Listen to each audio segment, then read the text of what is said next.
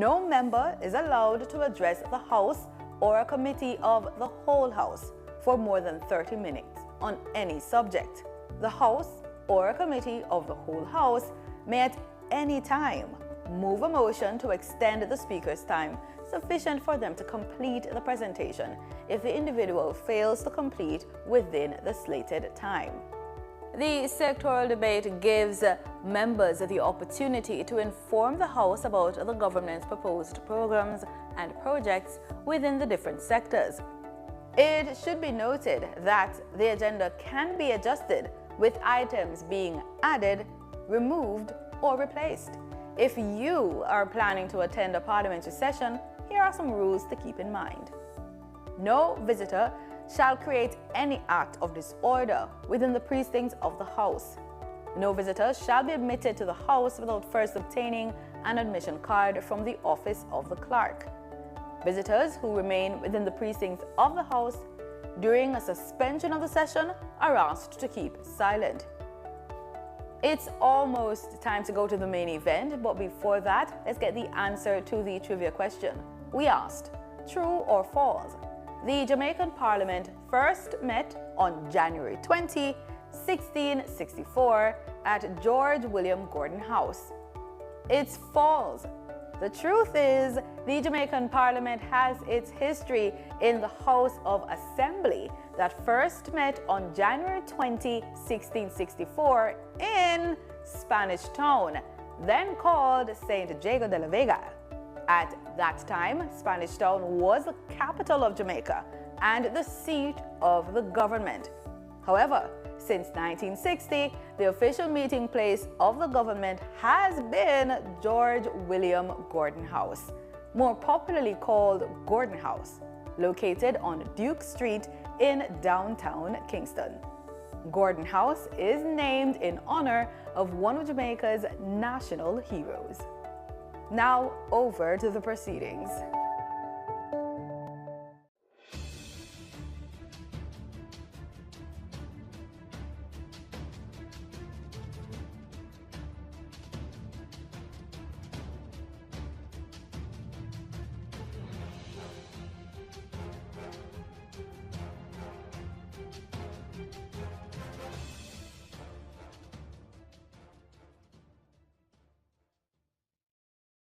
Yo, babes, why me I call you so much time and I not get you? Sorry me lick you again yesterday. Yo, me know me mess up, but I can't wear them something there road and I expect me to react. I know me jealous and fool and easy to lose my temper, but call me back here. Still not get tired. Hey, girl, think me have to call your phone? You know who you are deal with? You think I want to lick me again next time? Eh? It doesn't have to be this way. You can leave an abusive relationship. Just call 876-553-0372. We will help you.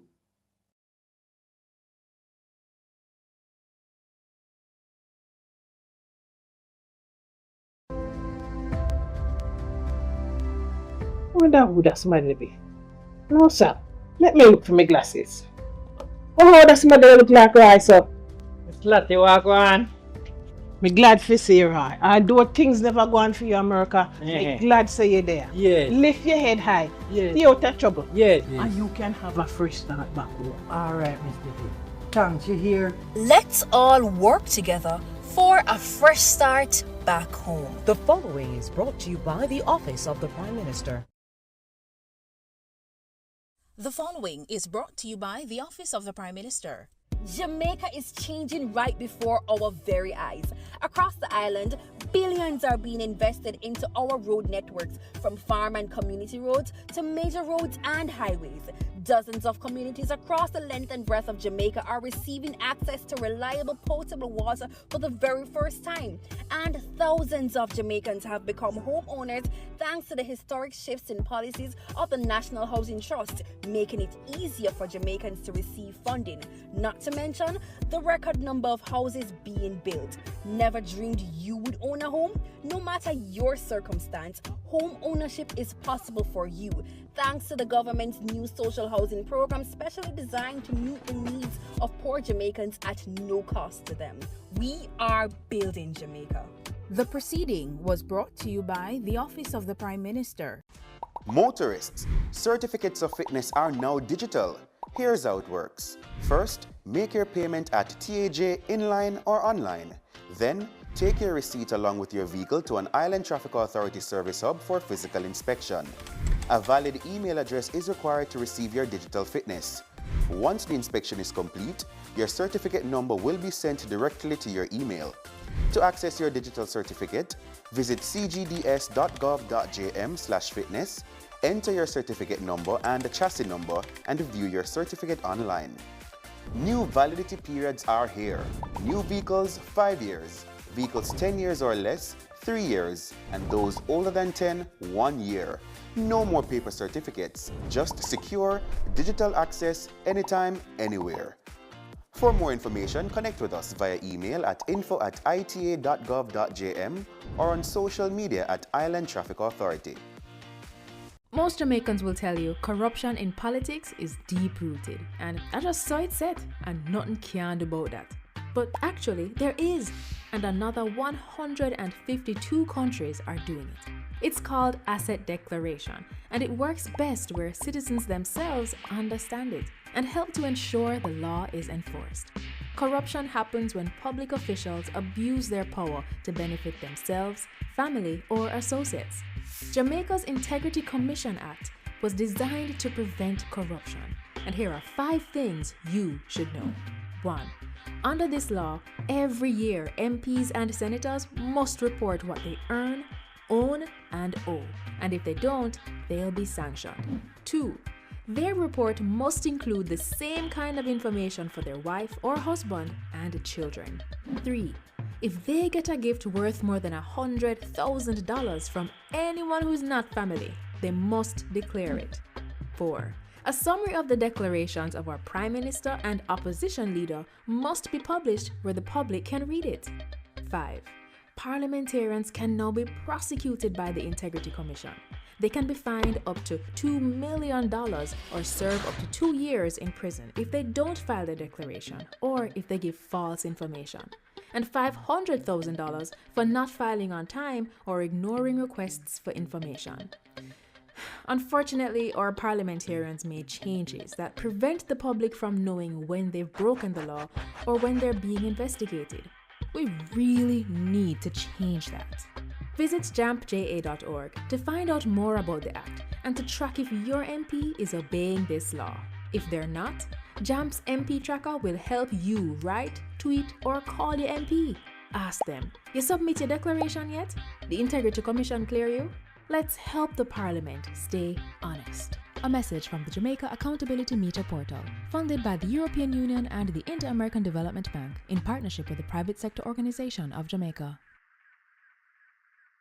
Today, we can report 2 consecutive years of reduction in major crimes and murders, with a significant reduction of almost 20% in murders for 2024. Between January 2022 and January 2025, we have reduced murders by 51%, and January 2025 had the lowest monthly murder count since September 2014.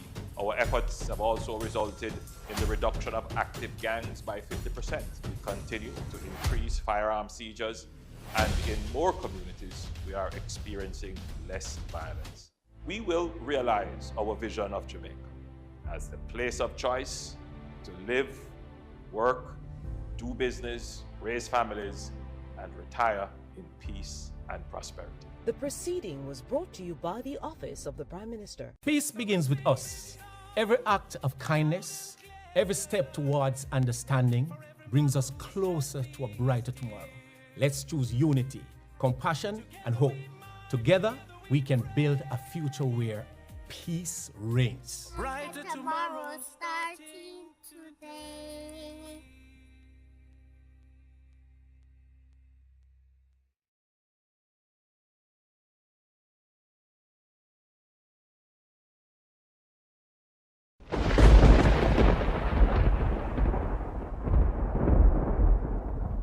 the storm rages and the world feels shaken, remember our strength lies in unity. It's in coming together, sharing hope, and standing shoulder to shoulder that we find resilience. Every act of kindness, every word of encouragement builds a brighter tomorrow.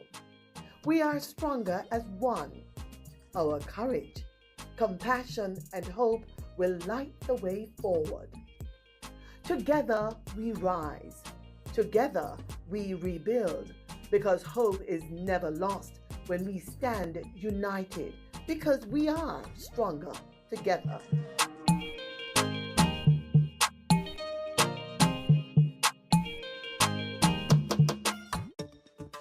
Every year, the Jamaican Parliament approves billions of our taxes to be spent on goods and services provided by the private sector.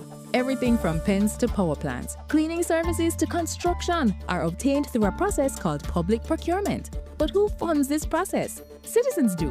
And we want our taxes to be spent wisely. When we talk about public procurement, there's a critical concept called value for money. We hear it in the Parliament all the time, but what does it really mean? Some think value for money means choosing the cheapest option, but it's more than that. For example, a community needs a new bridge, and the government receives bids from 3 companies. Company A offers to build it for $10 million in 18 months with a 50-year lifespan. Company B wants $12 million to finish in 12 months with a 75-year lifespan. Company C asks for $8 million, needs 24 months with a 25-year lifespan. Company B actually offers the best value for money. To determine that, we look for 4 crucial factors: economy, efficiency, effectiveness, and equity. Let's explore what each means. For economy, we must look beyond the upfront price and consider the full lifetime costs to maintain the bridge. Cheaper options could lead to frequent and expensive repairs. We get efficiency if the bridge is built within budget and on time, with no waste of materials. To achieve this, we need the best team, and clear criteria helps the government to pick the best proposal. Effectiveness looks at whether the government achieves its goal. This could require a community needs assessment to ensure the bridge will reduce transport costs and travel time, withstand the annual flooding with little disturbance to plant and animal life. Finally, equity. This is about fairness, satisfying the different needs of the community. The bridge design considers not just cars and pedestrians, but is sensitive to the needs of the elderly, the disabled community, and children.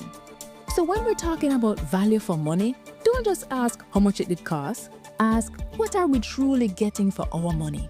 The cheapest option today can become the most expensive mistake tomorrow. So from now on, let's ask the right questions for Jamaica land we love, Jamaica land we own, and Jamaica land we run well.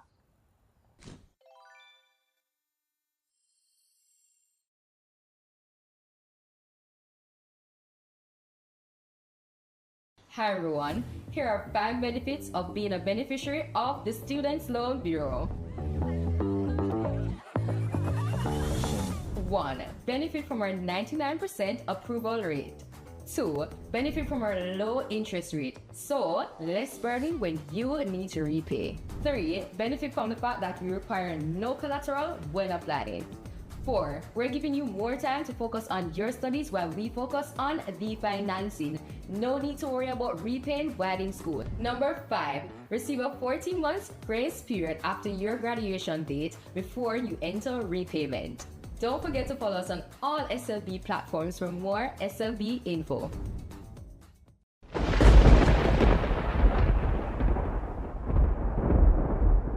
When the storm rages and the world feels shaken, remember our strength lies in unity.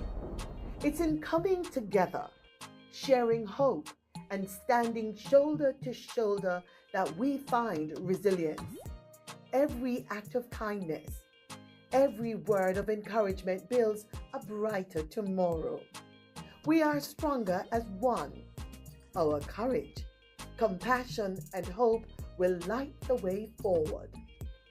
Together we rise.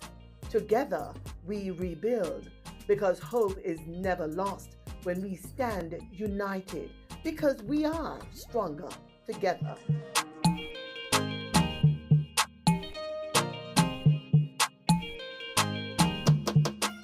Hey, I'm Abijah, the Roots Man. Today, I want to talk to you about something powerful. Peace. Peace isn't just the absence of conflict. It's about kindness, understanding, and respect. It starts with us. Every choice we make can build bridges or burn them. Let's choose peace in our words, our action, and our hearts. Peace begins with you. Together, we can create a brighter and safer future for everyone. Join me. Let's be that change we want to see.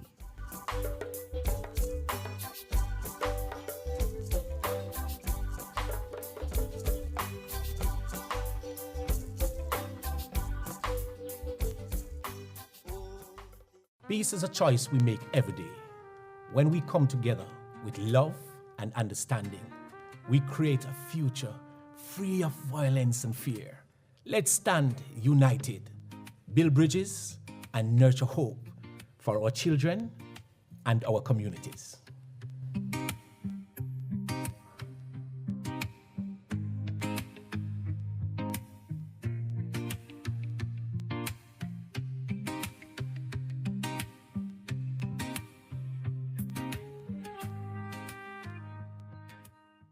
Remember that big project the government announced them was going to from when? You ever catch yourself and wonder what happened to it? Stop wonder like an outsider and start move like the country belong to you. You have a right to publicly owned information, and the Access to Information Act gives you that power. I know you have enough questions about how government are run or not run, so let me show you how it works. Say mosquito spraying going on in your community, your children asthmatic and you want to know what chemicals are in it. Or what about that Auditor General report on a public official getting twice his salary with no proper approval? Is your taxes and you want to know if they paid it back? First, do some basic searching to see what is already on government websites. If you don't see what you're looking for, make a formal ATI request by completing the application form on the ATI site or sending a letter or email. And remember, you don't have to say why you need it. It is your right to know. Make sure you send your request to the right agency, and once they confirm receipt, they get 30 calendar days to provide the information, a maximum of 60 if extra time is needed. Yes, I know you want access to everything, but sensitive documents are protected from the public for up to 20 years. For example, documents that would expose a citizen's personal privacy, or those dealing with cabinet discussions, the Governor General's office, or information on the investigative activities of the security forces. Any public officer who tries to destroy or hide any official document can be sanctioned. And if you're having difficulties, the ATI unit will help. So, what if the chemicals in the mosquito spray are toxic? What if the agency did not even try to get back the money they paid out? Call or email your MP. Share the concern, because as your elected representative, they can represent your questions to the government ministers in the House. Remember, it is the job of parliamentarians to monitor and hold the government to account on your behalf. Is not every country gives citizens this kind of power, you know? And at 20 years we have this law, and we barely use it. So access information and mind your business, Jamaica.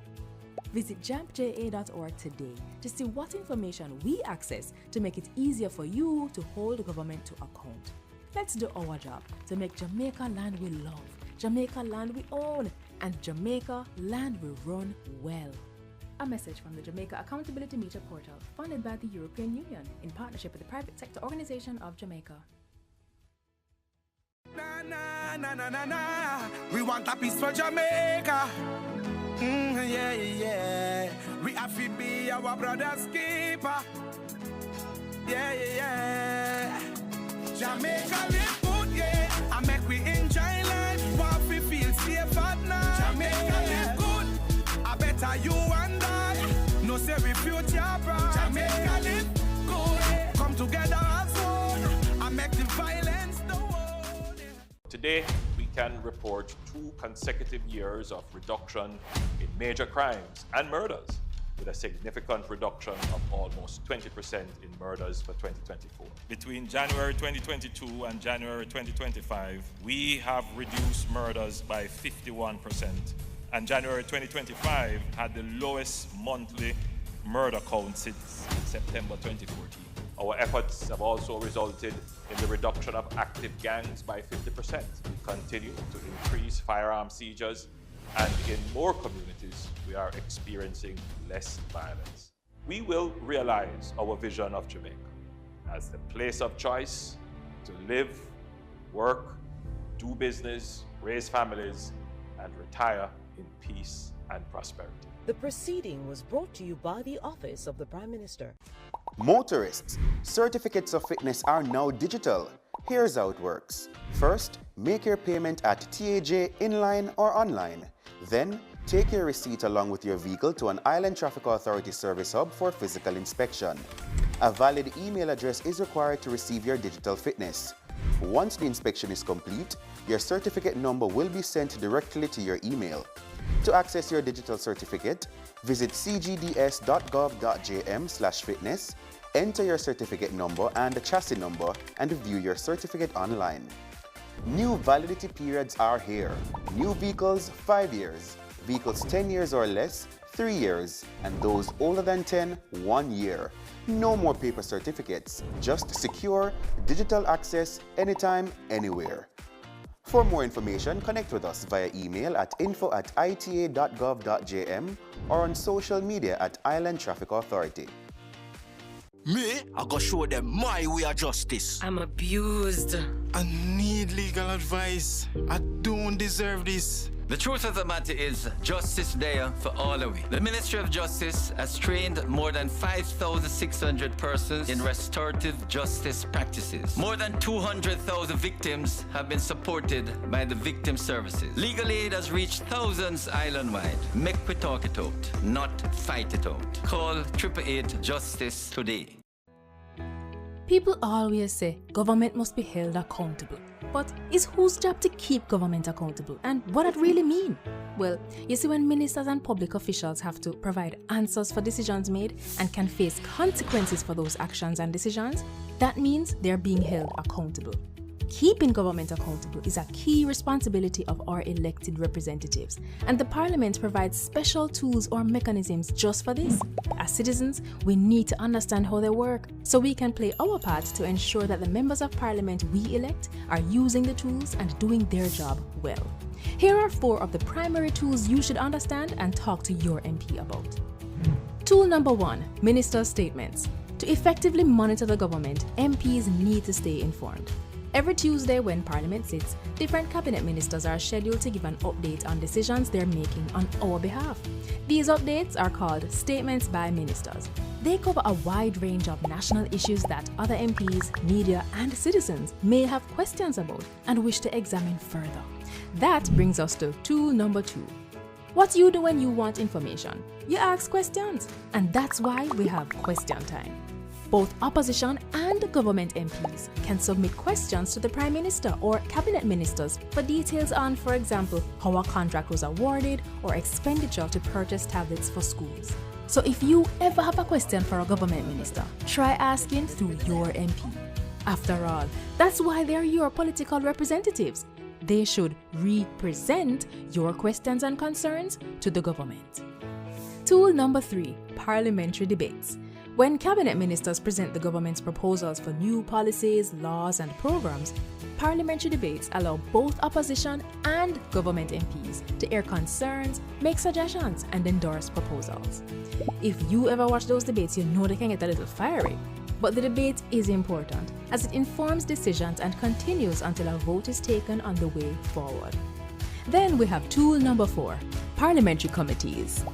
The general sittings of Parliament are not always sufficient for detailed examination of government work, so oversight committees are formed using government and opposition members to do just that.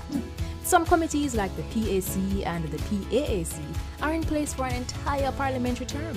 Their job is to monitor the use of public funds to find ways to increase value and efficiency while reducing waste and corruption. Cabinet and state ministers are not appointed to oversight committees since they are a part of the government.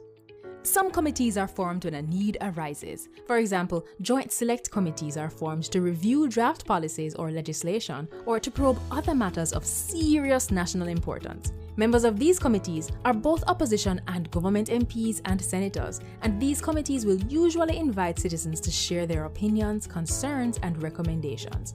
So there you have it, 4 accountability tools of Parliament that are used to make sure government run right. Visit jampja.org to find contact information for your MP. Invite them to meet with the community so they can better represent your issues and concerns in Parliament and keep government accountable. Get involved and let's make Jamaica land we love, Jamaica land we own, and Jamaica land we run well. A message from the Jamaica Accountability Meter Portal, funded by the European Union and the Inter-American Development Bank in partnership with the Private Sector Organization of Jamaica. Motorists, as Minister of Justice, I appeal to you, obey the road code, pay your ticket on time, and only go to court if the ticket is being contested. Close to 80% of matters coming to the parish courts are for traffic breaches. Let's work together to make our roads safe and ease the burden on our courts. Embark on a journey to discover the truth that sets us free. Join us on Tomorrow's World, your weekly source of hope, answers, and divine insight. Sundays at 9 a.m. with rebroadcasts on Tuesdays and Thursdays at 5:30 a.m. Tune in right here on PBCJ, the People's Station, and be inspired.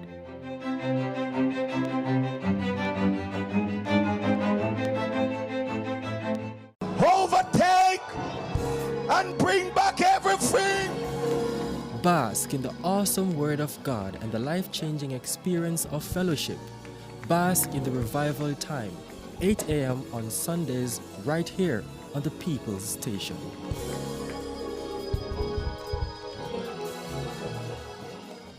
What can a little germs do?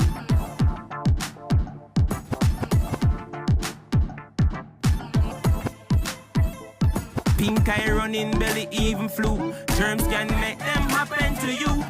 Put germs on our manners with these. Cover your mouth when you cough and sneeze. Always wash your hand with water and soap. Keep dirty hands from your eyes and your nose and your mouth. You don't want to be sick, take care. Practice every day, no germs round here. A message from the Ministry of Health. What is the role of a backbencher in government? I'm glad you asked. They're members of parliament who are not appointed to cabinet. So they sit in the back of the legislature and they apply pressure. They examine what government legislates, participate in parliament debates, raise issues and advocate and question chamber when things don't look straight. Backbenchers represent the constituents in parliament. Backbenchers oversee the interests of citizens, you and me. But how can they be agents of government accountability after them no hold no portfolio?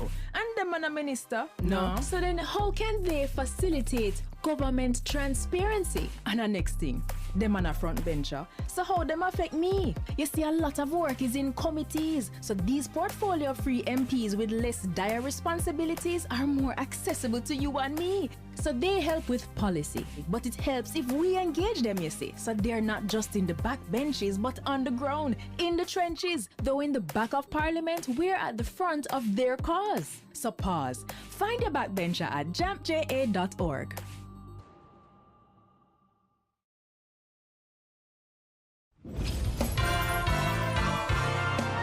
Breathe in the breath of life. Saturdays and Sundays at 7:30 a.m., Mondays, Wednesdays, and Fridays at 5:30 a.m. on PBCJ, the People's Station.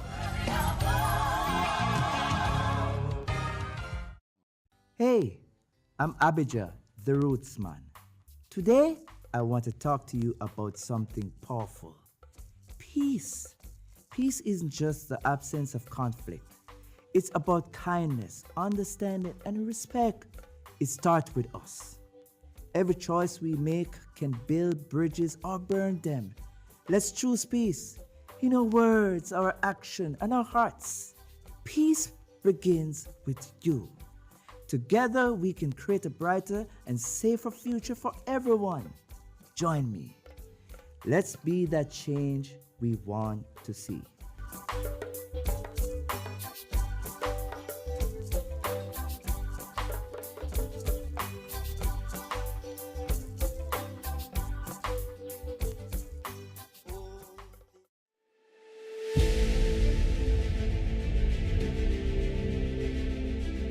Are you an entrepreneur producing an excellent Jamaican product or service? Did you know you can earn hard currency and more significant returns by exporting? Contact the Ministry of Industry, Investment and Commerce to help propel your business along the export lane. Everything you can produce, the Jamaicans overseas want it. We're not going to get rich by just bringing down the debt. We're going to get rich by exporting a lot more. So grow exports, create job opportunities, drive economic growth through exports to make Jamaica a richer and much more prosperous country.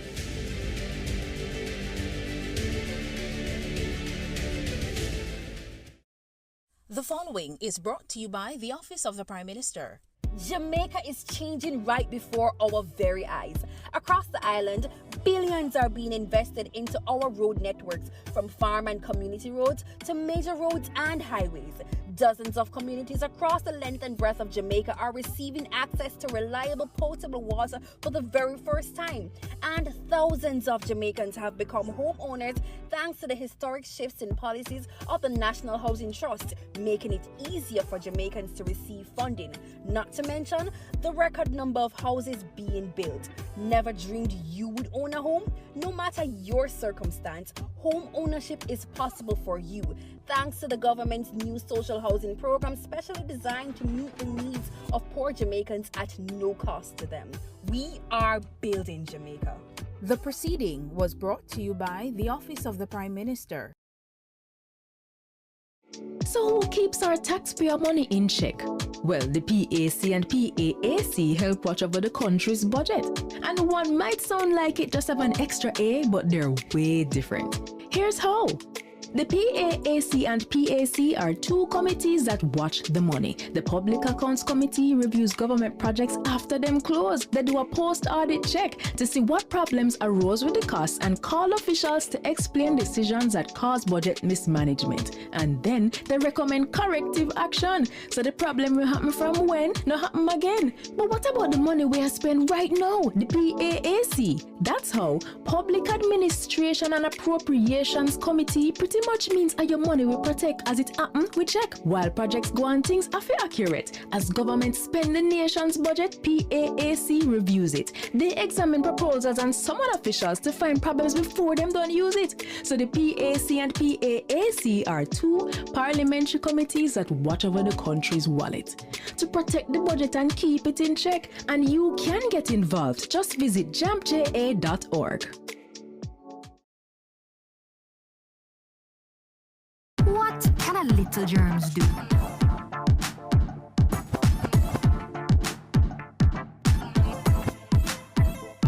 Pink eye running belly, even flu. Germs can make them happen to you.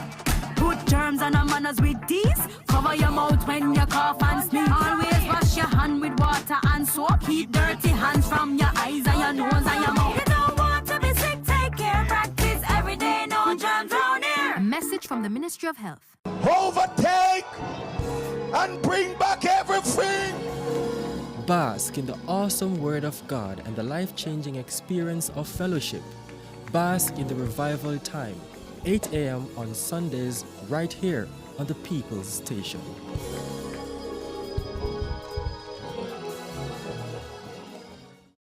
Join your big sister Raquel as she reintroduces the cast of Vibrations and their educational adventures to the screen. See Ronson and the gang experience the world of firsthand through interviews and interactions. Vibrations, where kids are taught about the world from someone they can relate to. Join us every Friday at 3:30 p.m. to hang out with your big sister Raquel and the kids of Vibrations. Right here on PBCJ, the People's Station.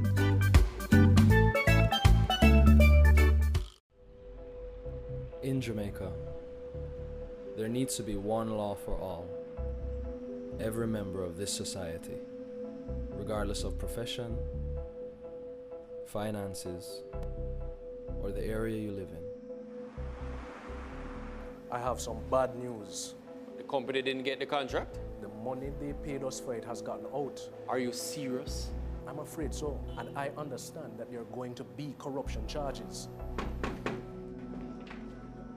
Minister, please come with us, sir. Breaking news. A senior politician and senior civil servant have been charged for corruption. Thank God not all of them stay, sir. Build integrity. One law for all. A message from NIA.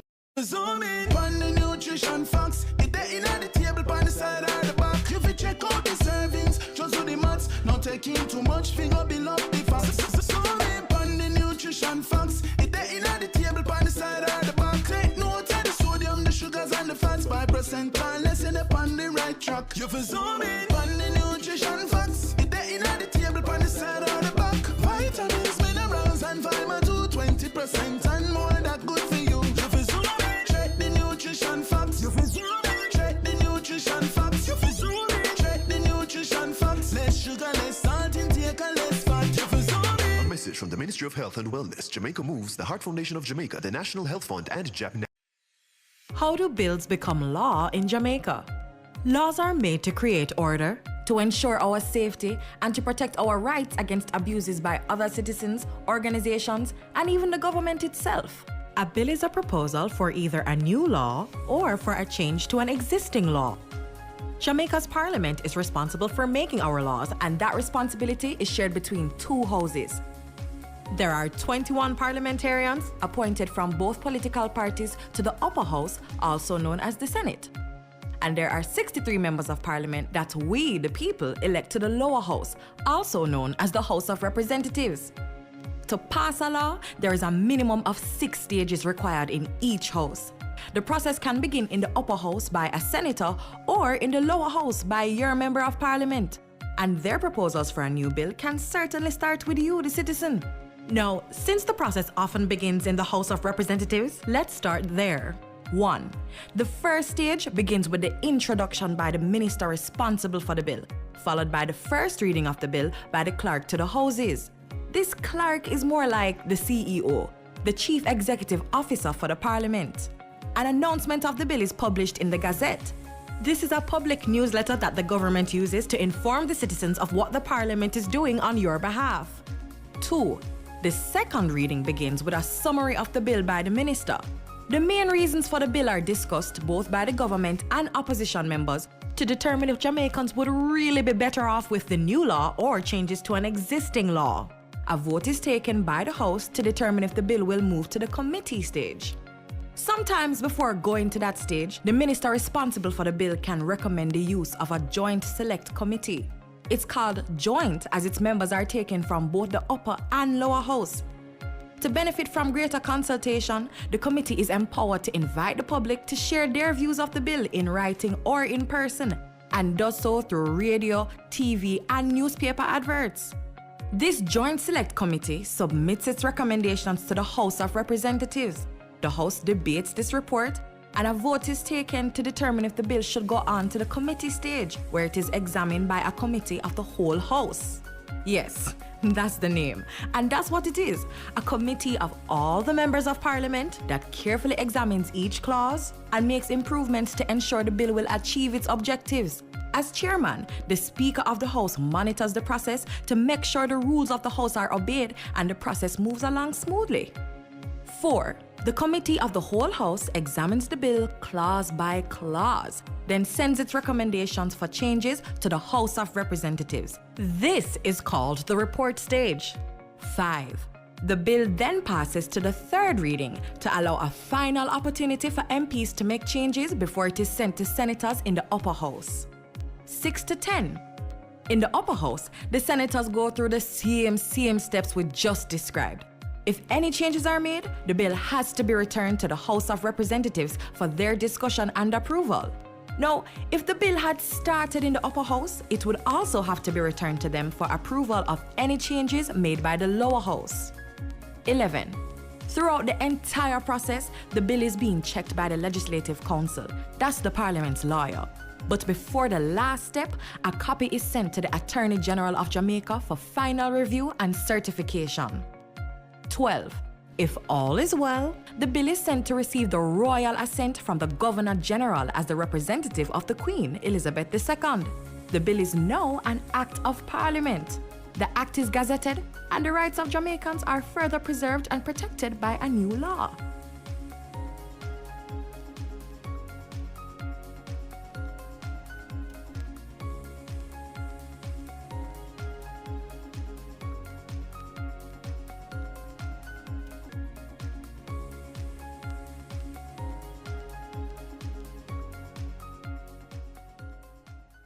Peace begins with us.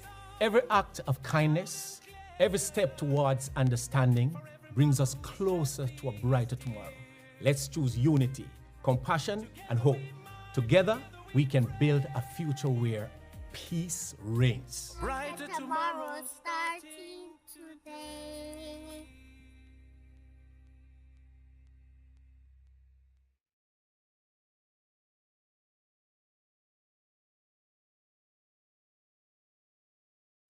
Motorists, certificates of fitness are now digital. Here's how it works. First, make your payment at TAJ inline or online. Then, take your receipt along with your vehicle to an Island Traffic Authority service hub for physical inspection. A valid email address is required to receive your digital fitness. Once the inspection is complete, your certificate number will be sent directly to your email. To access your digital certificate, visit cgds.gov.jm/fitness, enter your certificate number and the chassis number, and view your certificate online. New validity periods are here. New vehicles, 5 years. Vehicles 10 years or less, 3 years. And those older than 10, 1 year. No more paper certificates, just secure, digital access, anytime, anywhere. For more information, connect with us via email at info@ita.gov.jm or on social media.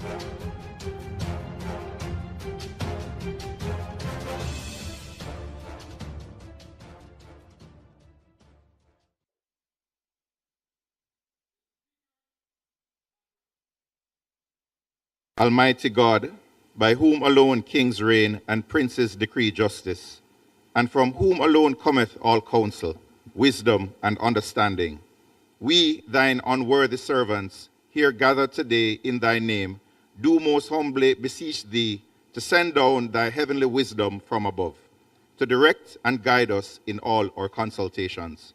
And grant that, we having thy fear always before our eyes, and laying aside all private interests, prejudices, and partial affections, the result of all our counsels may be to the glory of thy blessed name, the maintenance of true religion and justice, the safety, honor, and happiness of the king, the public weal, peace, and tranquility of the island, and the uniting and knitting together of the hearts of all persons and estates within the same, in true Christian love and charity one towards another, through Jesus Christ our Lord. Amen.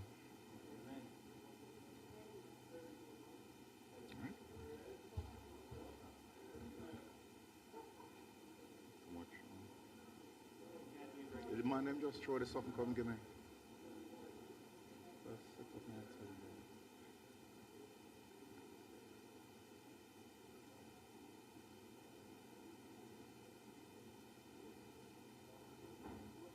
You may be seated.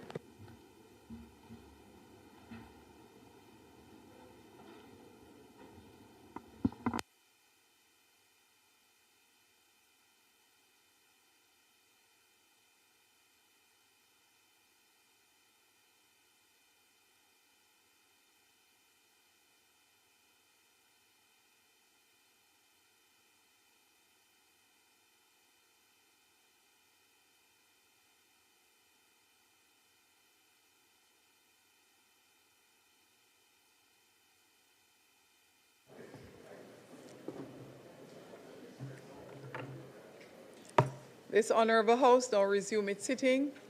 I wish to welcome all members to the sitting of the Honourable House of Representatives for today, Tuesday, June 23rd, 2026.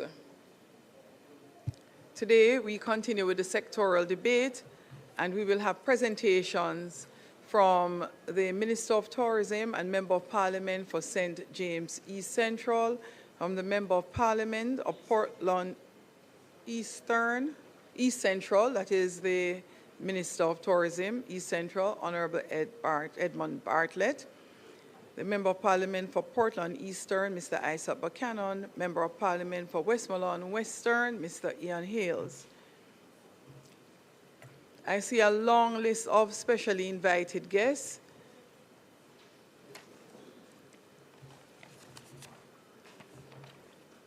That I would like to make welcome.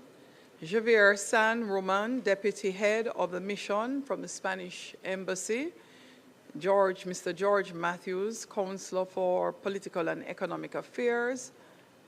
And Delaney Story, Political Economic Intern from the U.S. Embassy. Mr. Victor Soto, Head of Economic and Commercial Affairs from the Dominican Republic's Embassy. Councillor Joan John, Jamaican-Canadian member of the Southgate Municipal Council from Ontario, Canada. The Honourable Godfrey Dyer, OJ, CDJP, Chairman of the Tourism Enhancement Fund, long-serving chairman he has been.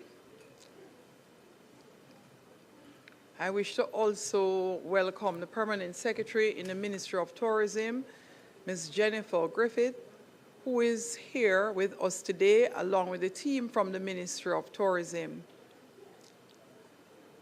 I wish to also welcome the constituents from the constituencies of St. James East Central, Westmoreland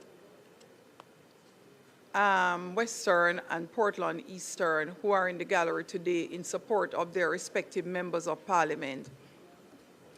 I'm not seeing it on the list, but I can recognize a beautiful star sitting up in the gallery, none other than Carmen Bartlett. Mrs. Carmen Bartlett, it's a pleasure to see you.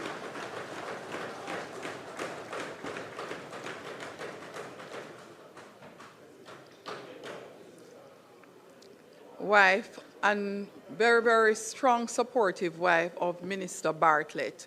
Thanks for making it here.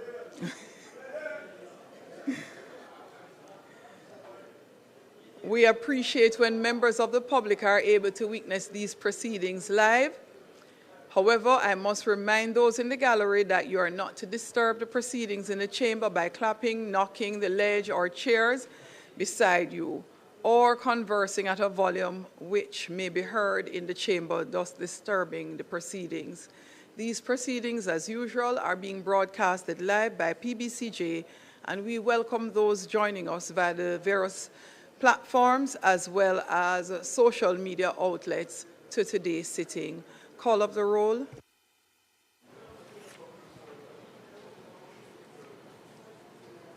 Mr. Clark. Here. Mr. Green. Here. Dr. Holness, Dr. Chang, Mrs. Williams, Mr. Bartlett, Ms. Grange, Dr. Tufton, Mr. Mackenzie, Mr. Montague, Mr. Vaz, Mr. Chuck, Mr. Charles Jr., Mr. Morgan, Ambassador Marks, Mr. Samuda, Dr. Wheatley, Mrs. Cuthbert Flynn, Mr. Terry Long, Mr. Witter, Mrs. Dalrymple Filbert, Ms. Morrison, Ms. Lee, Mr. Williams Donovan, Mr. Main, Ms. Crawford, Mr. Delroy Williams, Ms. Hamilton, Mr. Sivright, Mr. Azan, Mr. Brown, Dr. Brown-Burke, Mr. Buchanan, Mr. Bunting, Ms. Burchell, Dr. Campbell, Mr. Cousins, Mr. Crawford, Ms. Daly, Dr. Dawes, Mr. Golding, Mr. Gordon, Mr. Hales, Mr. Hines, Mr. Hilton, Mr. Jackson, Ms. Jess, Mrs. Malahoo Fort, Mrs. Miller Bennett, Mr. Morris, Mrs. Nita Garvey, Mr. Newell, Mr. Paulwell, Mr. Phillips, Ms. Perkis, Mr. Robertson, Mr. Robinson, Dr. Russell, Ms. Shaw, Mr. Smith, Mr. Dwayne Vaz, Mr. Warmington, and Mr. Charles Jr. Thank you, Madam Speaker. House Leader. Madam Speaker, I ask for the suspension of the agenda for us to go directly to public business. Question is that we suspend the agenda and go to public business. Those in favor? Aye. Those against? The ayes have it. House Leader. Madam Speaker, allow me to firstly join with you in welcoming the members, the various guests that we have here today. A number of them have turned out to hear the Minister of Tourism and Member of Parliament for St. James East Central. And I join in welcoming persons from the Spanish Embassy, those from the U.S. Embassy, the Dominican Republic Embassy, and from Canada. And a special welcome to Mr. Godfrey Dyer, Honorable Godfrey Dyer, who has truly served us extremely well over these years. I do also see in the House former Member of Parliament Fitz Jackson, and Fenton Ferguson. Boy, I've been working. We've been working so. We've been working so hard. Madam Speaker, you would also allow me to just say my commendations on behalf of the members of the House to the students who would have recently successfully completed their PEP exams and would have gotten their results yesterday. And you would allow me the latitude just to specially recognize and congratulate Jasonia Beadle, who is the head girl of Park Mountain Primary and Infant School in St. Elizabeth, and is the top primary student performer in the PEP. And why that is so important is because that school is one of the schools that was significantly damaged by Hurricane Melissa. And today, Councillor Williams from the area called me and beseeched me to give a special shout out to young Beadle on her wonderful performance.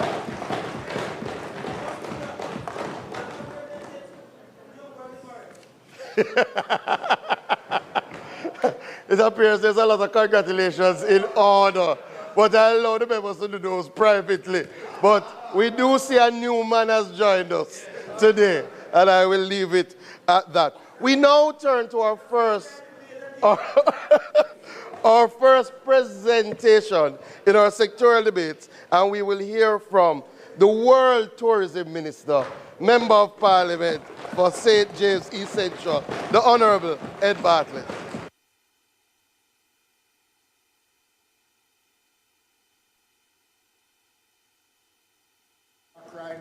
Thank you. Thank you, Madam Speaker. And thank you, House Leader, for your kind indulgences. I can barely hear you. However, your colleague on this side believes that you deserve far more of a rounding applause. So the Minister of Tourism and Member of Parliament for St. James East Central.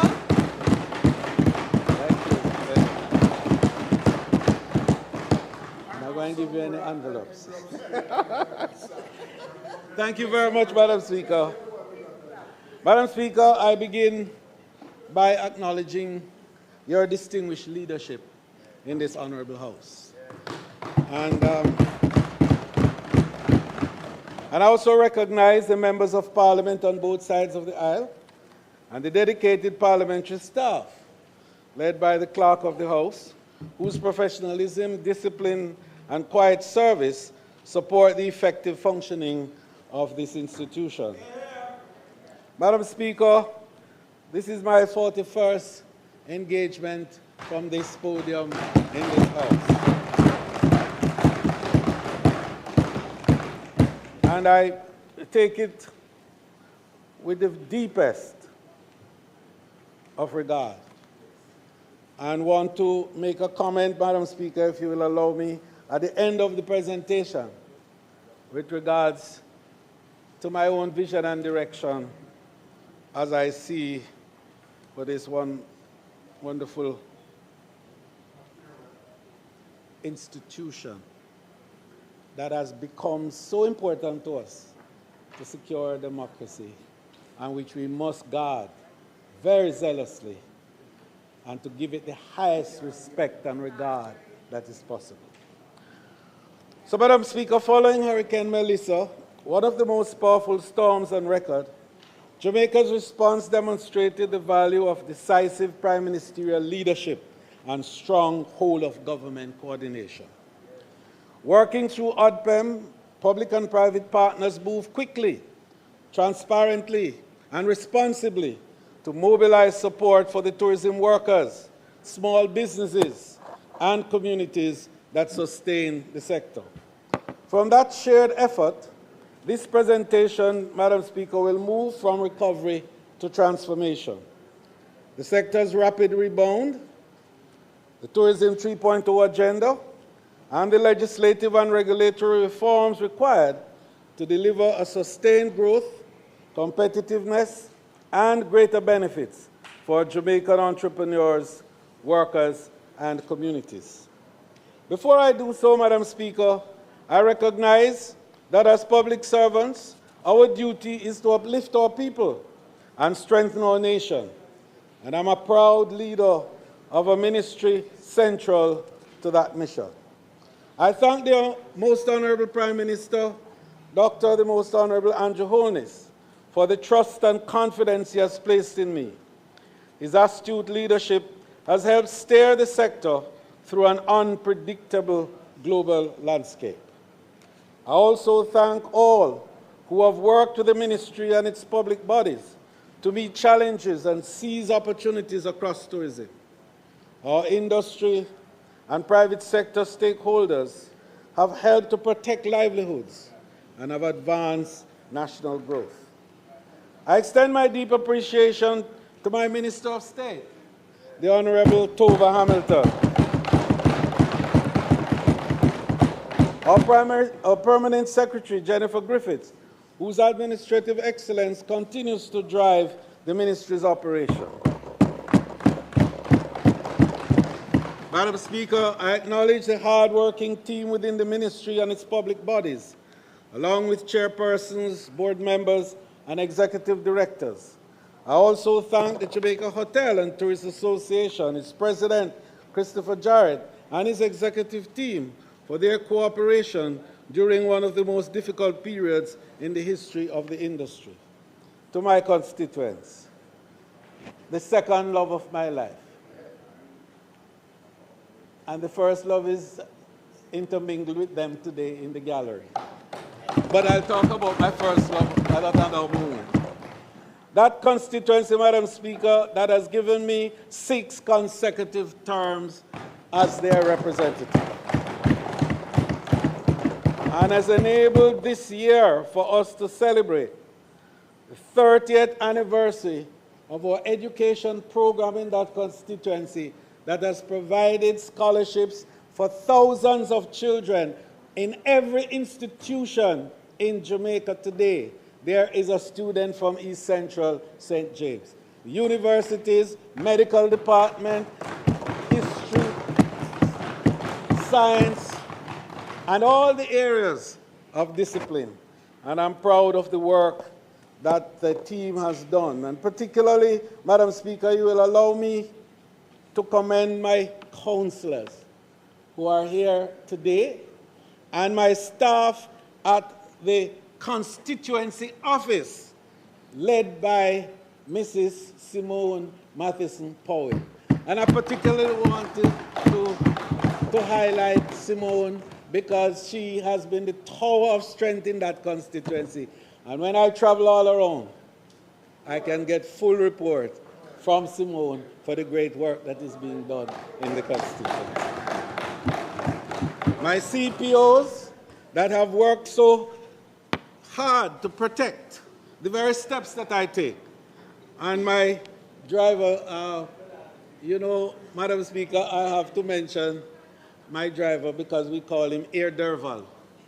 And he gets us from Kingston to Montego Bay, I won't tell you in what time, but in good time and safely, so that we can conduct the business of the state and our constituency. And I wanted to particularly single him out because this is the 10th year that he has been the driver on record for mine. Madam Speaker, now on a personal note, and I know you will allow me this, I'm grateful for the support of my family, especially my dear bride. And I say bride, Madam Speaker, not wife or spouse, because bride represents that moment when it all began. And it has been 53 years of that wonderful relationship.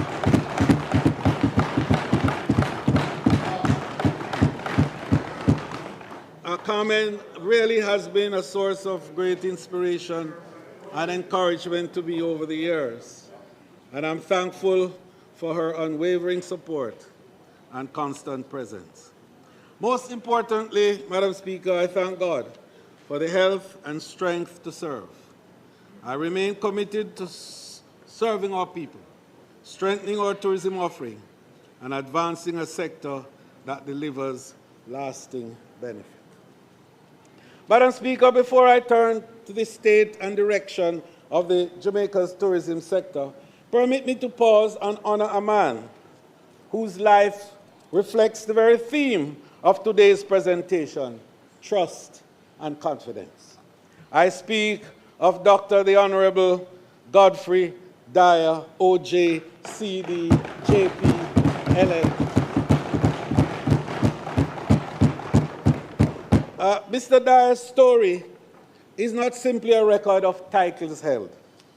It is a Jamaican story. Humble beginnings, big dreams, hard work, service, risk, recovery, and impact.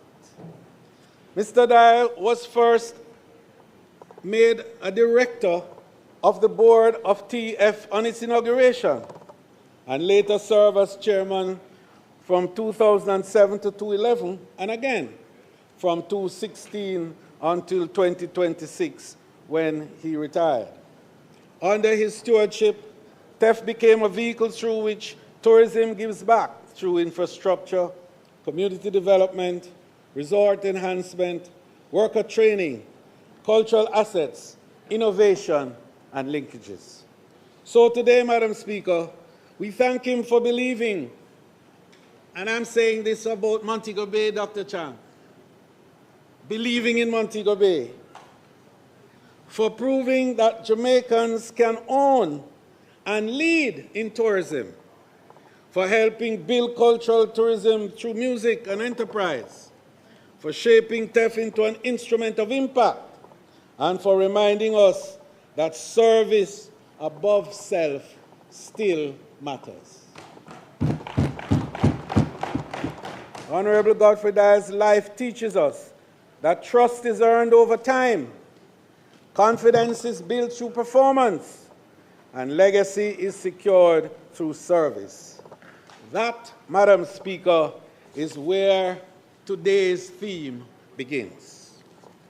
Madam Speaker, today I speak to the state and direction of Jamaica's tourism sector under a theme that is both timely and necessary: trust and confidence. It is timely because we are governing in an age of global uncertainty, where economic shocks, climate disruptions, geopolitical instability, technological change, misinformation, fragile supply chain, and rising public expectations are testing every institution and industry. It is necessary because no industry can survive on shifting sand. Without investor confidence and real benefits to our people, the foundation of tourism successes cannot endure. In tourism, these pressures are especially sharp. When uncertainty rises, travel is often one of the first decisions people reconsider. Visitors must feel confident enough to book, board, and spend. Investors must feel confident enough to commit. Jamaica must trust that tourism's growth is credible, inclusive, and beneficial. Confidence, Madam Speaker, speaks to performance. Jamaica's ability to compete, recover, grow, and deliver quality consistently. And trust speaks to legitimacy, strong systems, clear standards, modern governance, inclusion, and promises honored. Confidence brings people here, Madam Speaker, but trust brings them back. Trust attracts investment, strengthens belief, and secures the future. That, therefore, Madam Speaker, is the frame for the report that now follows. Madam Speaker, that frame matters. It matters because uncertainty is no longer the exception. It is the operating environment. Tourism is no longer simply a contest of scenery and sunshine. It is a contest of credibility measured by safety, reliability, recovery, and value. That's why Jamaica's strategy now goes beyond promotion. We are building a model grounded in resilience, destination assurance, stronger linkages, inclusive growth, human capital development, and modern governance. Madam Speaker, against this global background, Jamaica's tourism sector has again demonstrated its strength. The story of Jamaica's tourism performance in this reporting period is not a story of defeat, as some might think. It is a story of growth interrupted, confidence tested, recovery organized, impact delivered, and the future being secured. Jamaica's tourism performance must be understood through one defining truth. Hurricane Melissa interrupted our momentum, but it did not diminish our strength. Before Hurricane Melissa struck in October 28, 2025, Jamaica's tourism sector was already advancing with confidence. Visitor arrivals were tracking approximately 2% ahead, while tourism earnings were tracking 5% ahead. That was not entering, therefore, Madam Speaker, the final quarter when the hurricane came in decline. It was entering it with momentum. That momentum was not accidental. It was a result of deliberate policy, disciplined marketing, stronger airlift partnership, sustained investment in tourism product, and the enduring power of brand Jamaica. Then, of course, came Hurricane Melissa, as we know. However, Melissa did not break the Jamaican industry. It revealed the strength of the system we had been building. Through coordinated action by government, industry partners, workers, and communities, Jamaica's tourism industry officially opened on December 15, 2025.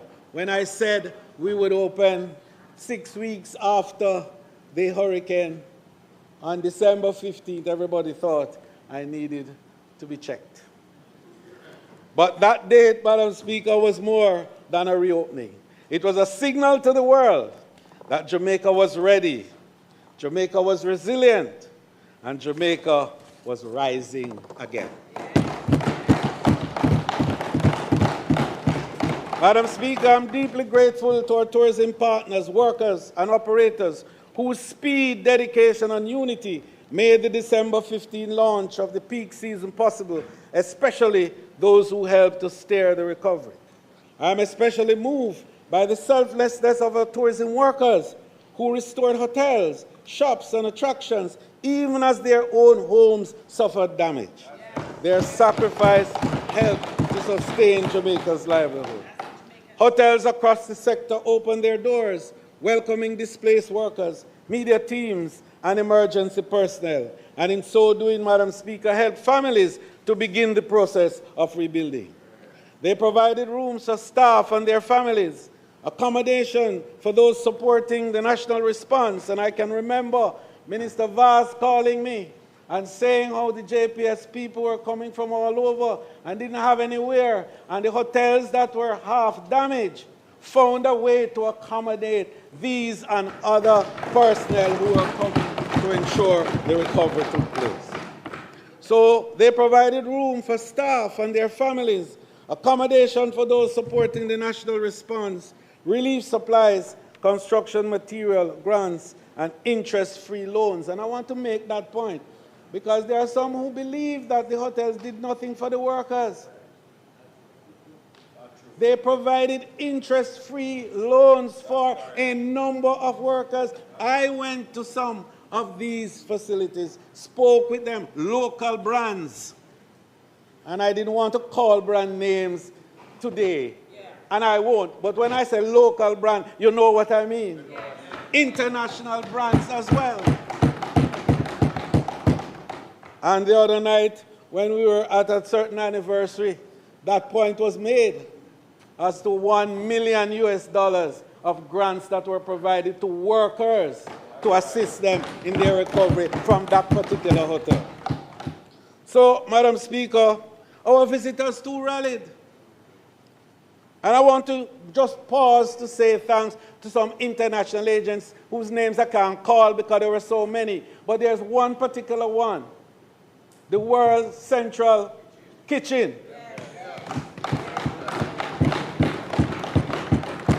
Madam Speaker, we housed them, and for my sins, I happen to know the people who were involved with them and managed to help them to get to Jamaica and gave them the convention center as their base. Cost us a little bit, and Maureen James and her team had to work very hard to bring it back. But they were able, Madam Speaker, to provide over 3 million meals for workers and people across the Western Jamaica, while at the same time provided jobs for 350 ground transportation operators who are carrying the food and supplies all across the region. Madam Speaker, that to me is confidence. That to me is trust. So, Madam Speaker, repeat guests launch grassroots funding campaigns even on their own. At Coca-Cola Palm in the Grill, one visitor shared how her 8th grade daughter, Gabby Nichols, raised $7,500. May sound small to you, but this is a little girl, an 8th grader, a visitor to Jamaica, and she used GoFundMe to raise $7,500 to help workers in that part of the Grid. Others cleared debris, help repair properties, and deliberately spend their local independent businesses and vendors. Madam Speaker, that response confirms something deeper than demand. Jamaica has built an emotional bond with the world. To our workers, therefore operators, partners, and visitors who became family, thank you for your hands, your hearts, and your unwavering love for Jamaica. Madam Speaker, let us now turn to the numbers. In 2025, Jamaica welcomed 3.7 million visitors, notwithstanding Hurricane Melissa, which tells you we are really 4-point-something million destination and a 4-point-something billion revenue destination. And I'll talk a little about that later on, Madam Speaker, as we get into the third phase of our development. So that including, Madam Speaker, 4.6 million stopover visitors and 1.1 million cruise passengers, whose estimated gross income, notwithstanding the 3.7, was still $4 billion. Even under extraordinary shocks, therefore, Jamaica delivered visitors, foreign exchange, and sustained economic activity across communities, enterprises, and households. And let us be clear, the decline was not caused by a loss of love for Jamaica, that 3.7 million I spoke about. It was not caused by a loss of demand for Jamaica. It was caused by an extraordinary interruption to a destination that was already growing. So through March, up to this March 26, and I wanted to give you a little better detail, my director of tourism is looking straight at me, that up to May of this year, with only 70% of our inventory available, we have already cleared 1 million stopover arrival and 664,000 cruise passengers. And we're getting back the inventory. And we're getting it back, so we'll talk about that a little later. So the Jamaica Tourism Board and I moved quickly to recalibrate our strategy. We went back into the market with urgency and purpose, reigniting destination marketing and advertising across our major source markets, the United States, Canada, the United Kingdom, Europe, and Latin America. Working with major integrated booking partners, we acted to stimulate demand, protect market share, reassure the travel trade, and convert confidence in Jamaica into bookings. This is the new discipline of tourism recovery, Madam Speaker. Move early, protect confidence, defend market share, and position destination for renewed growth. The strength of brand Jamaica is also visible in the airlift data. In 2025, Jamaica's 2 major international airports handed 3.9 million total air seats, generating 3.1 million passenger arrivals, with an overall load factor of 80.6%. That piece of statistic is important, 80, meaning to say the demand of which I spoke was there. Because even though the airlines were not coming in the profusion that was before the hurricane, they were all coming full, which meant they were leaving passengers behind. So while capacity constraints remain real, the recovery is moving with purpose. As of mid-April, Jamaica's hotel capacity was projected to recover to be more than 80% by summer, meaning to say more hotels are now going to be open starting in July, in August, September, October, and by December we'll be somewhere about 95%, and the first quarter of 27 we will be 100% restored in terms of our inventory. We saw that clearly, Madam Speaker, as major properties reopened. And I must tell you with pride that today 80,000 hotel workers have returned to work. Rooms came back into inventory, but more important, Madam Speaker, jobs came back onto Jamaica household. The Tourism Recovery Task Force, which I appointed on the heels of the storm, led to the rebuilding process, while the Jamaica Cares Committee mobilized partners, coordinated relief, and supported the people who are the backbone of the tourism industry. And Madam Speaker, I want to just pause to recognize the leaders of those two task forces. They're not in the audience today, John Biles and Jessica Shannon, but they did your person's work to ensure that a level of mobilization from our partners overseas to assist our people in Jamaica was at a level unprecedented. They mobilized over 500 pallets of critical relief supplies, mobilized support approximating $15 million US.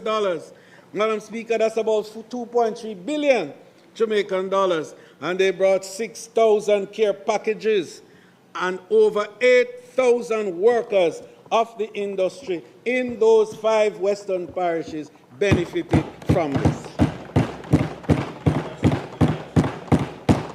Madam Speaker, the private sector and the Ministry of Tourism through the government combined to create a program called TARP, which was to assist tourism workers primarily who came through, and I want to make that point, came through the HR department of the hotels and also who were hotel tourism entrepreneurs, like craft entrepreneurs, craft vendors, and like ground transportation people and so on.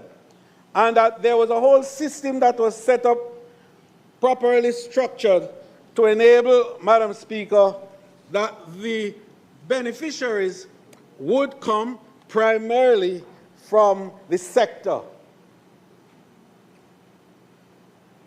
And I'll say no more about that, but to focus that the beneficiaries were to come from the sector. Anything else you hear from any source is not true. I say no more on that matter, Madam Speaker. So recovery also had to protect the productive links that allow tourism value to reach Jamaican hands. So through Alex, and Alex is our platform that we have established to connect our small players, particularly small farmers, those that have acreage of 2.5 and 3 acres. And we work with RADA in setting up Alex. And I must tell you that that linkage network, Madam Speaker, is the envy of many of our tourism partners internationally, because they want to know how we manage to do it. And for those who are saying tourism not helping the liquor man, and we hear it, you know. But I'll have more to say about that later on. Madam Speaker, that platform connected 2,000 farmers to tourism demand, with 2.57 million kilos of produce sold. The wider linkage network, Madam Speaker, that we established brought 995.1 million in agricultural revenue. More than 1 billion Jamaica through manufacturing. And these manufacturing now is not the big guys. It's not the Grace Kennedys and the Sectorals and the West Sincos and all them big guys who supply tourism that people talk about, linkages and retention, which I'll talk about later on. But these were little people who we helped through Exim Bank loan that we established, $1 billion we put in Exim Bank on lend to little people in the industry, small hotel owners. And we put 250 million at Jamaica National Small Business for the ground transportation people so they can help to build back after this one. And bigger get a bus, yes. And Madam Speaker, through that, we established a marketing framework also called Christmas in July.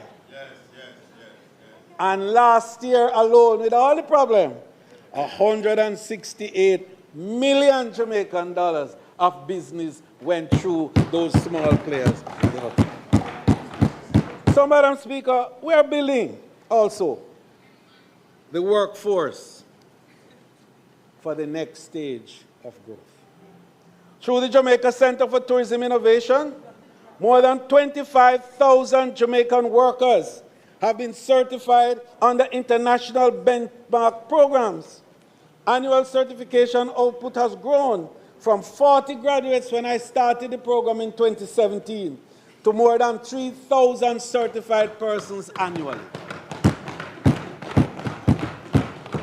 In last year alone, 3,273 certificates were issued. I want you to listen to this. From 3,589 registration, listen, producing an overall pass rate among the workers of the tourism industry of 91%. You tell me where you get that level of pass in any of the institutional arrangements that we have in education in the Caribbean. In the Caribbean.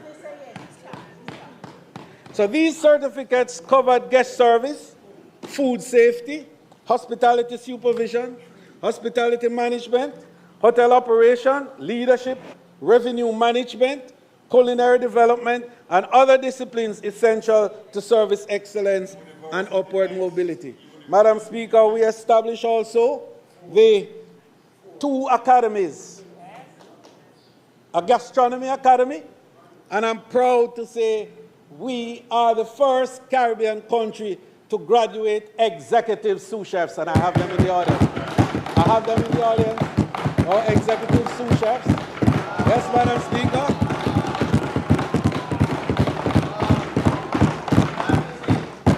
First time in our history.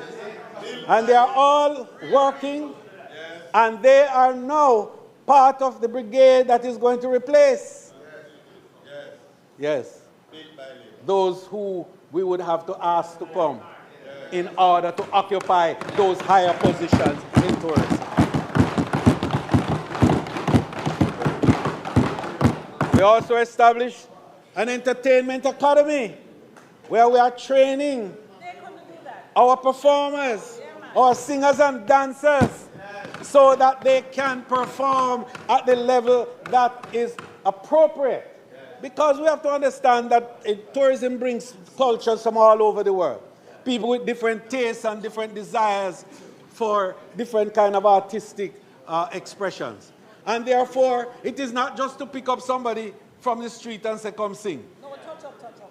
We are now making sure that we are preparing you, and DJs are graduating from the program, so we can give a fulsome program that will be satisfactory to the visitors of our country.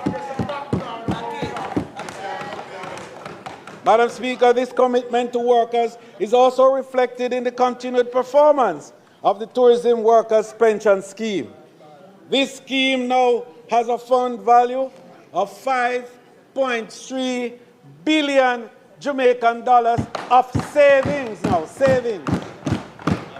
Because we put $1 billion there to seed the fund, you remember? Yeah. So that we could have some people called augmented pensioners, meaning to say, if you join at age 59 and you only have 5 years to contribute, you would get a pension the size of which you would have gotten if you had started at the first age 18. Nowhere else in the world that is happening. So far, over 10,000 workers have registered in the program. These numbers represent more than financial growth. They represent greater security, dignity, confidence of the people whose labor sustain Jamaica's tourism industry. What defines this year, Madam Speaker, is that tourism once again proved itself, not merely as an industry, but as a national platform for jobs, enterprise, foreign exchange, community confidence, cultural pride, and shared prosperity. So, let the message be clear. Jamaica is not simply recovering what was lost. Jamaica is building what comes next. And so we say growth was interrupted, confidence was tested, recovery was organized, impact was delivered, and Jamaica is rising stronger, smarter, more inclusive, and more determined than ever before. So, Madam Speaker, the journey ahead. Having reviewed the performance of this 25 to 26 financial year, we must now examine the journey that made our resilience possible. Performance tells us what happened. History tells us what the sector withstood and how it withstood shocks. Strategy tells us what must now change if tourism is to deliver greater value, deeper inclusion, stronger resilience, and broader prosperity for the Jamaican people. I framed that journey, Madam Speaker, in 3 phases. 1, Tourism 1.0, Tourism 2.0, and Tourism 3.0. Tourism 1.0 was the era of brand creation, global recognition, when Jamaica moved from natural beauty and cultural appeal to organized global destination status. Its modern institutional foundation was laid in 1955 with the formation of the Jamaica Tourist Board. The results were transformational. Under Abe Issa, visitors grew from approximately 86,000 in 1955 to approximately 227,000 by Independence 1962. That growth changed national belief. It proved that tourism could become an engine of post-independence development. Under John Pringle, Jamaica then shaped the international face of a newly independent nation. Tourism 2.0 was the era of expansion, investment, production diversification, and institutional maturity. From 1996 to May 2026, Jamaica shifted from simply marketing the destination to strengthening the ecosystem behind it. TPDCO embedded standards, licensing, quality assurance, and workforce compliance. The Tourism Enhancement Fund gave the sector a dedicated financial engine for infrastructure, environmental management, product development, and community development. Madam Speaker, this era also taught us that growth without resilience is unsustainable. In 2018, Jamaica established the first in the world of a global tourism resilience and crisis management center, positioning Jamaica as a global thought leader in shock responses. That capacity, pivotal, vital, and proved to be very vital to us in COVID-19, when Jamaica's resilient corridors allowed us to reopen safely and protect lives, livelihood, and confidence. It also guided our disciplined recovery through Hurricane Melissa. Therefore, Madam Speaker, Tourism 2.0 is the bridge. Tourism 1.0 gave us visibility. Tourism 2.0 gave us capability. Now, Tourism 3.0 must deliver transformation. Our task is not merely to grow tourism in the old way. It is to move tourism to a higher level of national value, defined not only by arrivals and rooms, but by stronger local retention, deeper inclusion, better governance, resilient infrastructure, higher workforce capability, stronger community participation, and confidence that tourism is serving the national interest. Madam Speaker, as we step into this new frontier, our targets have to evolve too. You recall that our first target was 5 by 5 by 5. And that growth agenda, Madam Speaker, was behind the engine of Tourism 2.0. It did exactly what we asked it to do, driving up arrivals, boosting earnings, adding rooms, and creating jobs. But as we enter Tourism 3.0, we have to think bigger because our potential is bigger. Old metrics simply are not enough anymore. Moving forward, our new goal will be guided by the ministry's bolder, more visionary 10 by 10 by 10 growth program. That is to achieve 10 million visitors over the next 10 years and earn $10 billion for the people of Jamaica.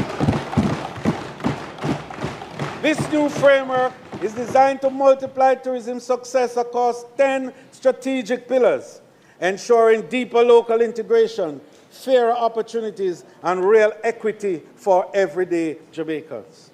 So, Madam Speaker, now the context, roadmap, and governance for Jamaica's next tourism economy. 3.0 is not a slogan, Madam Speaker. It is a new development architecture for Jamaica. It begins with a powerful recognition. Tourism is no longer only about hotels, airport, cruise piers, beaches, attractions, and arrival. Tourism is an economy. It is a place where agriculture, manufacturing, logistics, culture, entertainment, health, wellness, technology, transport, finance, security, and community enterprises connect with the global visitor.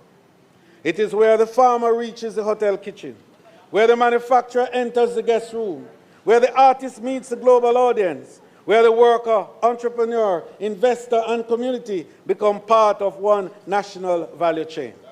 The future we pursue, therefore, is not merely a larger tourism sector. It is a stronger Jamaican economy. Yes.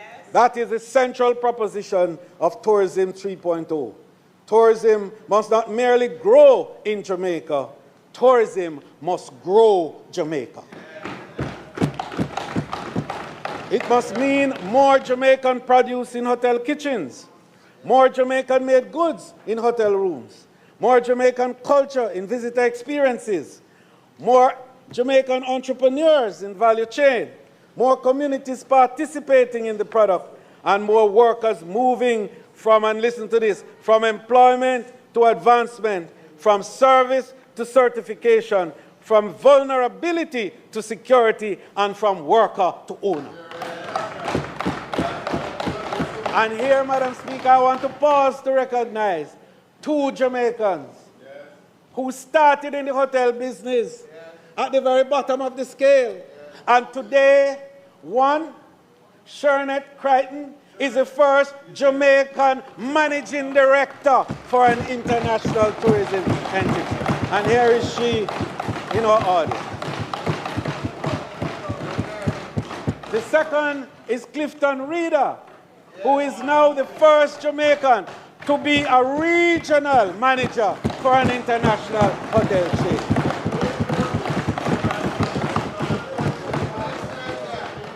Madam Speaker, I don't complain and quarrel when claims are made. I simply show the facts.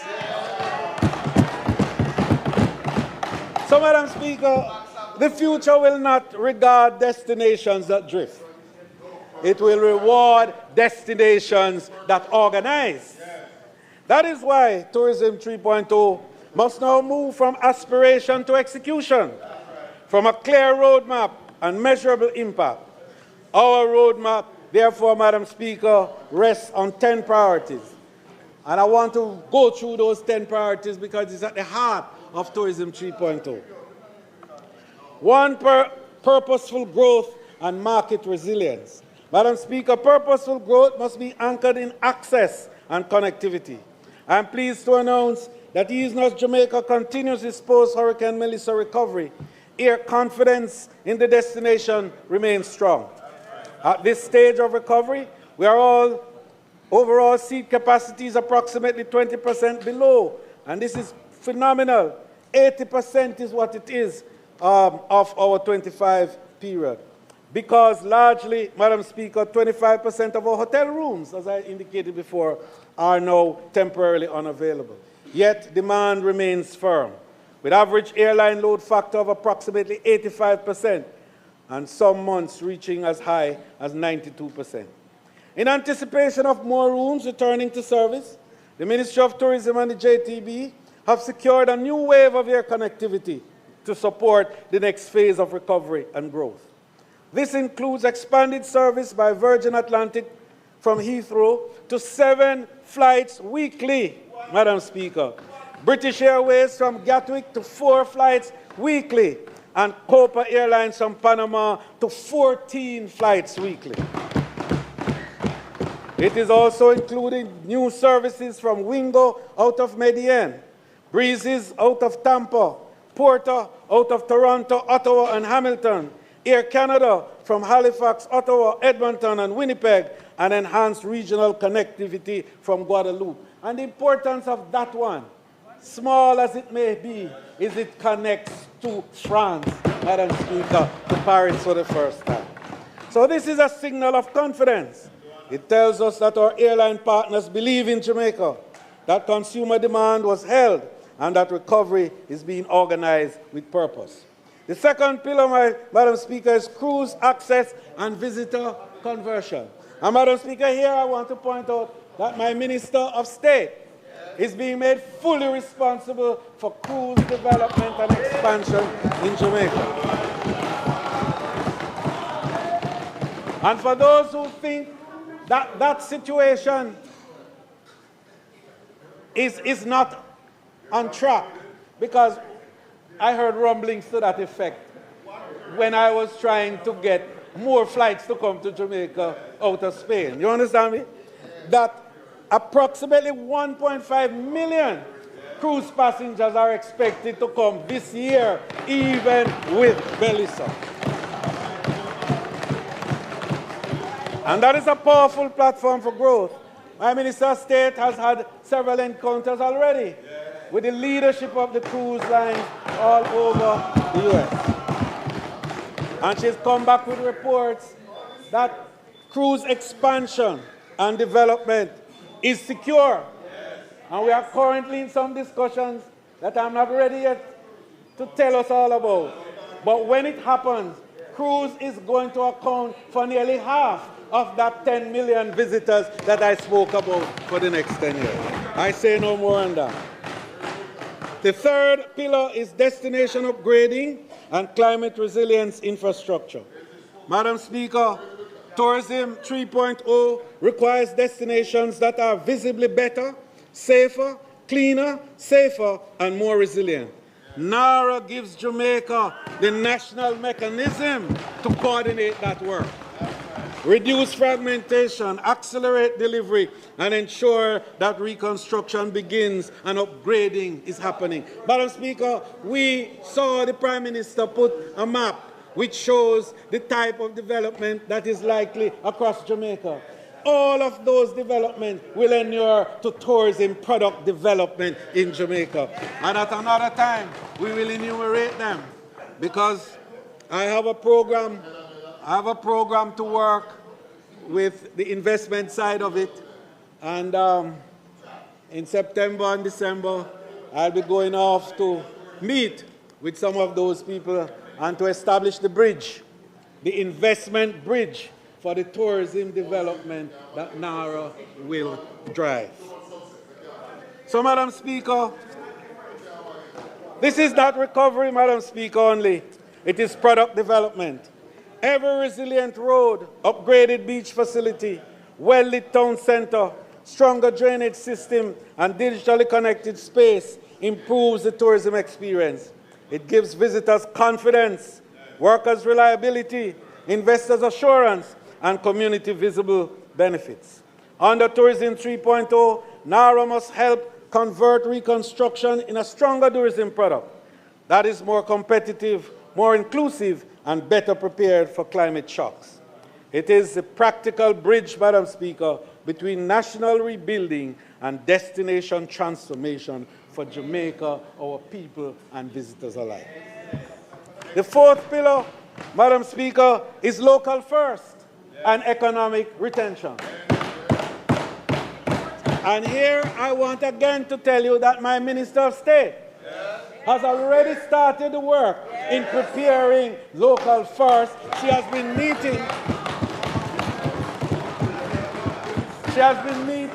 with stakeholders, having consultation, and she has written a voluminous piece already for me on the principles of local first. For too long, Madam Speaker, for too long, much tourism value.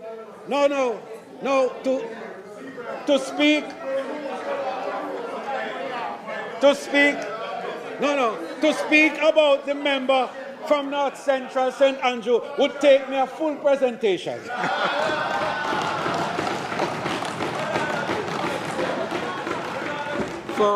For too long, too much tourism values have leaked out of small island economies. I want us to pause and listen to this one. Team, this is very important because this is at the heart of the contention about tourism, the issue of retention. And I want us to pay a little attention to this, if you will. So for too long, too much tourism value has leaked out of small island economies before transforming the lives of local people. Tourism 3.0 must change that by moving Jamaica from being only a place where tourism is consumed to a country where more of tourism is produced, supplied, packaged, distributed, and owned by Jamaicans. So the action is to implement local first as a practical economic program, not as a slogan, but as a new operating discipline for tourism growth. Local first means stronger local sourcing, supplier development, procurement reform, logistics, financing, quality assurance, standards, readiness for everything, market access, and measurable domestic value retention. Madam Speaker, just for those who have another view, In 2016, when we began, 10 years ago, the retention of the dollar was 20 cents. 20 cents. Today, it is 40.8 cents in the dollar. And when you do the math against 4.7 billion US dollars in earning, that is 1.7 billion US dollars that circulates in the economy retained from the tourism activity. And you will hear what the new figure is going to be for retention on the 10 by 10 by 10. So, Madam Speaker, I'm pleased to announce that Cabinet has approved local first concept notes already, and we will now move forward to the development of the policy. But policy alone will not be enough. We must now build the systems that allow local businesses to compete, supply, and deliver at scale. And there we move to the fifth pillar. And that one, tourism, is, Madam Speaker, the Tourism Logistics Supply Center. I'm going to say it again, lest there be any confusion in my voice. The Tourism Logistics Supply Center. And I see the member from Western St. Andrew understanding what we're talking about here. So this is why the Tourism Logistics Supply Center is important. It must be seen, Madam Speaker, more than a warehouse. This is why we intend to establish the Jamaica Supply Logistics as the operating system for the supply side of the tourism economy, facilitating industrial expansion and creating economies of scale and scope. The Tourism Supply Logistics Center will be the fifth industry-specific special economic zone under the SEZ Act of 2016. So the government has already established the SEZ and the Logistics Center. And tourism intends to be the first included in that facility there. Today, Madam Speaker, I am also pleased to announce that the Ministry of Tourism will work with the Ministry of Industry, Investment and Commerce. Minister and I had the discussion. The Minister of Agriculture, Planning and Mining to realize this project, because that is a little more than safeguarding the future of the industry. It is also expanding the scope of activities within tourism and providing job opportunities on a wider scale. This is how, Madam Speaker, we are going to move the small businesses from the margins of tourism value chain into the center of tourism opportunity.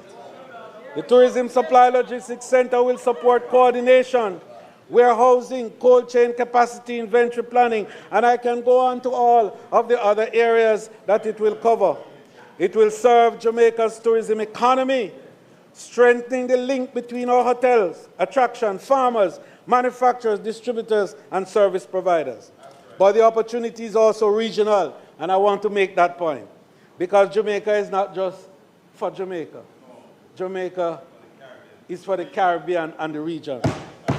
And so discussions are underway with CTO and IDB on how best to support a broader regional approach to tourism supply logistics, including the funding of a study to help to shape the Caribbean strategy. And I've been asked to chair that subcommittee, and already I have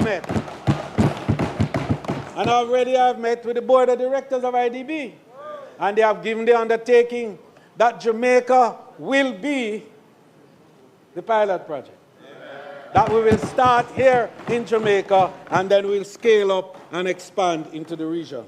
So, Madam Speaker, the measurable impact will be increased local procurement, reduced import leakage, stronger local sourcing rates, very important, meaning cheaper goods for the industry, more Jamaican suppliers registered and certified, more small and medium tourism enterprises contracted by tourism businesses.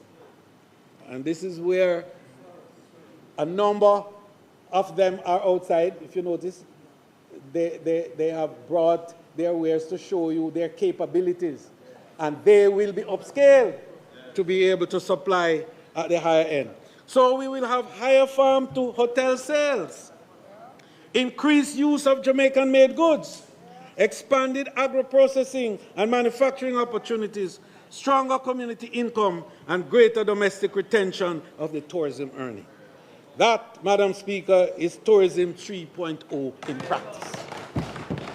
Policy connected to systems and systems connected to opportunities. The sixth pillar is the future readiness of our workers and human capital advancement. Madam Speaker, I have a very detailed one on this, and I recognize the time constraints that we're working through. But this House has heard more and more how passionate we are about human capital development in tourism. The level of certification that has happened, the type of training to enable mobility within the industry, and the number of also portability arrangements that will enable our workers to work anywhere in the world, pull out their stackable credential and show off and say, I am an executive sous chef from Jamaica. Madam Speaker, the future of tourism cannot be built only on rooms and routes and new attractions. It must be built on new skills. So Tourism 3.0 requires a workforce prepared for a world in which artificial intelligence, automation, digital booking systems, reputation platforms, data tools, and new service models are changing how tourism operates. This is why our action is to expand training, certification, professional development, digital literacy, AI readiness, leadership training, entrepreneurship pathways, labor market intelligence, and worker welfare programs. Within this broader workforce agenda, Madam Speaker, I am pleased to announce a new step in preparing our tourism workers for the future. We will be, and I want us to listen to this one, we will be integrating artificial intelligence into the delivery of foreign language training for tourism workers. This is a deliberate and practical intervention, Madam Speaker, as Jamaica protects its core markets while expanding into Latin America, Europe, the Caribbean, India, the Middle East, and other high-potential markets. Our workers must be equipped to communicate with greater confidence across languages, cultures, and visitor expectations. This approach also supports our broader commitment to provide stackable credentials for tourism workers, credentials that build progressively, certify real competencies, and unlock new employment and advancement opportunities across the sector. This objective is not technology for technology's sake. The objective is to better service, stronger confidence, higher employability, and greater upward mobility for the Jamaican workers. Madam Speaker, I could go on to tell you how it will affect the housekeeper and every layer of worker by not removing the smiles, but improving the efficiencies. And that's what we are all about. Madam Speaker, the seventh pillar is digital transformation, data and artificial intelligence. I touched on that a little earlier, but Madam Speaker, for your benefit, I just want to tell you that the Jamaica Tourist Board is building a more responsive marketing ecosystem. We are investing in advanced content systems and marketing tools that allow us to deliver more personalized communication, align our messaging with interests and behavior of individual travelers, and speak more directly to the audiences we are trying to convert. We have also introduced an AI-based multilingual digital concierge that uses real-time data to respond to visitor queries and support trip planning. Where needed, it can transition users seamlessly to live agents, creating a smoother path from interest to action. This is supported by a modern content framework that structures Jamaica's destination information so that it can be accessed and understood not only by people, but also by AI-driven platforms that are increasingly shaping how travelers search and plan. This matter, Madam Speaker, it does matter because visibility alone is no longer enough. Jamaica must discover and understand more and more, and we must become more bookable and to provide a more persuasive channel and to utilize technology in a way that influences traveler behavior. We're also placing greater emphasis on data agility. One of the key initiatives underway is a centralized real-time insight dashboard that will bring together audience behavior, tourism trends, Jamaica-specific performance data and campaign performance into one integrated view. This will also help us to see what is happening as it happens, adjust our messaging quickly, optimize media spend, and capture emerging opportunities before they pass. Madam Speaker, we move to the 8th, and I beg you the time to just finish definitely 3.0. We have two more pillars on this. Destination assurance, standards, and visitor confidence. Madam Speaker, the modern traveler. Yes, please, yes. The rules of the House is that you should ask it. Madam Speaker, the modern traveler is making a trust calculation before every trip. Firstly, they ask, is the destination safe? Is it clean? Is it reliable? Is it prepared? Are the standards high? Can I move with confidence? If something goes wrong, will the system respond? Those are the key questions that Tourism 3.0 must answer for a more disciplined and structured destination. And that is why we are strengthening licensing, registration, standards, inspection, compliance, enforcement, health resilience, environmental responsibility, visitor safety, service quality, and crisis preparedness. Destination assurance policies, Madam Speaker, has already been tabled in the House, and we will move to the next stage thereafter. Madam Speaker, we've done studies on destination plans for St. Thomas and Negril, and we are moving to other areas as we have discussions with them all. Madam Speaker, tourism worker welfare is at the fundamental element of destination assurance. We cannot promise our visitors world-class, seamless, and authentic Jamaican experience if the very people who deliver that experience do not feel secure, valued, and empowered. Our strategy anchored in this promise are three critical pillars. First, the robust human capital development I spoke about. Secondly, the tourism workers' pension scheme. And Madam Speaker, beyond that is the tourism housing development program, which already 3,000 houses are under construction for workers. We are also going to require that every investor that comes to Jamaica building 500 rooms or more must have a provision for housing for the workers of the industry. The final step, Madam Speaker, is a discussion which we have commenced with some of the mortgage houses in the country to look at something we call patient mortgage. Patient mortgage, to allow for the tourism worker who, because of the structure of income and perhaps not able to bring all their income into one package, will be able to have longer mortgage so that they could pay a lower rate and be able to access housing in Jamaica. But that's a study and discussion which is on. The final area for worker labor market ecosystem that we're working on is a HMO.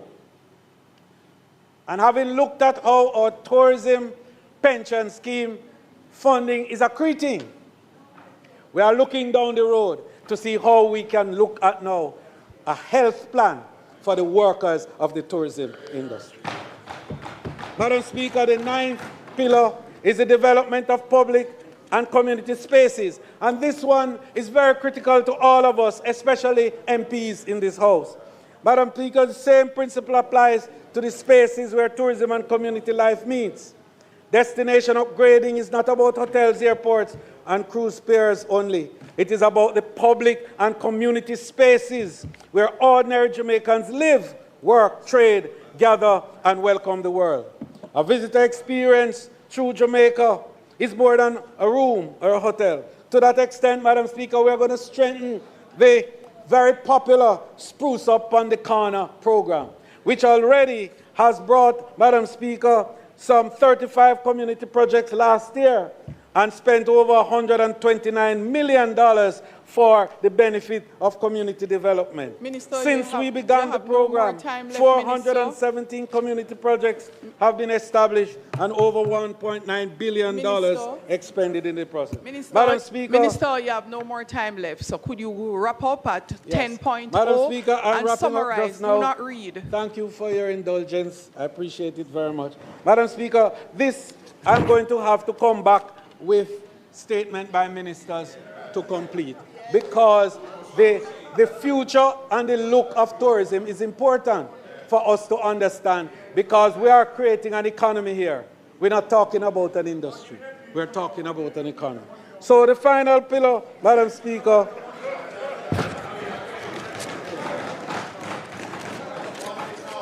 thank you, Madam Speaker. The final pillar is a modern tourism governance and tourism authority, so that tourism 3.0 cannot be delivered through outdated systems.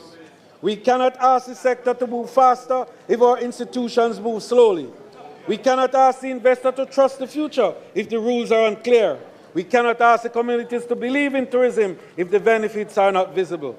And so, Madam Speaker, we intend to establish to repeal the current Tourism Act, the one which we brought before. We have removed that, of course, a very important part of the new tourism, because today they represent 30% of the visitor arrivals in Jamaica.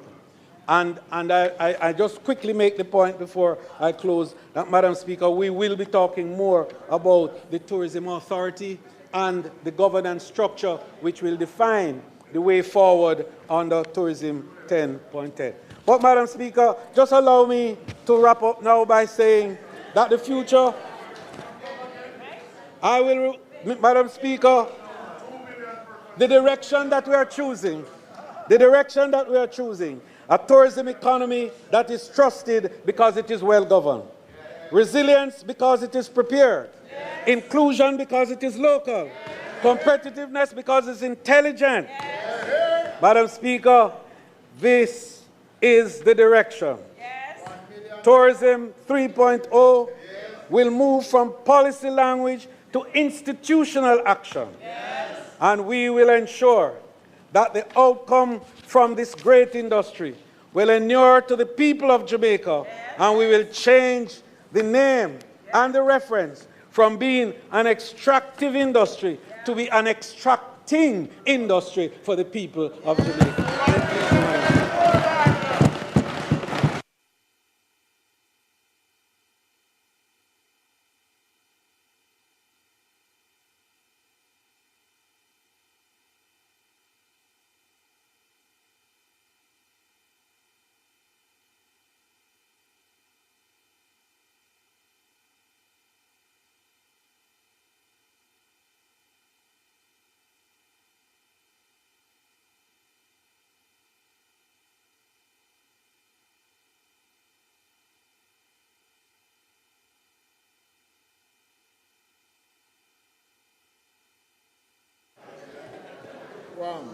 House Leader. House Leader. Madam Speaker, we thank the Minister of Tourism for an exceptional presentation. Definitely chalk, as one member once said, chalk to cheese, you know? Action-oriented. We will now continue the sectorial, and we will hear from the Member of Parliament from Western Westmoreland, Mr. Ian Hills.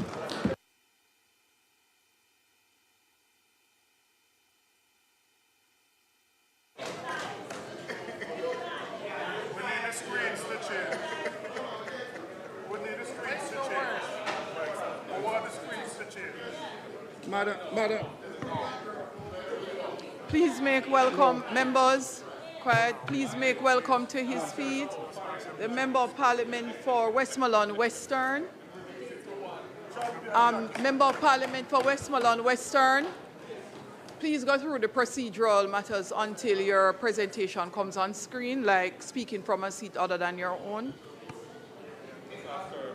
Madam Speaker, I seek permission to speak from a seat other than my own. Permission granted. You're not hearing? We're not hearing you at all, actually.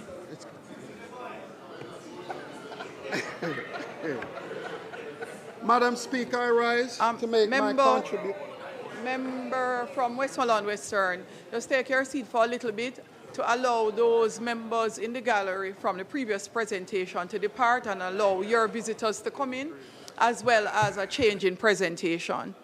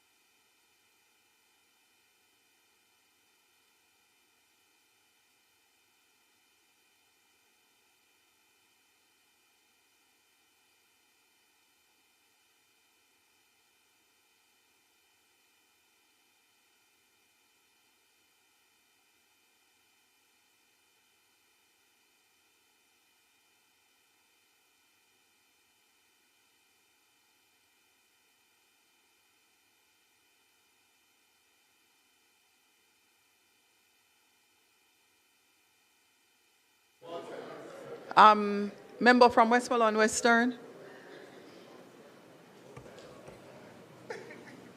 Madam Speaker, I rise today to make my contribution at the start of my 4th term in this honorable House. Yes, number 4.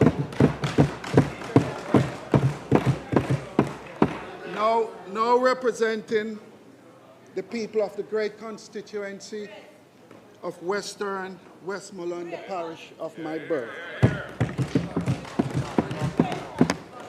I wish to thank my Lord and Savior, Jesus Christ. Amen.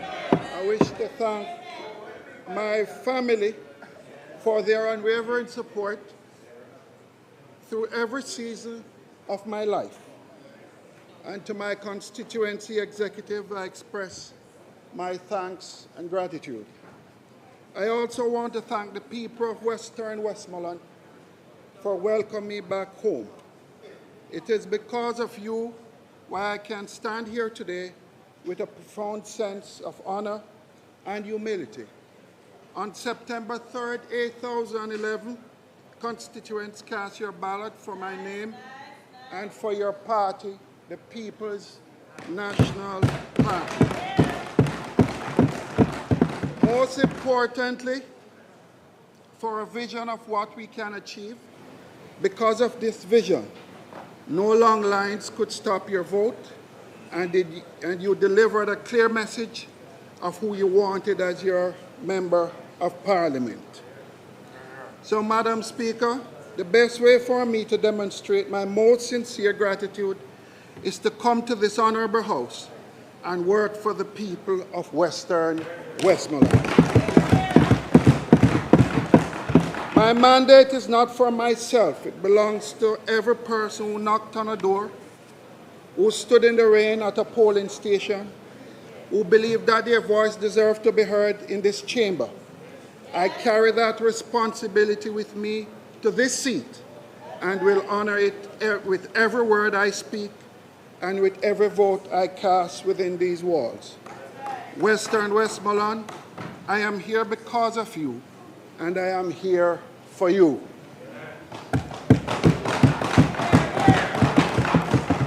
Madam Speaker, to my colleagues on this side and in the entire House, I just want to say thanks for the constant support and friendship. I want to say thanks.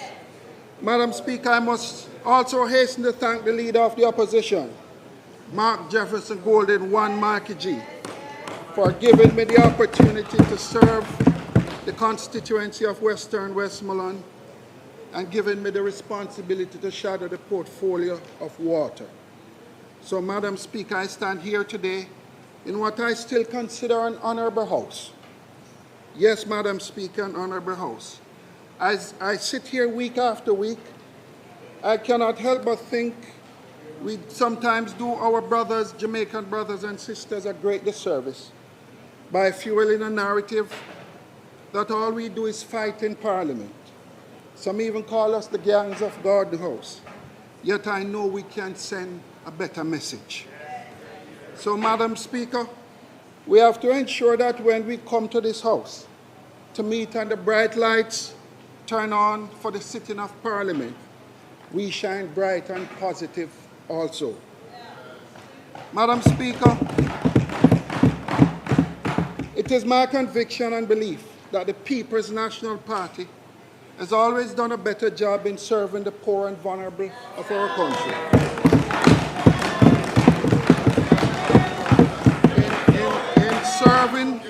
In serving those who some may consider to be have-nots. So, Madam Speaker, I don't fool myself. We're on two separate tracks. We have different belief systems, but we all should be focused on the same destination, a better Jamaica for all Jamaicans. So, Madam Speaker, my approach is simple. I came here to work. The people of Western Westmoreland expect me to work, so we must work together. We can agree to disagree once it does not stop the work of the people. No political party affiliation should be punished, should anyone be punished on this side in getting the resources for the people of our constituency. And I will always hold the government accountable to do the work of the people. So, Madam Speaker, this is still the only place I can come to beg for roof for the roofless after Hurricane Melissa. Even when I am told no after no, to be told by this side, to be told by your side, the elected government for all Jamaicans, that because my side is not in power, there is no meaningful help for roads, no help for water supply, no help for the garbage correction in Western Westmoreland. But yes, I still come. Madam Speaker, I live by the good book, the Bible, and as it says in Galatians chapter 6, verse 9, let us not become weary in doing good, for at the proper time we will reap a harvest if we do not give up. So to my colleagues on this side, I say let's not become weary. Let's continue to do good. The time must come. We must be persistent for the people even when we are told no. Let's send a message to the country that nothing will stop us from doing their business, the business of the people.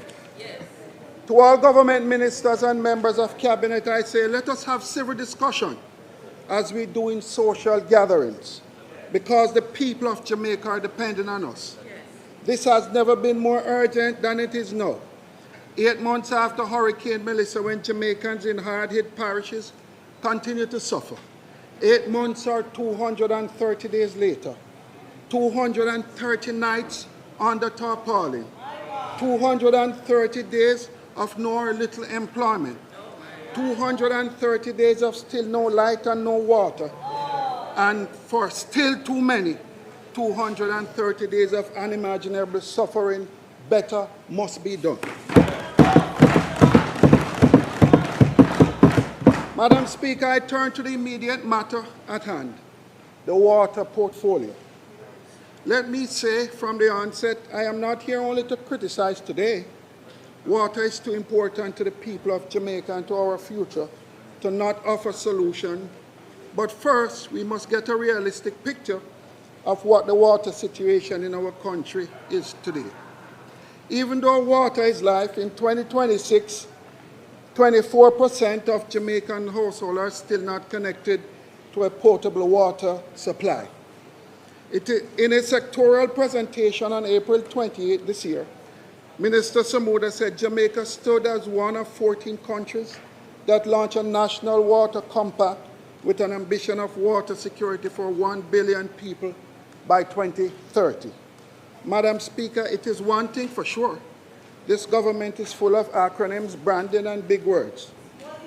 2030 is only 3.5 years away. Lots of work needs to be done, so let us examine the case together. In Minister Samuda's presentation, he included a table to demonstrate the plan to access by constituency. The challenge, Madam Speaker, is he listed 34 projects across the country at a cost of $4.2 billion. But $3.6 billion, or 85% of this money, was being spent in constituency with a Jamaica Labour Party member of Parliament. So my question, Madam Speaker, is simply, is only constituency with JLP supporters need expanded access to water? Minister, I put it to you, Jamaicans who voted for PNP members of Parliament also need access to water. Madam Speaker, it is for this reason that I recommend that there be a transparent system for identifying the projects for expansion of access, and that these projects be published with a project update every quarter. Without this, we will be unable to know whether meaningful progress is being made.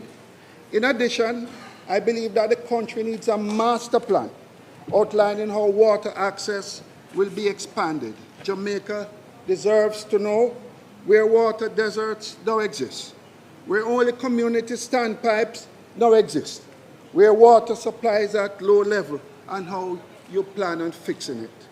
It is only with such a deliberate and strategic plan that we can measure true improvement in access. This is how the minister and appointed boards should be setting policy direction for the NWC. Every day, the hard-working employee of the NWC and other entities get up and go to work. Any failure in the system is not their failure. It is the failure of policy direction. Until policy and direction is given, the life-changing impact of water will not reach many Jamaicans. Madam Speaker, the truth is Jamaica's existing water supply system operates in silos and are inefficient. So in looking at improved access, I must also speak to linkages, supply, and demand. Jamaica has over 1,000 water treatment and water pumping facilities and 11,000 kilometers of pipe. It supplies an estimated 190 million gallons of water daily to its customers. Yet most of the systems are not linked. What we have are independent systems with almost zero focus on strategically having supplies in areas that are faced with constant drought or no supplies. We must be futuristic in any approach being taken as we try to play catch-up. This can be supported by looking at the transfer of water via linked transmission lines. Guided by supply charting and demand planning, there should be a comprehensive assessment and implementation of a large-scale project of linking transmission line, so that once and for all, across Jamaica, we will have real opportunity to get potable water for existing lines. Madam Speaker, we know that linkage is based on supply and demand work. Just look at what is being done to move water from Martha Brain Trelawney to the Great River in Hanover, supplying Trelawney, St. James, and Hanover, where for the first time thousands of Jamaicans will now have access to potable water. In short, this is an important policy shift, as without linkages we will continue to truck water across Jamaica for a very long time, with this cycle repeating itself year after year. But Madam Speaker, while the goal of expanding access is noteworthy, I would like to recommend to the Minister that he address the inconsistency delivery of water even for those who are already connected. Because, Madam Speaker, let's not fool ourselves by thinking that once you're connected to the supply, you will have water. No, not also. Those of us in rural Jamaica especially know all too well that when the Jamaica Public Service Company grid goes down, we are not only without electricity, but hundreds of critical water transmission lines goes down also. Madam Speaker, this is more evident when we experience Hurricane Melissa. For days, weeks, and months, Western Jamaica went without light and water. And, Madam Speaker, just 18 days ago on June 5th, with the All Island blackout, our water transmission lines went down. Again, we must improve the energy efficiency of our water supply. Madam Speaker, I listened to the Water Minister's presentation, and not enough was said about advanced technology in areas of water treatment, ensuring that we pivot and strategically shift from a system that was solely designed to implemented with only one power generation source in mind. The Minister highlighted that the solar pumping system installation at 3 locations under rural water, the NWC Forest Hill Solar Project valued at $81.5 million. The Forest Hill Solar Project represents only 10% of the $885 million Jamaican dollars targeted for energy efficiency. NWC projects, this will save the NWC 14.2 million Jamaican dollars in electrical costs yearly. While we are happy, it is concluded the country would be shocked to know it is the only project completed for energy efficiency. As a matter of fact, Madam Speaker, of the 13 projects the Minister identified, this is the only one completed. And 9 of the projects have not even yet started. So, Madam Speaker, my advice is let's not come back here talking about energy efficiency. Action is needed now. We see how fragile our system is in times of crisis and disaster. Madam Speaker, we have to ensure that 10 years from now, the JPS will not be the primary source providing energy, but will be a secondary option operating more like a backup. Madam Speaker, to drive my point home, I want to remind the country that the NWC pays an estimated $1 billion Jamaican dollars monthly for electricity to pump water. If the NWC JPS bill is cut by 50% by technology over the next 10 years, the country and the people of this country will save up to 60 billion Jamaican dollars. Can you imagine how many more people in rural constituencies could get water with those savings?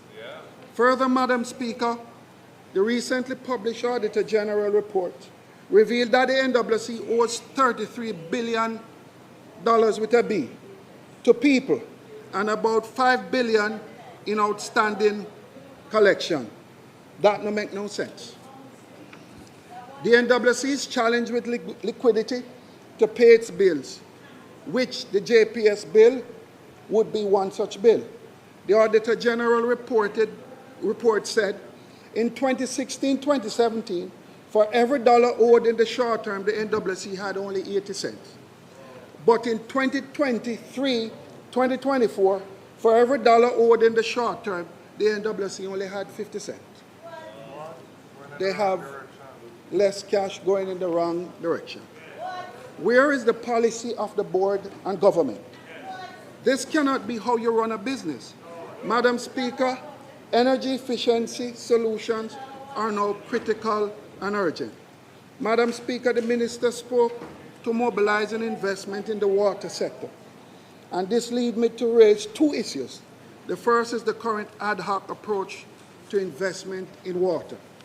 Madam Speaker, the Western Resilience Project is being undertaken at a cost of $425 million US. Phase 1 costed $176 million United States dollars. It will include the replacement of the transmission main between Montego Bay, the Great River Water Treatment, and the Queen of Spain New Martha Brae Treatment Plant in Trelawney, where non-revenue water loss is currently estimated at a high of 71%.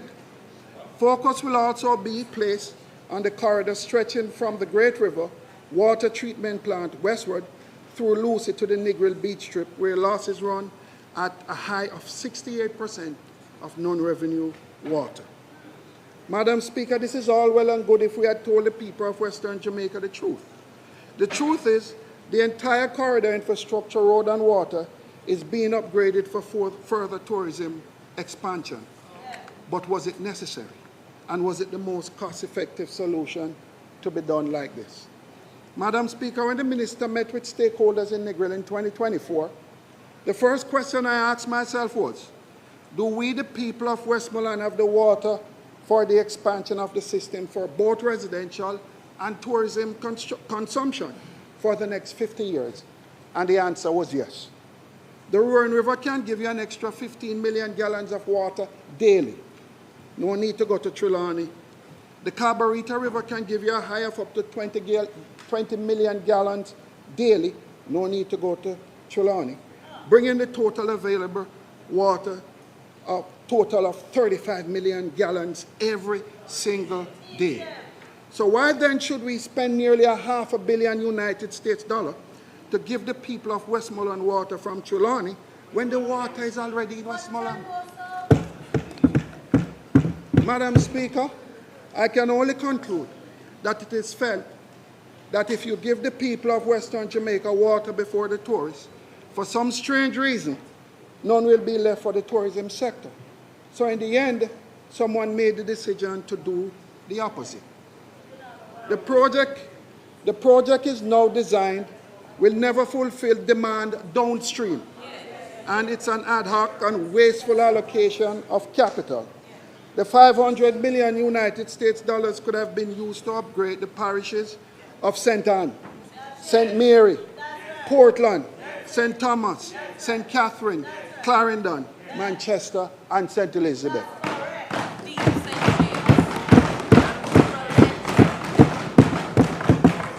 I am therefore calling on the government to do a proper analysis of all the available water supply, current demand for each parish, and the estimates of what the demand will be over the next 50 years. This analysis should then be used to guide the policy direction of the National Water Commission Board and government to determine capacity building for projects such as this one. Until then, we will forever be playing catch-up. That is neither building for resilience nor building wisely. Madam Speaker, the second issue with the level of investment being targeted, it is that this government has a chronic inability to spend the targeted capital allocation. Chronic. Again, from the Auditor General's report, the NWC total capital budget was unspent for all but 1 year over a 5-year period. In 2019-2020, 7.2 billion was budgeted and 8.9 billion used. So they overspent that year. But in 2021 and 2020-2021, 12 billion budget, 5.5 billion used, underspent again. 2021 to 2022, 9.4 billion budgeted, 7.3 billion used, underspent again. 2022-2023, 8.9 billion budgeted, 5 billion used, underspent again. 2023-2024, 7.4 billion budgeted, 5.4 billion used, underspent again. The reasons for underspending, Madam Speaker, vary from delaying execution up to 2.5 years after initial due date, not having pipeline or land access for the work to begin, poor management and communication with contractors. Reports say one of the contractors walk off. Not sure if you'll find him yet, Minister. Madam Speaker, just poor oversight. The independent, well, I'll find him for you then. The Independent Fiscal Commissioner in early June 2026 highlighted 3.3 billion Jamaican dollars in capital projects unspent by the NWC and highlighted the risk resulting. So if both the Auditor General and the Independent Fiscal Commission raise an alarm, why then should we believe that the existing lofty capital budget will be spent? Like every other cabinet member, the minister spoke to NARA as the solution. Poor NARA. I wonder if him expected to solve every single thing. Madam Speaker, what we can all agree on is the consequence of not executing capital projects as articulated by the Auditor General. The failure falls on service delivery, planned investment in water, sewage, and treatment infrastructure deferred or scaled back. In other words, no reliable water for the people of Jamaica. Madam Speaker, let me now turn to the issue of non-revenue water. Non-revenue water continues to hurt the bottom line and affect the financial performance of the National Water Commission year after year, with no end in sight. It is estimated that 40 to 60% of the water the NWC supplies is classified as non-revenue water, meaning it is not paid for. On the other hand, we have more than 800,000 squatters in this country, with the majority having access to water, but not paid metered water. These Jamaicans who just want to own a piece of the rock to call home and live with dignity, yet they find it difficult year after year to see a path to doing so when applying for metered water. Madam Speaker, the people are losing hope in a system that seems to have been created to hold some Jamaicans back from doing what's right at no fault of their own. Until they own their own land, they still need legal access to potable water. It is a must. Water is life, and we all want that life. So why are we making it difficult for people to get water legally?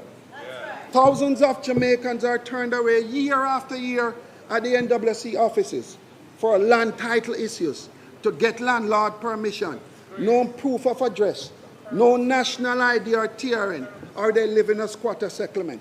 All this while the NWC pipeline runs right across their doorstep. And we know what our brothers and sisters do out of frustration. Even those who capture a piece of the rock want to have access to paid metered water once the meter is good. Madam Speaker, I am recommending that the NWC implements a good faith application. That once an individual comes through your door to apply for a meter, that person should be granted a temporary meter connection and given 90 days to complete requirements to regularize the application. Let's make a real attempt to start reducing non-revenue water. Madam Speaker, in concluding my contribution on the water portfolio, I would like to make two general suggestions not already covered as it relates to water. Firstly, I believe that we must simplify the governance of water in Jamaica.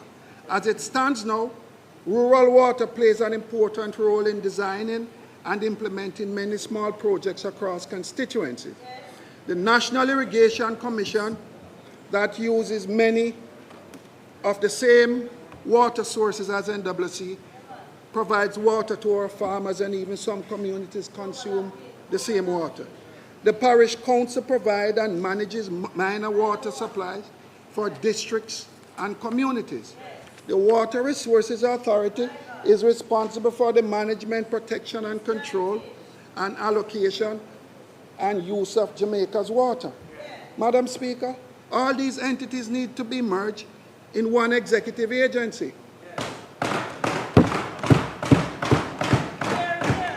That will provide greater oversight, stronger collaboration, and improved flow of project implementation. Importantly, they will cost us as Jamaicans less if consolidated. We would cut waste and be more efficient in deploying staff and maintenance and to carry out more projects. Secondly, as part of the mandate, the centralized executive agency must ensure that in delivering water services, the customer must come first. Madam Speaker, the customer focus initiative must be delivered. Smart meter installation, so that there can be confidence in billing amounts and consumers are only charged for the actual amount that they use. Increase responsiveness so customers can actually speak to someone when they call to query on the phone.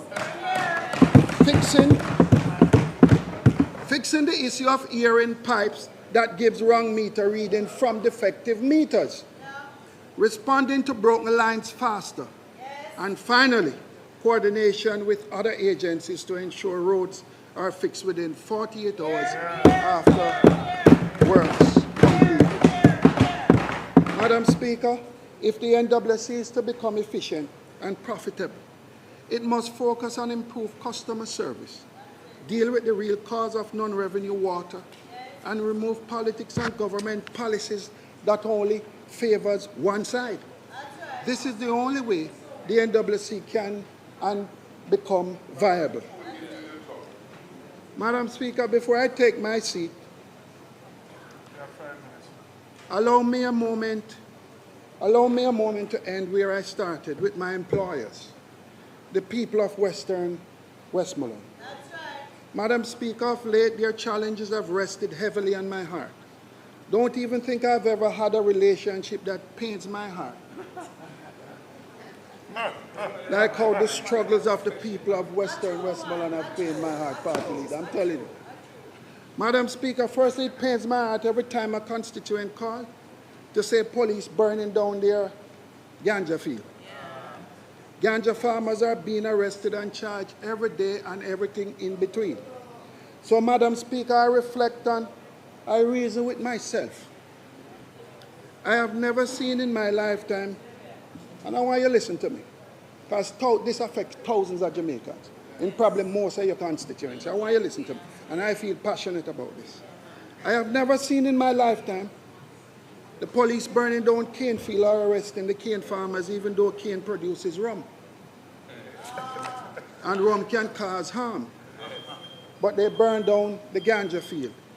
Yet ganja never hurt Jamaica. I see where in my lifetime bauxite production has hurt Jamaica. Just ask the people of Clarendon, Manchester, and St. Ann. But we still encourage and support bauxite production. Ganja farmers remains unsupported. Yet ganja has never hurt Jamaica. In my lifetime, Madam Speaker, tobacco is planted or is imported and come with a health warning.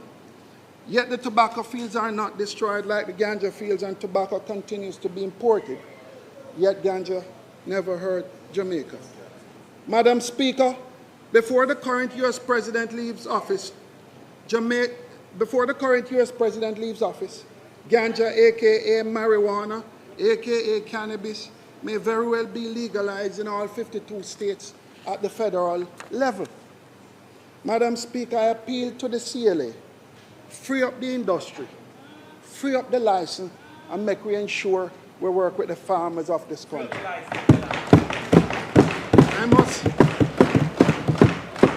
I must stop and thank Mark Golden again for his vision and foresight in starting the process of full legalization.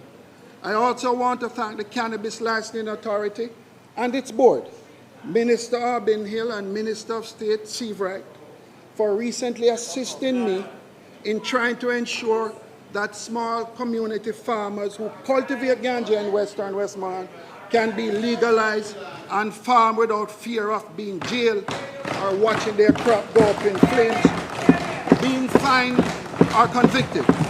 And most importantly, they can reap what they sow and go home to their families, and not a jail cell after a hard day's work.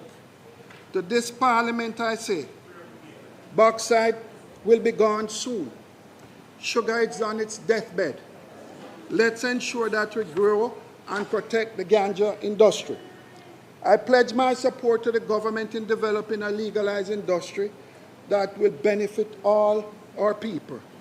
Madam Speaker, the government under SCJ has over 425 hectares of land in Westmoreland. Most of it is considered idle lands as I speak.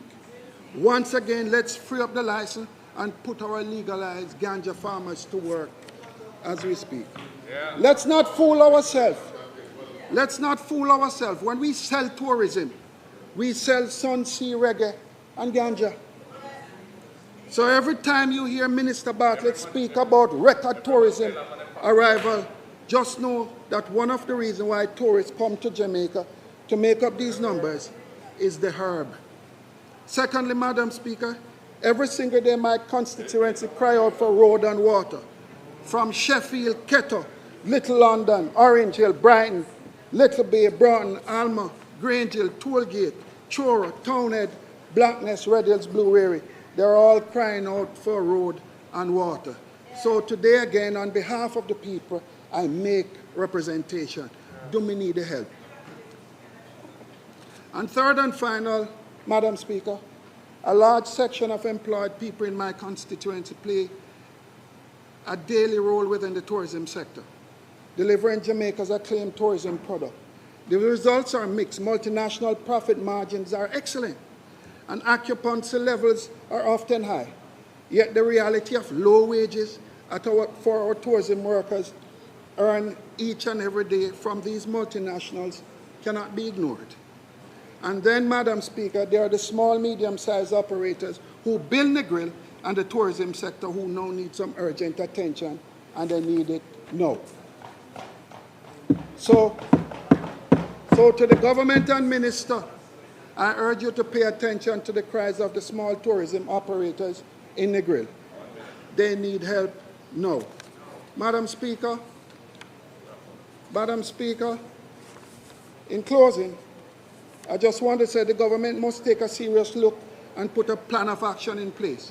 I encourage the responsible cabinet members to just pick up the phone and call some of the stakeholders in Negril. Call Lee Issa, call Daniel Grizzle, call Lenbert Williams, call Elaine Bradley, call Richard Wallace and Damian Salmon for their thoughts every single day about the reality that they face. As Mr. Penny would say, we are tired of the promises. We are tired of the fancy documents. Let's get some action now. Madam Speaker, in closing, I want to thank the people of Westmoreland Western for doing their best, one day at a time, every day just trying to make it happen. I am proud of them. In their darkest hour, in their moments of questioning why Westmoreland, they still fight to keep hope alive. For those of you in Western Westmoreland who are still without a roof and are trying to rebuild, I know you are trying. Keep that hope alive, knowing that this member of parliament, your member of parliament, will continue to fight on your behalf, whether you voted PNP or JLP. Because in the end, whichever track you're on, we all say, Jamaica, land of our birth. Thank you, Madam Speaker.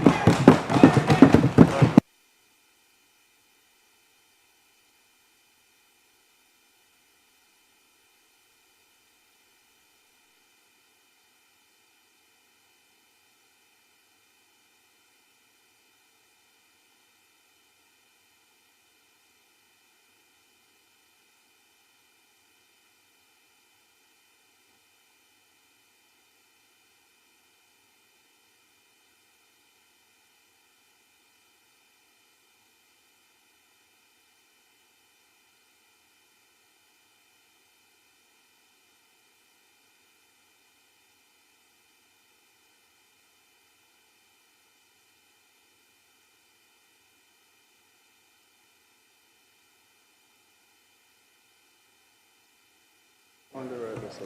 As in where? As in that side? Member from Portland Eastern. That's the wrong photo. It's the wrong photo. It's the wrong one. It's the wrong photo. Oh. Member from Portland Eastern, you're saying that's the wrong photograph? It's fine. Okay. It's fine, Madam Speaker. I can proceed without it. Madam Speaker, permit me to speak from a seat that is not mine. Permission granted. Madam Speaker, before you start the clock, my father, Mandy Augustus, big youth, Buchanan, OD, is here.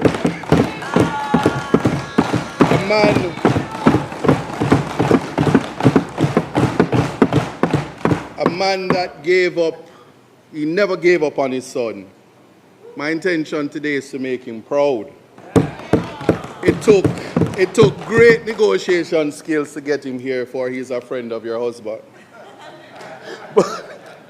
His presence is proof he never wasted his law school money. And my legal team, Alessandra, Iqbal, and John Clark, we did it. Big Youth is here. Permit me to thank the people of Portland Eastern, my extended family, for a resounding victory and giving me the mandate and honor of representing in the them. gallery, no noise in And the if gallery. I don't say Miss Monica, Miss Vivian, Miss Cherry, and Angie, I will have no redress. For surely the Port Antonio Police will not take my report against them individually or collectively, for they too are afraid of them. The crime, Madam Speaker, is unconditional love.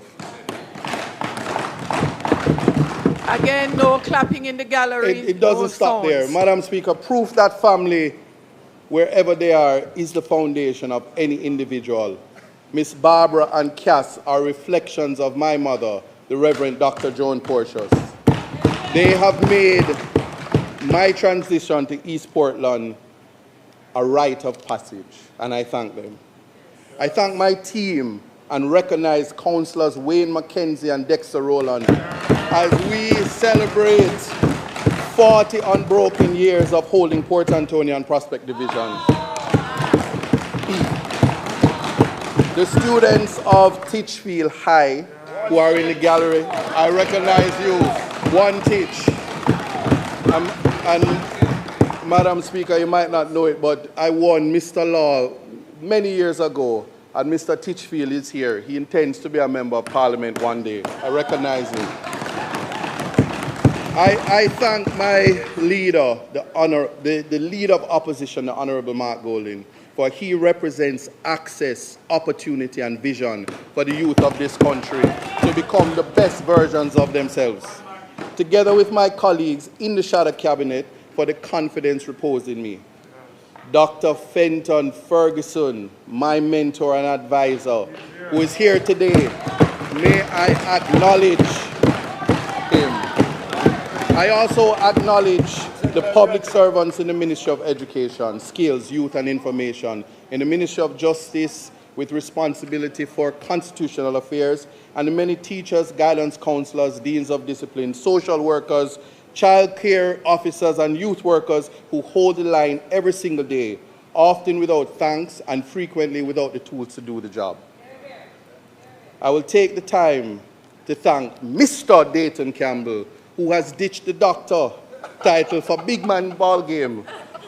Colleagues, knock the desk for him. For he has found a wife, and that is good. Madam Speaker, this is not a pitch to regain my time, which I would have lost, or if I lose it from disorder in the House. But I thank you for representing images of black excellence and invite you to protect me from my colleagues on the other side who may forget that the basic human decency is owed to me, and they ought to simply listen to the wealth of knowledge and information I intend to share, as they may miss the context should they misbehave and cause you to intervene, as you are the umpire of fairness in this honorable House. Authority for my request is grounded in Standing Orders 40A and B. And I also seek your permission to speak the Jamaican language as it may flow naturally as I embark on a topic that I am passionate about. And same. And finally, Madam Speaker... Hold on, thank you for that. If you are asking that a motion be moved, I so do move to allow the member to speak in a local dialect from time to time in his presentation. Those in favor? Those against? The ayes have it. Have you ensured that you have not robbed him of any time? Okay. Please give me back my 2 minutes.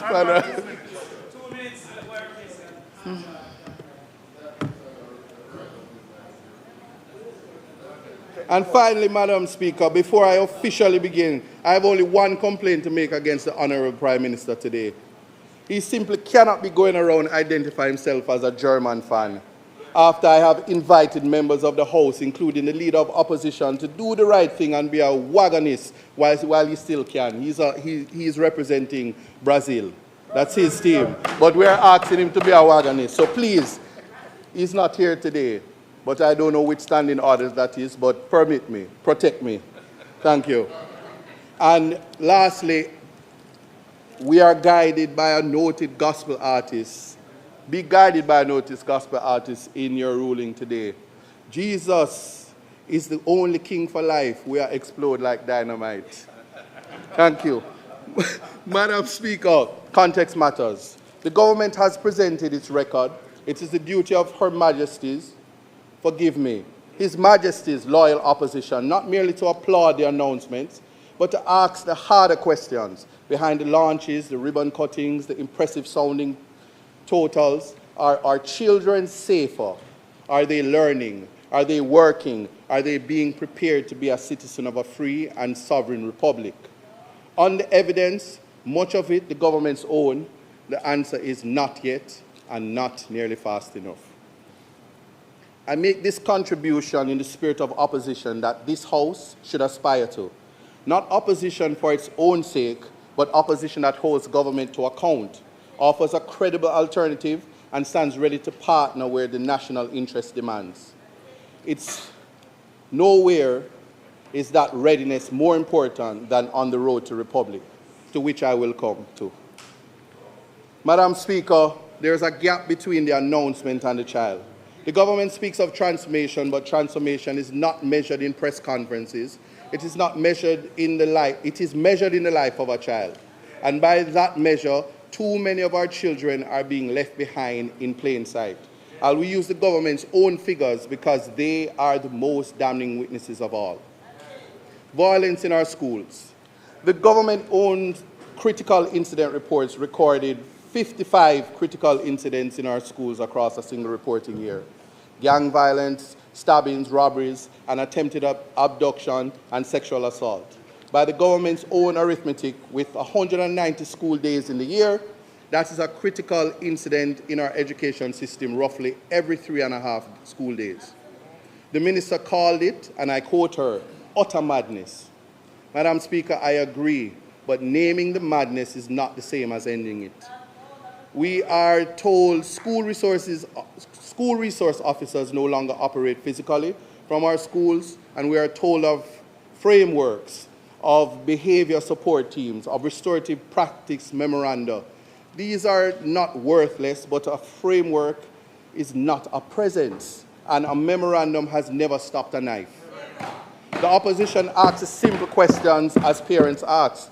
When my child walks through that gate, who is responsible for her safety, and are they actually there? Violence in our schools is the overflow of violence in our communities and in too many of our homes. The opposition accepts the minister's point that this is a shared national responsibility, but sharing responsibility cannot become a way of escaping it. The state has levers no household has. Properly staffed guidance and dean of discipline establishments in every school that needs them, functioning monitored CCTV, not a tender perpetually about to go out, and a justice and social protection system that intervenes early before the funeral and not after. A child protection emergency. Madam Speaker, let this House sit with one number.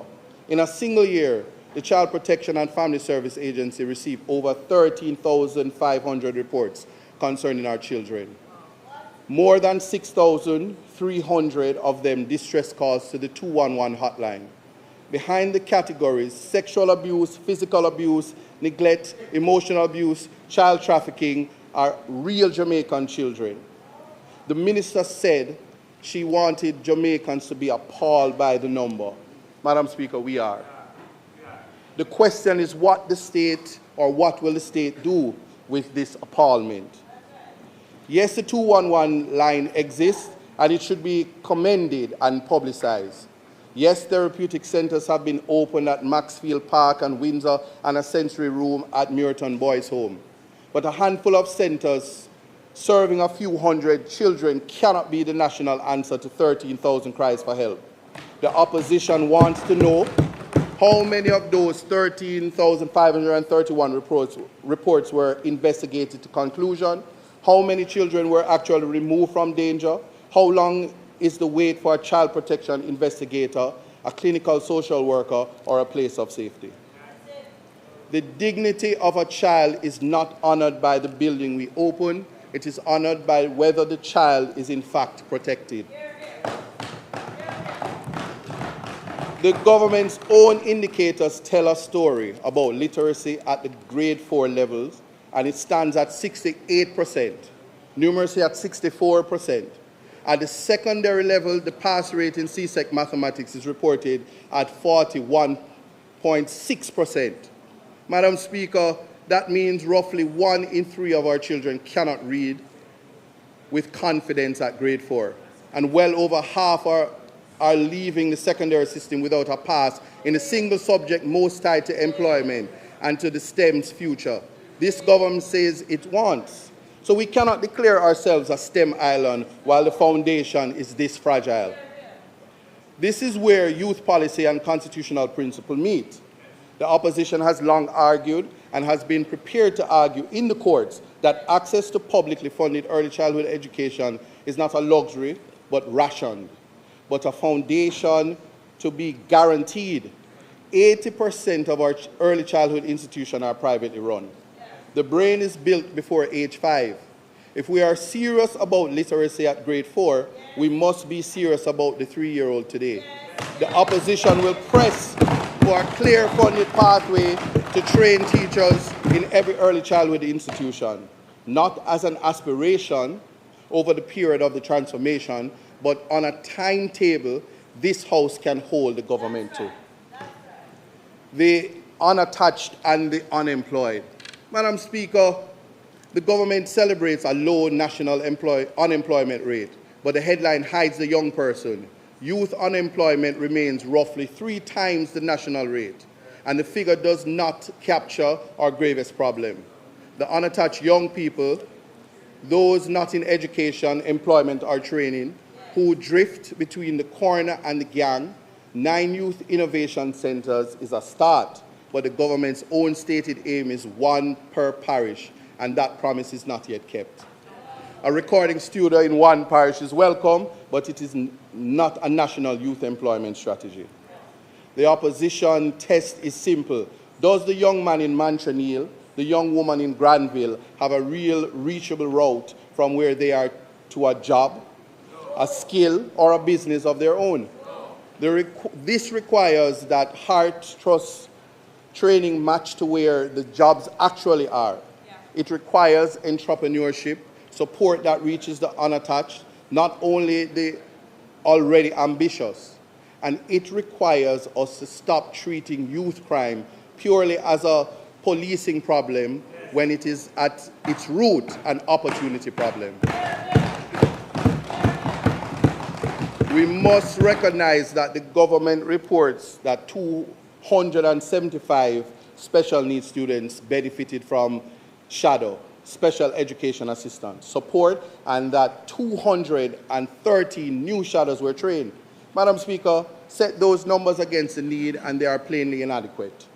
Parents of children with disabilities have been left to plead publicly for support that should be a right. The promised diagnostic center at Case has slipped repeatedly. Every Jamaican child is entitled to be seen, assessed, and taught. The opposition will keep the government to the timeline, that diagnostic center, and on a proper national establishment of special education assistance. We will also monitor the child in state care and the process of leaving to ensure that they don't vanish from state view the day they turn 18. The opposition's alternative. So that we are not accused of criticism without construction, the opposition commits to advancing the following: to supporting the government where it moves in the direction. 1, safety first, a guidance counselor and dean of discipline establishment matched to enrollment in every school that needs it, and a real monitored timeline for school CCTV.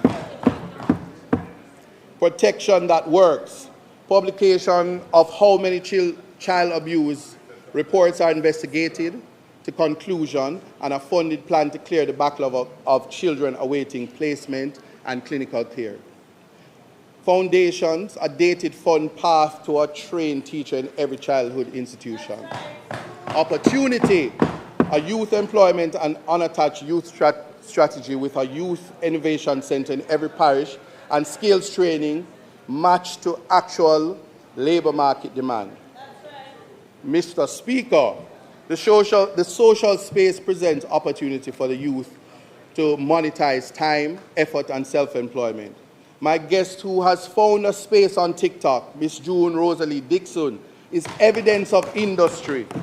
In Portland Eastern, we have launched the Digital Economy Education Program, DEEP, overseen by our very own Ainsworth Edmond. For anyone who has criticized my presence on social media, I say my leader has assigned me to uplift the youth of the nation and meet them at every level in every space. This program addresses the importance of social media and becoming content creators rather than consumers in the space. I invite my colleagues to replicate the initiative if they are so minded. Inclusion means a proper national establishment of special education assistance and delivery of the long-promised diagnostic center. Aftercare, it means that a guarantee that no young person exits state care into homelessness with transparent annual reporting on their housing and unemployment outcomes.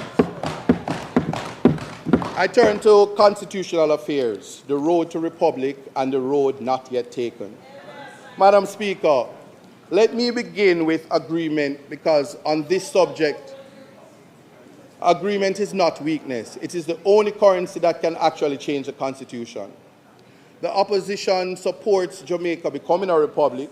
We support removing the British monarch as our head of state and replacing the King of Jamaica with a Jamaican of no divided loyalties. On the principle of patriating our highest law, of enacting for the first time a constitution by us, for us, and made for us. There is no quarrel between the sides of this House. And our agreement is not abstract. The government's own record shows that the Constitutional Reform Committee reached consensus on the two foundational questions. That is the abolition of monarchy and the repatriation of our Constitution. And the term, we have adopted the term Jamaicanizing, first raised in the 1995 report of the Joint Select Committee on Constitutional and Electoral Reform, to describe a supreme law passed by our own parliament and approved by our own people, rather than left as a schedule to a British order in council. The opposition named its members to that committee, and they sat in good faith and in detail from the very first meeting. So let no one in this House suggest that the opposition came late or grudgingly to the table of the Republic. Where the government has stumbled, though, the quarrel is about how and about how much. The government chose a phased approach that would remove the king but leave us in the same breath. Still traveling to London to the Judicial Committee of the Privy Council for final justice. I'm not sure if the Minister of Justice appeared before the King's Council before, and I did some research, but not so. The opposition's position, stated plainly by our leader, is that it should be two instead of one. Well, that time has come for all decolonization, to free ourselves of the crown while keeping a British court as our court of last resort is to change the symbol and keep the substance. The government answers that final court is contentious, that it belongs in a later phase, and that the people should decide it by referendum. The Justice Minister has urged us, in effect, to get it done, to start with what is agreed and debate the court afterwards. Mr. Speaker, the opposition understands that argument, but we simply did not accept that. A nation should be asked to complete its independence in installments, deferring the most practical act of sovereignty, control of our own final justice, to a phase that may never come. Phase 2 is where good intentions go to wait. Madam Speaker, the matter has compounded the matter because this very House passed an amendment under Section 96(1) and 121, an act to extend the tenure of the DPP and the Auditor General. And it gave no consultation to the very committee it created. Correct. It was Dr. Lloyd Barnett who had to ask for a special meeting to air it. And this is a matter of courtesy. So if the government will not extend the courtesy of consultation on an ordinary amendment, it had the votes to pass alone. How is this House and how are the people of Jamaica to trust its good faith on deeply entrenched questions it cannot pass alone? Well, Mr. Speaker, there is a new arithmetic of this parliament. We're enough over here. So your 2/3 majority cannot be done without us. Let that sink in. You have to deal with us as a matter of necessity. So that is why the opposition has insisted that this work resumes where serious constitutional work has always succeeded. Leader to leader at Vale Royal. And not delegate it as though were a routine department business left to the Minister of Justice to just deal with it and get on with it. The Constitution is much more important than that. On the issue of the final court, well, the opposition makes 2 points. First, this is not at its heart about the Privy Council versus the Caribbean Court of Justice as institutions. Both courts I have appeared in, Minister of Justice. Now, today the litigant who cannot afford London is in practice shut out of his own final court, severing the appeal to the Privy Council and vesting final appellate jurisdiction in the Caribbean Court, a court substantially funded, staffed, and led by the region. Is that act that brings the highest court within reach of the average citizen? And I will just say humbly, decolonization that does not reach the poor is decoration.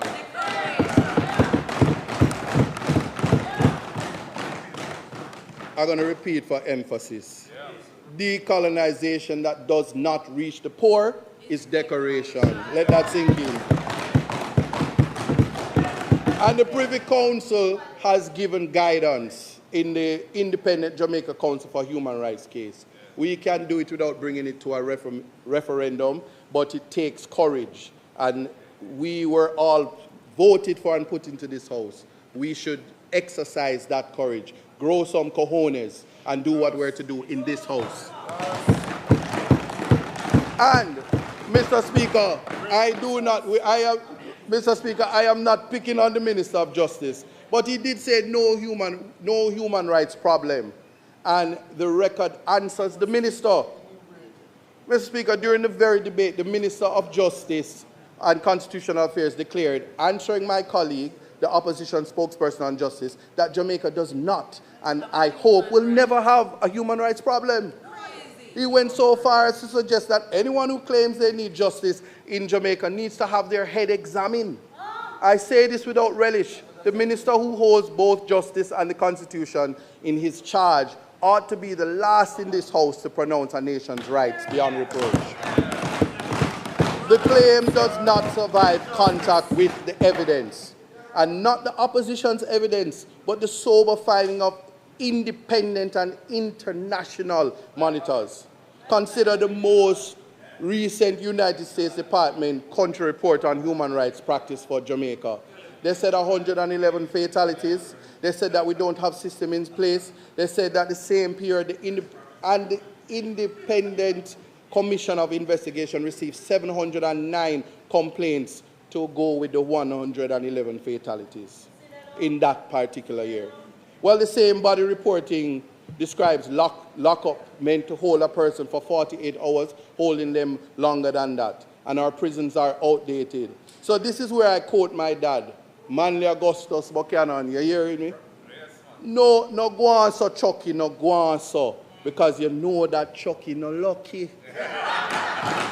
Human rights must never be seen as an ostrich with his head in the sand. It is not a strategy, but rather screams danger. Chucky, you're lucky. But, Madam Speaker, the minister's entire answer to this catalogue was a single institution. Go, he said, to the Office of the Public Defender. Yet the minister knows, or ought to know, the limits of the very remedy he offers. Because by law, the office cannot appear in court. It may only retain attorneys to act for those it assists. And this Parliament may lawfully disregard its findings and decline to act on its recommendation. A remedy that cannot enter the courtroom and whose conclusions the state may shelve at will is not proof that our rights are secure. It is a measure of how exposed they are. To direct the citizens to the door and declare the matter closed is to mistake the existence of a door for the safety of the house. Can't live in a door, Chucky. You're not lucky. Madam Speaker, this is precisely why the question belongs in debate. Mr. Speaker, the question belongs in debate on our Constitution. We cannot, in our breath, promise the people a new supreme law that strengthens the Charter of Fundamental Rights, and in the next deny those very rights are under strain in the lives they lead today. A republic worth the name is not founded on the declaration that the problem is solved. It is founded on the courage to name the problem and the will to meet it. That's right. Now, that's right. This comes, Mr. Speaker, this brings to what they call a hot topic, and I bring the heat. Hear this. If the minister doubts the rights require vigilance, let him weigh a matter that is entirely new to our national life. This month, the government signed a memorandum of understanding with the United States under which persons removed from American soil, so the third country nationals, neither Jamaican nor bound for Jamaica, are to be received here and held while they transit to a final destination.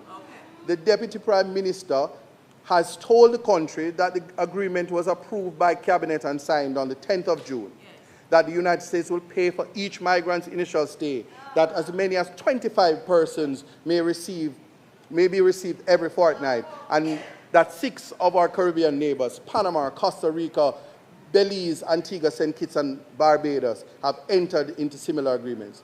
This is a profound step in the life of a small nation, and yet has not been brought to this House to be debated. The government points fairly to safeguards that Jamaica may refuse any individual and that either party may end the agreement at short notice, that there will be health screening, identity verification, criminal record checks, and clearance from the National Intelligence Bureau, and that no person with a criminal record will be accepted. Those assurances are welcome, and I do not disparage them. But an assurance is a promise, and this House exists to test promises against practice. Who reviews a refusal, and on what criteria? What becomes of a person whom we receive but cannot move on? The minister himself concedes that those who elect to remain must apply to our courts for asylum. And there lies the problem, Mr. Speaker. The difficulty begins right there. For the very international reporting the Justice Minister waved away describes a country with no clear procedure for the granting of asylum or refugee status and no consistent system to protect refugees. Each case in the government's own practice handled administratively one by one. We simply don't have a system in place and no legislation. Mr. Speaker, we need not imagine the test, for it arrived on our own shores this very week. On Monday, the 17 Haitian nationals, 10 men, 4 women, and 3 children came ashore at Pasley Gardens in Port Antonio, in my constituency, and were taken into custody for health and immigration processing, their future, as I speak, uncertain. Here is the question the Republic must be able to answer. If we stand up screening, oversight, and accommodation funded from Washington for 25 persons transferred to us every fortnight, with what consistency, what due process, and what plain humanity do we meet the 3 children who reached Portland in a boat? What? A nation's character is revealed not in the agreement it signs in a comfortable room, but in how it treats the frightened stranger who arrived unannounced.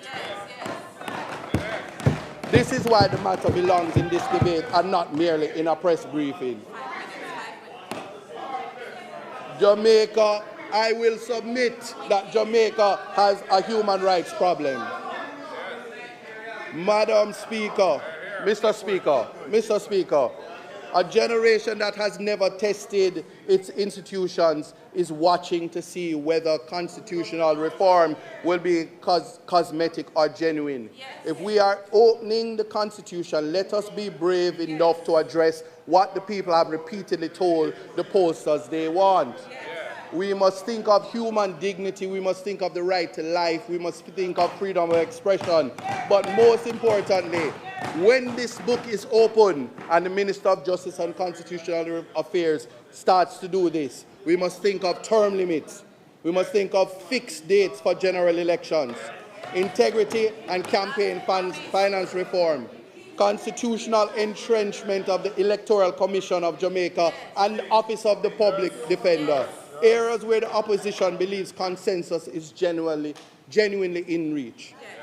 A settled answer on the nature of the presidency, protection of the Charter of Fundamental Rights and Freedoms, ensuring that the new constitution strengthens and never dilutes the rights our citizens already hold. Consideration of the rights of the Maroons under the 1738 Treaty. We must take that head on. And Mr. Speaker, much of this ground has already been walked, and the opposition does not begin from zero. The Reform Committee has deliberated the form of the presidency, distinguishing an executive president from a purely ceremonial one, and it has favored Jamaican rather than Commonwealth citizenship as the qualification to sit in our parliament, with a test of allegiance for those of dual citizenship. We start these conversations from consensus already built. The opposition asks only that the government have the nerve to carry that consensus the full distance and the generosity to add to it the reforms the people themselves keep asking for. Madam Speaker, Mr. Speaker, every advance in our constitutional history has been bipartisan. Independence itself rested on the cooperation of Manley and Bustamante. The reforms of the 1990s carried the name of Patterson and Seaga. The Charter of Fundamental Rights and Freedoms in 2010, perhaps the final constitutional achievement of the modern era, was passed by a partnership between the Jamaica Labour Party, Prime Minister, and a People's National Party leader of opposition. Not one of these was the work of a single party in a single term. The Republic will be no different. It will be built by both sides, or it will not be built at all. And I will just say, our young people and the Constitution. And here, Madam Speaker, the two halves of my portfolio finally meet. The young Jamaican who cannot read at grade 4 will not read the Constitution we write. The unattached youth who believes the state has never protected him will not believe the Republic belongs to him. A new constitution by us, of us, and for us is empty if a generation has been taught by experience that the state's promises are for other people. So let civic education be real and not tokenistic.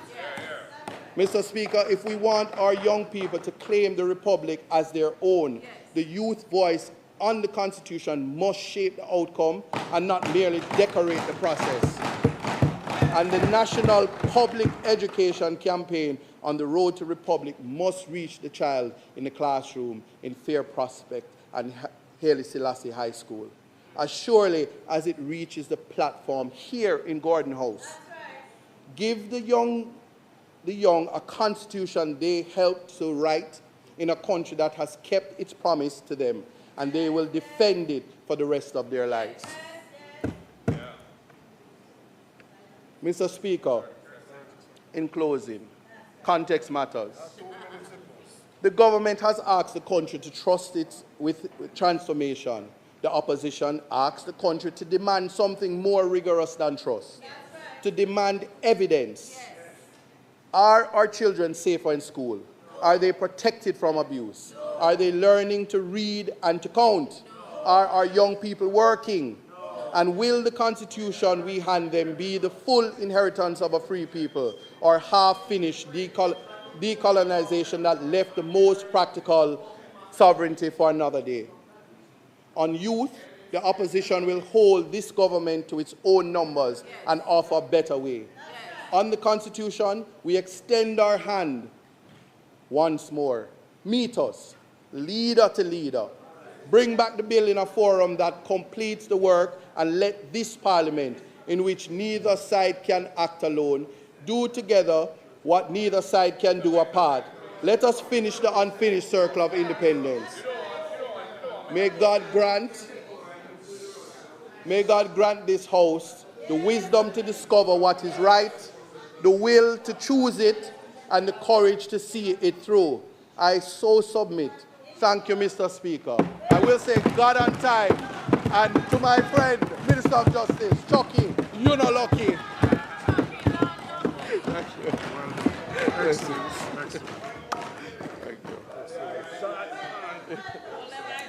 House Leader. Mr. Speaker, let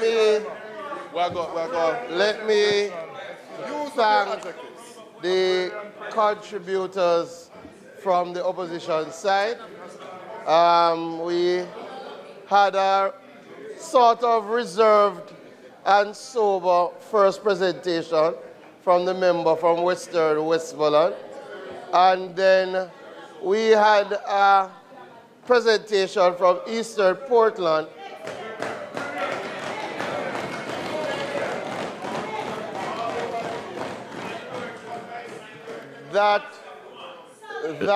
House Leader, just a reminder to those in the gallery, you are not in any way to disturb the proceeding. No clapping, no shouting, no banging. We had a presentation from the member from Eastern Portland that did raise some points. However, at one time I wondered if he was the spokesperson on current affairs. With that said,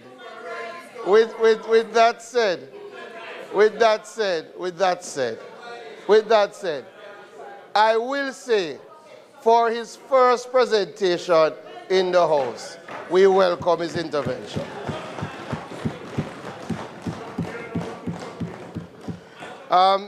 Mr. Speaker, we're going to continue in public business. I will take this opportunity to welcome the members from Eastern Portland. They were not here when I spoke earlier. And I'm very happy to see the students from Titchfield, which is among the best institutions in our country. A very, very good high school. Very good high school. We will now take the... Oh, and Big Youth. I definitely want to use the opportunity to welcome Big Youth and big him up for joining us in the House. I know the Prime Minister will be happy. I know the Prime Minister will be happy to see you here. We will continue in public business, so I suspend the debate, sectoral debate, until our next sitting, at which time we expect to have our final presentations in the sectoral debate. We will have the presentation by Minister Grange. We will also have Denise Daly, and we will have our closing presentation by Dr. Chang. We will now, so I ask that the debate be suspended, and then we will go directly to the Minister of Labour as we will commence the debate on the minimum wage bill. The request is on the floor for the suspension of the sectoral debate until further notice. Those in favor? Those against, the ayes have it. House Leader.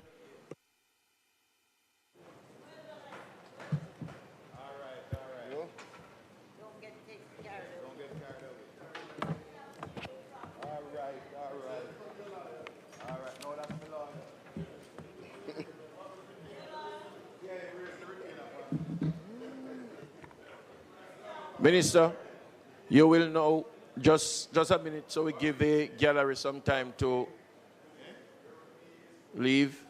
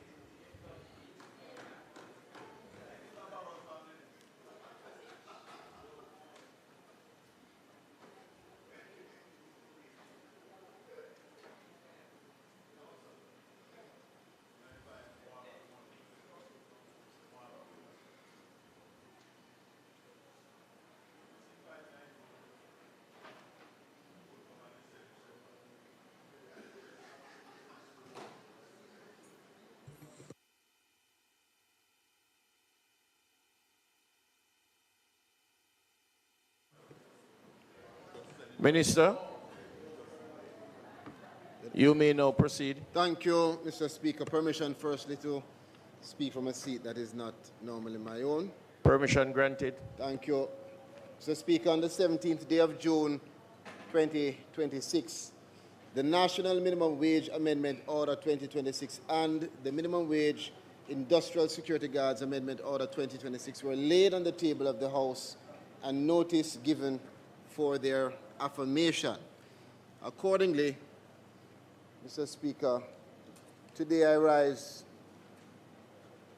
to reaffirm the government's commitment to ensuring the principles that protect every Jamaican worker, provide them with fair compensation. Since its enactment in 1938, our Minimum Wage Act has remained a cornerstone of worker protection in our country, helping to ensure that the country's lowest paid workers receive a minimum standard of income to support their basic needs and dignity.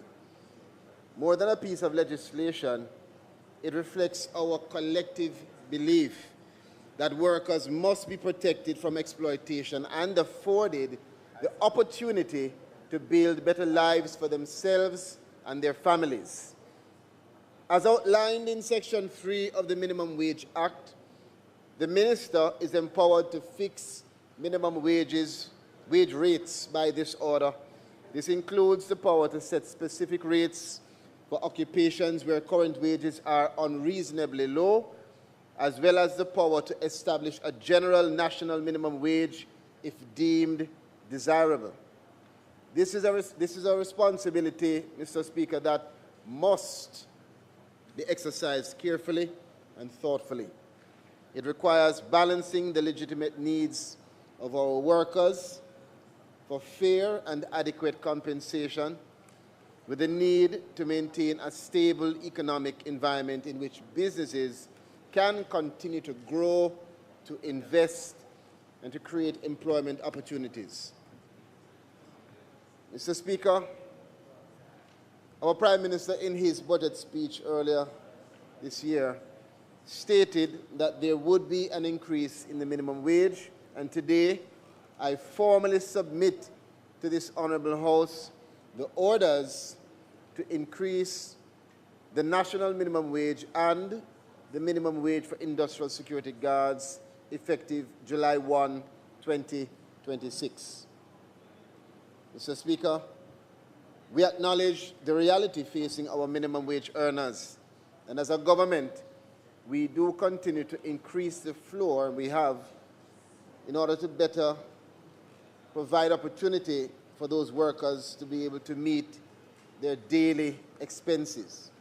Over the last 10 years, we have demonstrated in action, not just words, a commitment to consistently increasing the minimum wage, improving, therefore, the capacity of minimum wage earners, moving from 6,200 in 2016 to now 17,000 in 2026. representing, Mr. Speaker, over that time, an estimated increase of 174%. Of note, this increase is the 5th consecutive annual increase. Now, Mr. Speaker, it's important to note the government has not treated minimum wage adjustment as an isolated act. This is a part of the broader commitment to improve living standards, to strengthen economic security, and to ensure that national progress is shared more fairly across society. Accordingly, I move that this Honourable House affirm the following increases, which are to become effective on July 1, 2026. Firstly, the national minimum wage is to be increased from 16,000 to 17,000 per 40-hour work week. This means that A, single-time rate standard pay, this is your basic hourly pay for a regular work week, is to be increased from $400 per hour to $425 per hour for work done by the worker during any period not exceeding 40 hours in any week.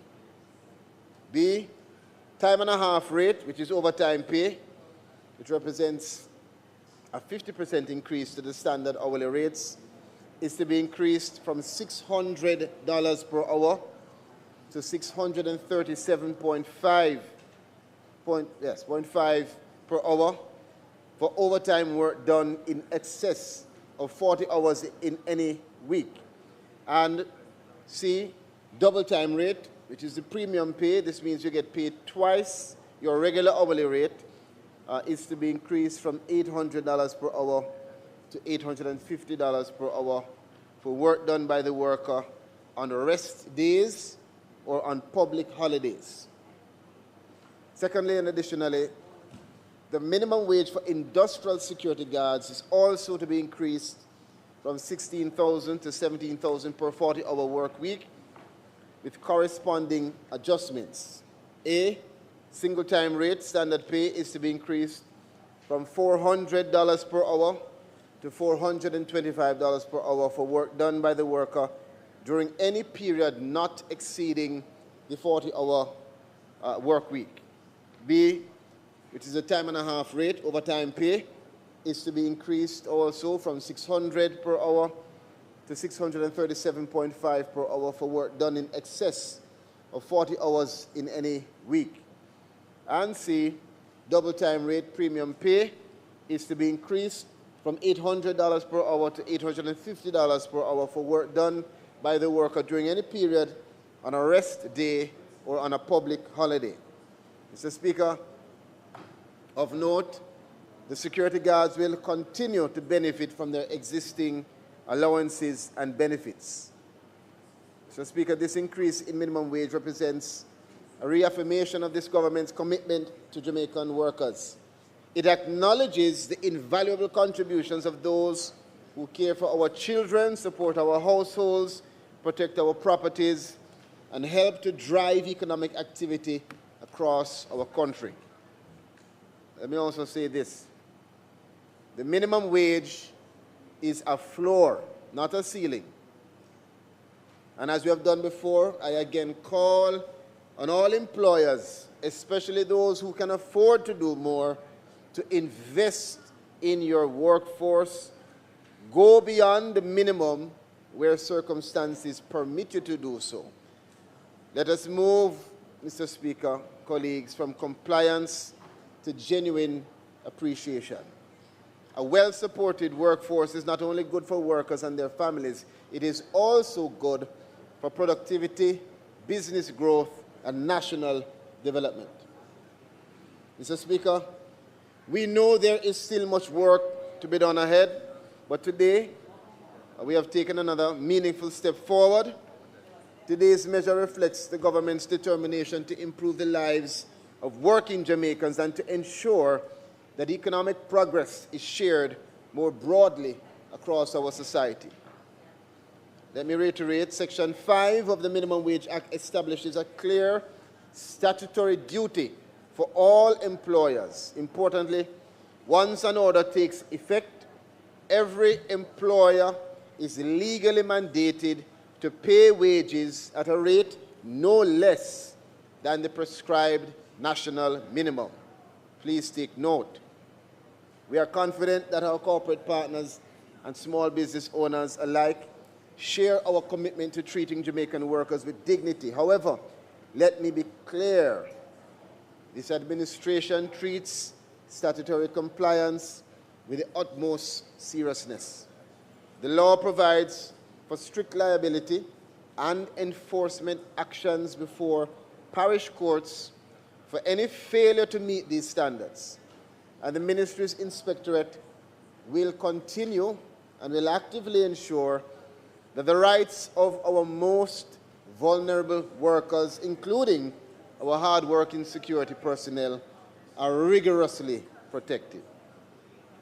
With that, Mr. Speaker, I now formally seek the affirmative resolution of this Honourable House for both the National Minimum Wage Amendment Order 2026 and the Minimum Wage Industrial Security Guards Amendment Order 2026. Let me close by reaffirming that us act decisively, Mr. Speaker, in support of Jamaican workers. Let us take this important step towards strengthening economic security for thousands of families across our country, and let us continue working together to build a more just, equitable, and prosperous Jamaica. Thank you, Mr. Speaker.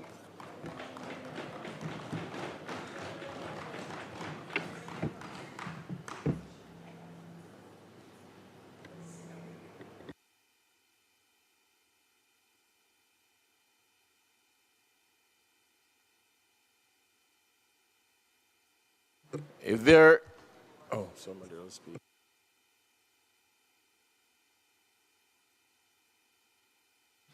Member from Northern Clarendon, Clarendon Northern.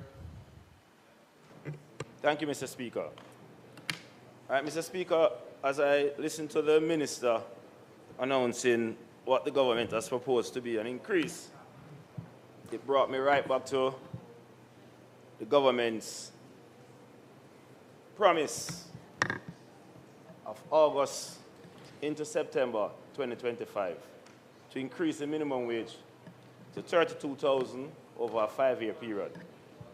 To date, we are seeing now the government has moved the minimum wage, even though they promised to move in the first year from $16,000 to $18,500. Today, we are seeing a $1,000 increase proposal. That is woefully lacking.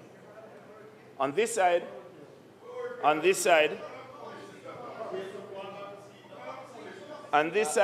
we propose, from the outset, we would have proposed that we wanted a livable wage, not a minimum wage.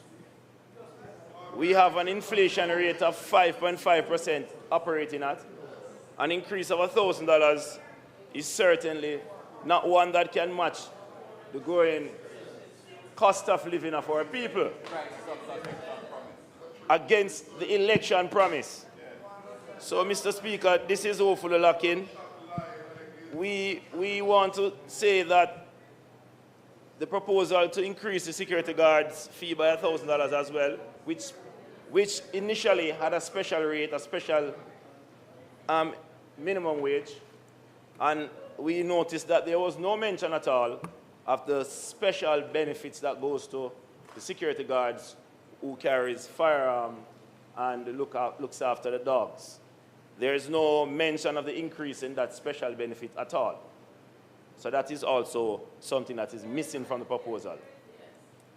And the minister will have to say where that is.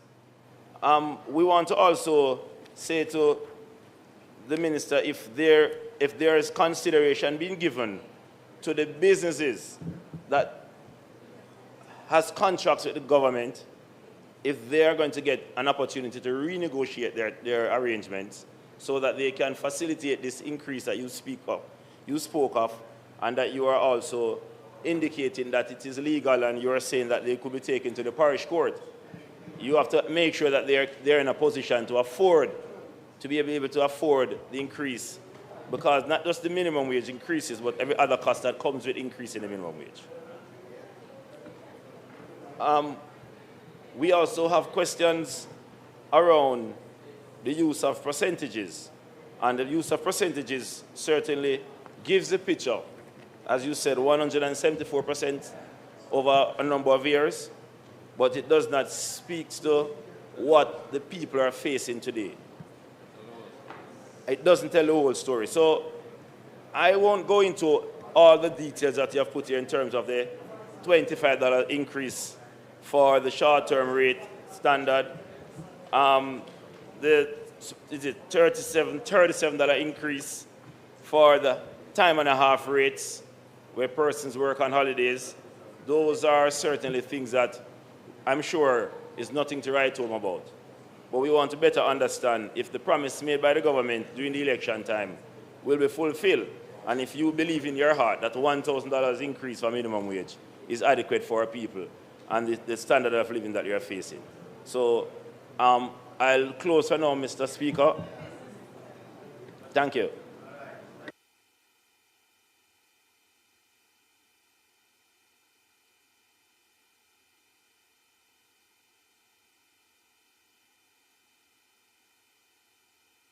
Member from St. Catherine, Northwestern.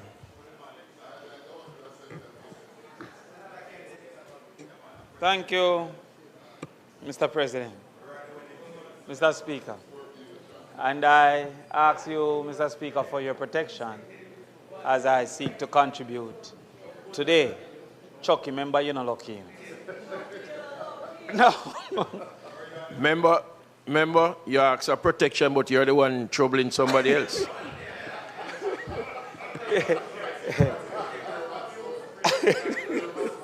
Mr. Speaker, no maths is necessary today, but I want to make a special appeal on a category of workers that this particular bill don't represent today. Mr. Speaker, there's an industry called tourism for which I believe that there is a necessity for the consideration of a special minimum wage for tourism workers.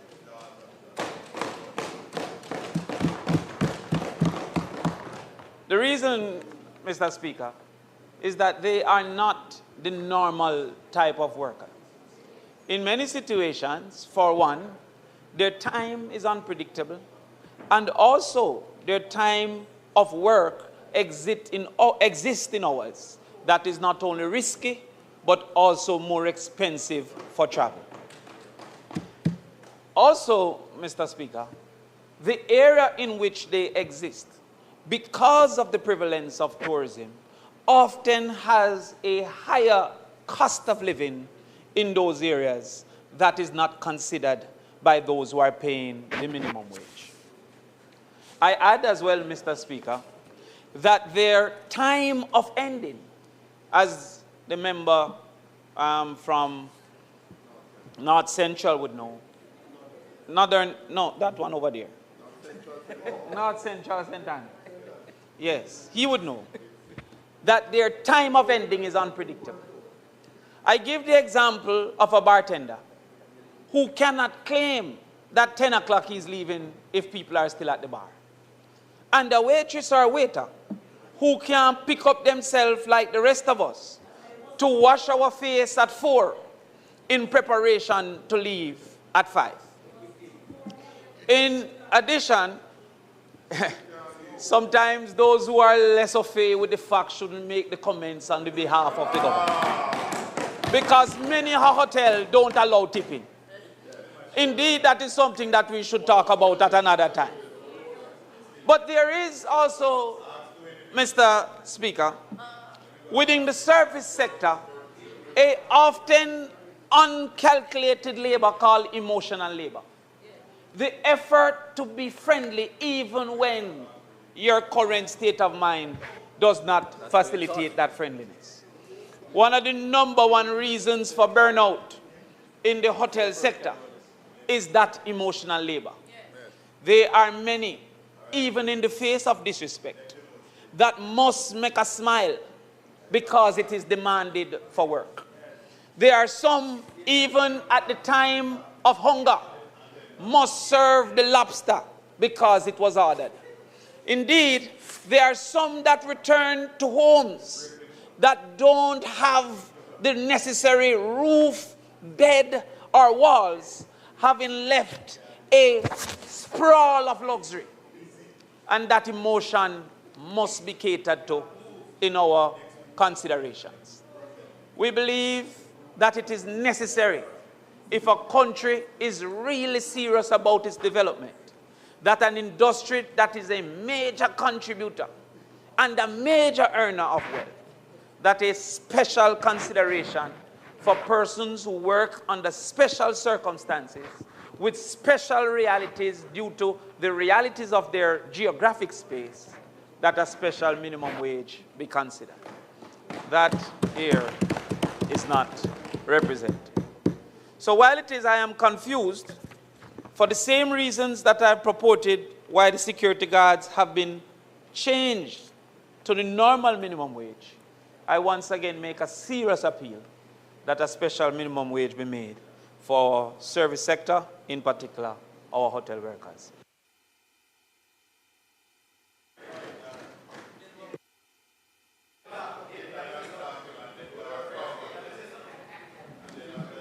Member from St. Andrew East Central.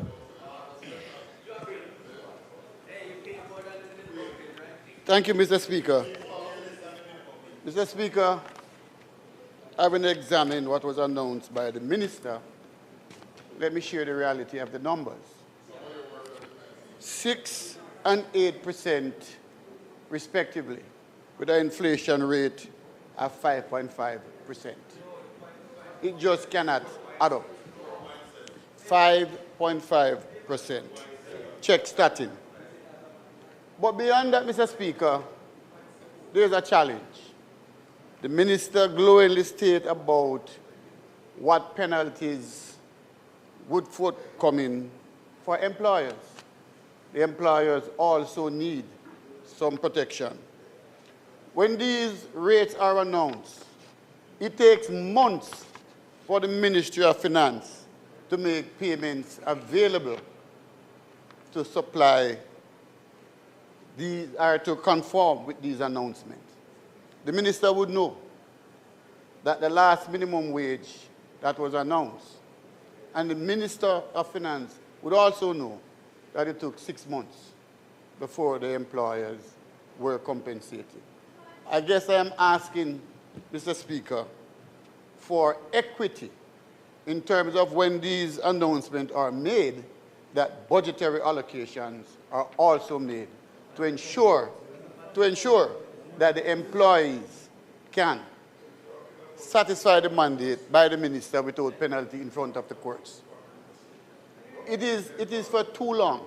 It is for too long that we continue to ask employers to subsidize the services of government. It becomes burdensome. We have other attendant costs, like bank charges, that is not considered. So I rise, Mr. Speaker, to ask for equity across the board. I thank you.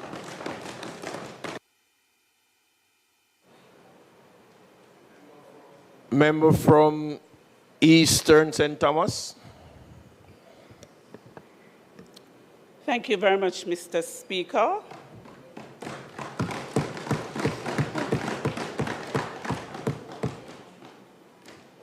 Minister, I rise to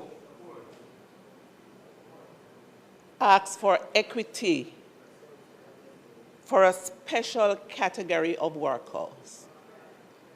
And that category of worker is the laborers that are working on the road projects. Yes. I am not sure if you're aware, Minister, if you're aware that these laborers work Sundays, Saturdays, and holidays. and they are not given that special treatment as it relates to overtime and time and a half. I am appealing to you, Minister, to consider this special category of workers who have to be out there working in the broiling sun. I thank you, Mr. Speaker.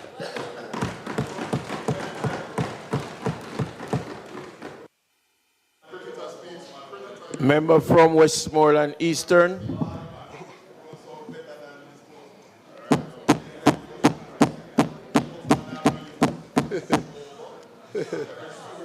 Thank you, Mr. Speaker.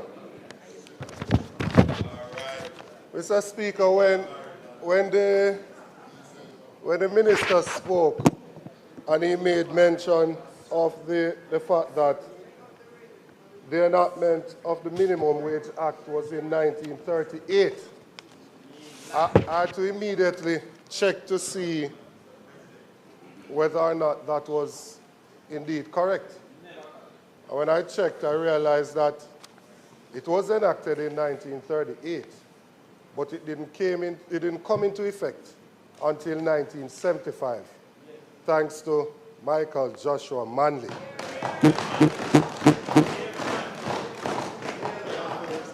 And so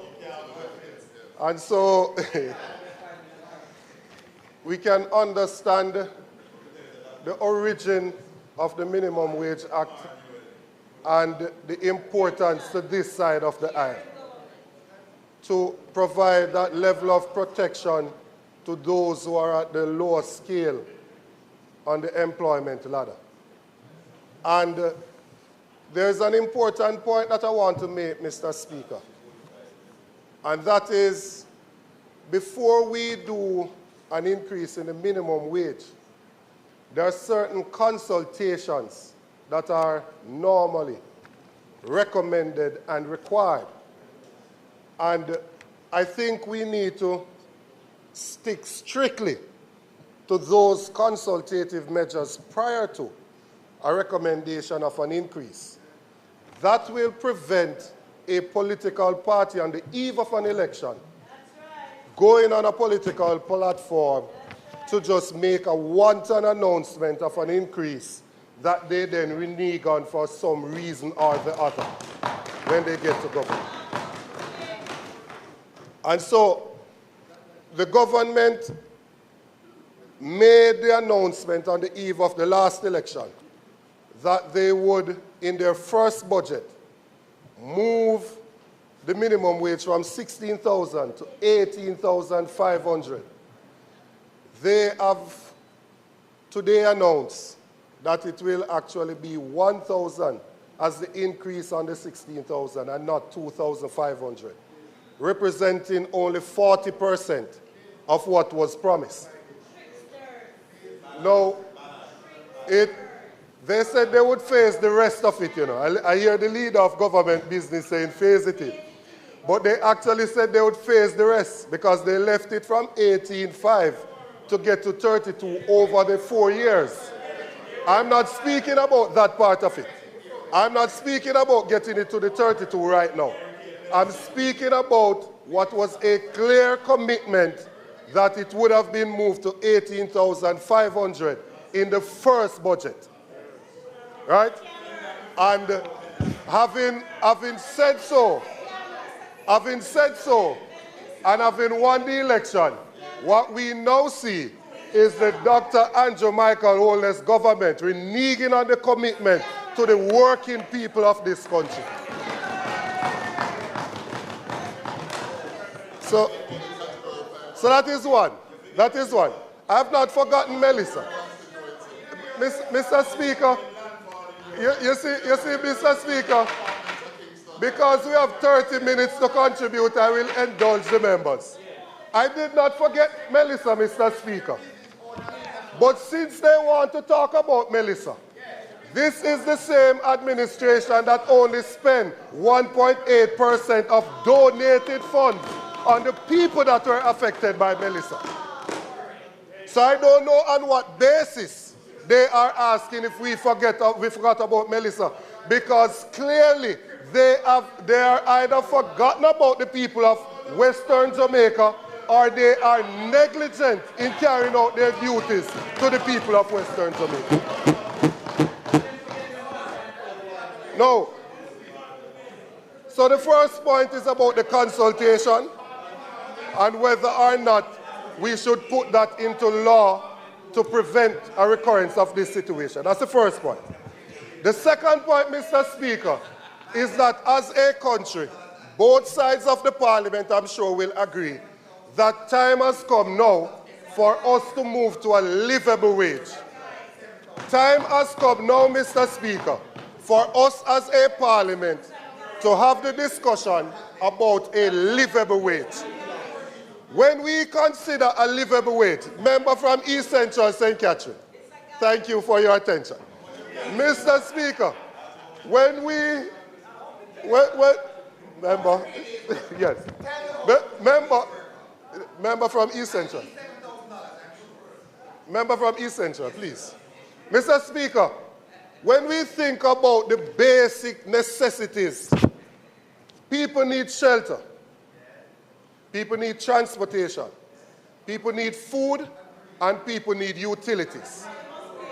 Those are 4 basic requirements that people need. So when we speak of a minimum wage of 16,000 and then we gloat about that being a 174% increase over 2016, not taking into consideration the increase that has happened in housing costs, in transportation costs, in food costs, and in the cost of utility. The member from East Kingston and Port Royal will be more than happy to inform this House that in 2016, it cost 25 US cents per kilowatt hour for electricity. That is now over 40 cents. Closer now to 50 cents. So you cannot ignore that reality when you are thinking about what the people of the country are facing. And I think too many members here are comfortable in the eloquence of their home, the affluence of their home. They are comfortable under their ACs. They are comfortable with their big dinner. And they have forgotten about the people, the working class of this country. The junk and power. Junk and power. Junk and power. Junk and power. Mr. Speaker, another matter that requires urgent attention.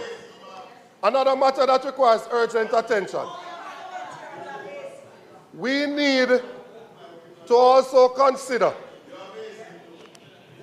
this continuous practice of putting people on contract work that is causing them not to have the benefit of some of the minimum things that we fought for as a labor movement many years ago.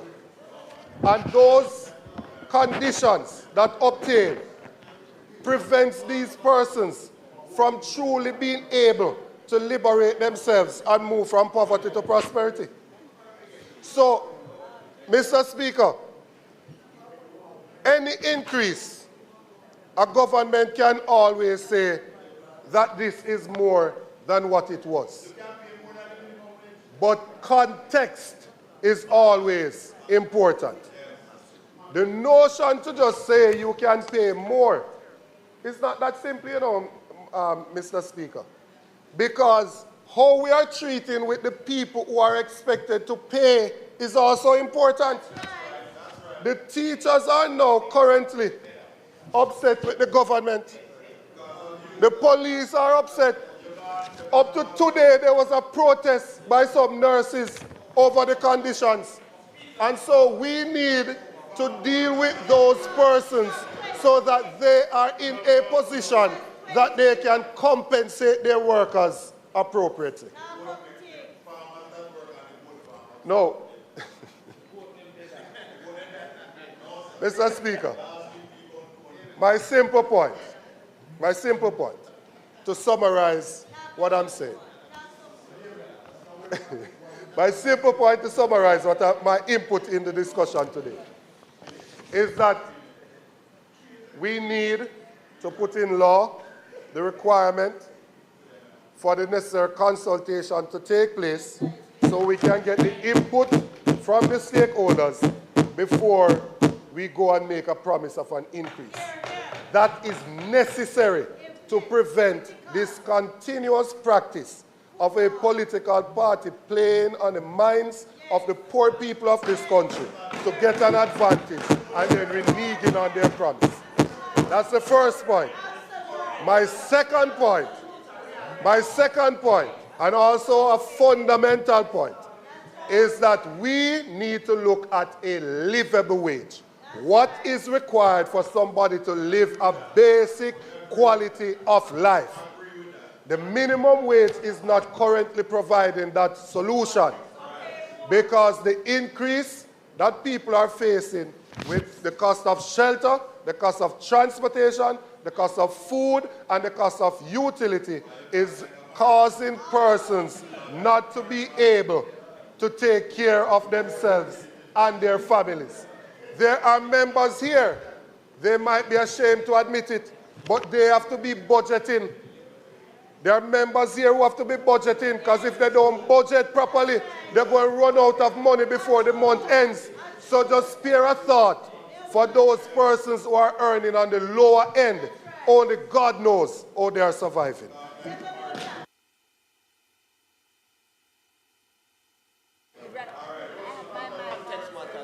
No, his mic is off. Yes. Thank you very much, Mr. Speaker. It's fine, go. I will. You know, Mr. Speaker, I have listened. And the minister, on behalf of the government, has brought the amounts that the increase that the government has now given, which is not what was promised in an election. But I'm not even going back to where Melissa is. You know where my mind takes me? To the fact that persons in this House have got up and made their points about the fact that it's not enough and so. And I want us all to ask ourselves the questions, because some of us in here have businesses, we do run homes, we are parliamentarians, and while we speak that it is not enough, I ask you, you don't have to follow what the government is doing, it is. I ask us all,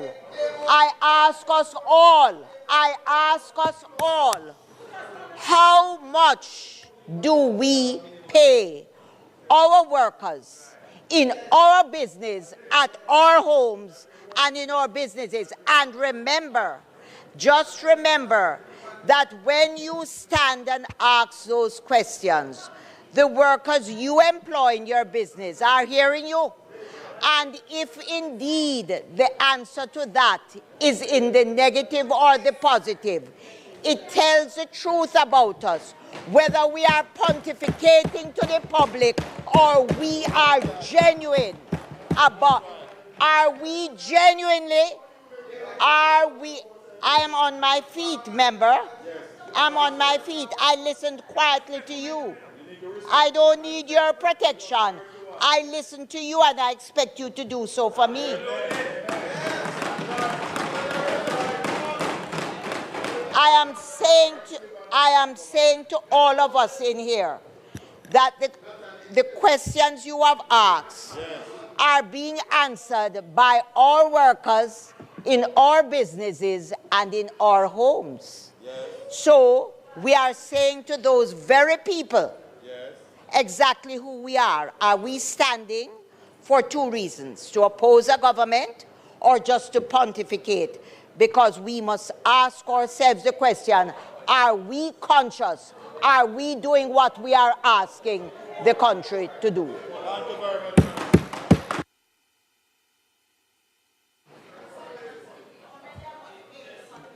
Yes.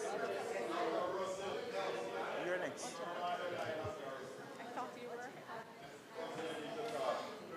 Member from St. Catherine East Central. Mr. Speaker, I rise to make the point, part of which was made by my colleague from Trelawney. The truth is, Mr. Speaker, that there should be no Jamaican working less than $35,000 per week. That is just the plain truth. However, Mr. Speaker, hang on. However, Mr. Speaker, when one considers the reality of our country, we're still a growing economy. We have gone through 2 hurricanes in the last 2 years. We have passed through, hang on, member. We have passed through the ravages of one of the worst pandemics in over 100 years, and yet Jamaica still stands. So the member from Westmoreland spoke about context. So let's put Jamaica's economy over the last decade in context. Mr. Speaker, in 2012, during the administration led by the People's National Party, we saw a very slow movement in minimum wage. And the truth is, you want to talk about the records speak for themselves. Minimum wage was increased from $4,500 to $5,000, Mr. Speaker. A very small increase of just $500. Between 2014 and 2016, the minimum wage under that administration moved from $5,000 to a mere $5,600. A very slow increase of another $600. Fast forward to 2016, Mr. Speaker, and minimum wage in Jamaica moved in 2016 to $6,200, 2018 another increase to $7,000, 2023 another increase to $13,000, 2024 another increase to $15,000, 2025 another increase to $16,000, and now 2026 another increase to $17,000. Now, Mr. Speaker, within the context of governments and increases in livable wages or within a minimum wage, Mr. Speaker, the government led by the Jamaica Labour Party has given your ordinary workers far more increases in minimum wage than any other administration in this country, Mr. Speaker. The minimum wage has moved in the last 10 years by more than it had under any other administration. And that does not include, Mr. Speaker, as I said, the backdrop of COVID pandemic, where not one civil servant lost their job, Mr. Speaker. Mr. Speaker, you talk about unrest. Not one doctor, not one teacher, not one police officer, not one nurse, not one soldier, not one public servant, not one public servant lost a job in Jamaica during the 2.5 years of COVID. Those are facts, Mr. Speaker. Mr. Speaker, notwithstanding 2 hurricanes, Mr. Speaker, 1 hurricane, the worst that we have seen again in 100 years. Mr. Speaker, the economy of this country continues so that we can still put on a little something extra on the minimum wage. No, Mr. Speaker, it is not perfect. It is not ideal, but it is a minimum. And, Mr. Speaker, there is nothing that stops any member in this House, any business person, any professional to pay more. So, Mr. Speaker, there are some persons who will pay an average week of $30,000, Some will pay $35,000, Mr. Speaker. There are some who will pay a day's work of $7,000 a day. So, Mr. Speaker, it is for all of us. And I can say I lead by example. I don't just stand up here. It is incumbent on all of us, Mr. Speaker.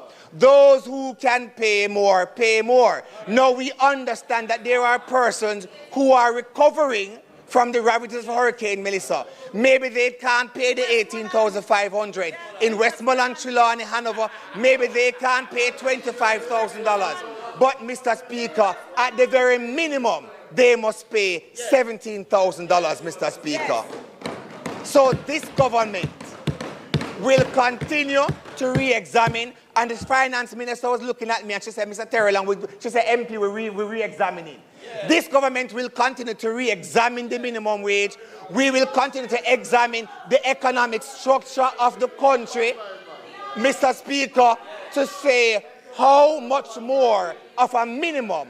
But for the country to understand, it is a minimum. It does not mean that you have to pay that. You can pay more if you can pay more.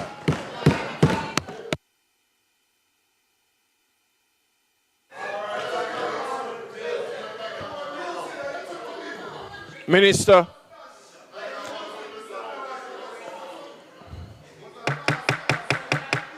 Minister, you have to wait. There are two other mics. There are two other mics.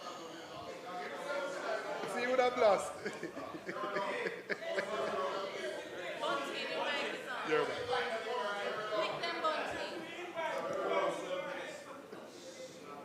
Thank you. Thank you, Mr. Speaker. Well, I am happy to share what I pay my workers in wages, and I would not be embarrassed to state that amount in this House. But the 2 points I want to make, I keep hearing about comparisons about increasing the minimum wage between 2012 and 2016 or 2015. And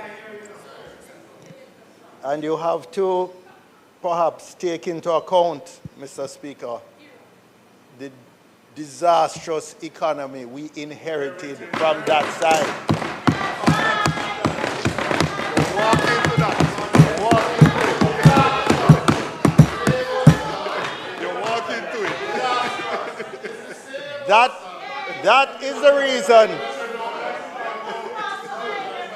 That is the reason we could not increase it more.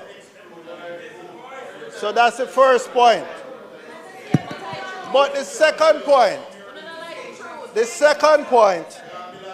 is when we look at a comparison across the Caribbean.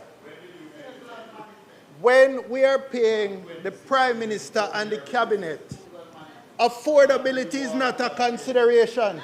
We have the highest paid Prime Minister and Cabinet in the entire English-speaking Caribbean.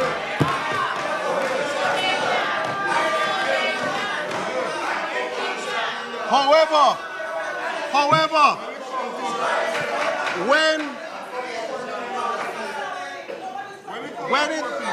when it comes to those at the bottom, we are way behind the Bahamas, we're way behind the Barbados, we're way behind many other countries in the Caribbean when it comes to those at the bottom.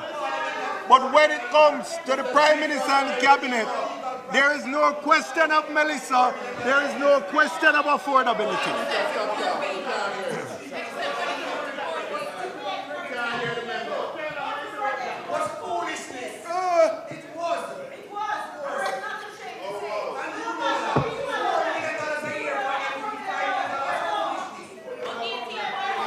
All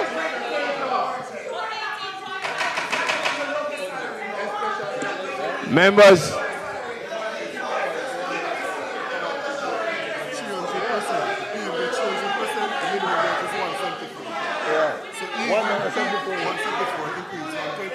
Yeah. So even with that, so Member, are you seeing me on my feet?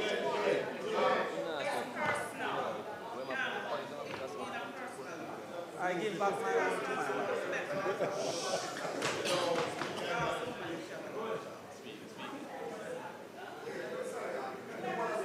Yes, Mr. Speaker.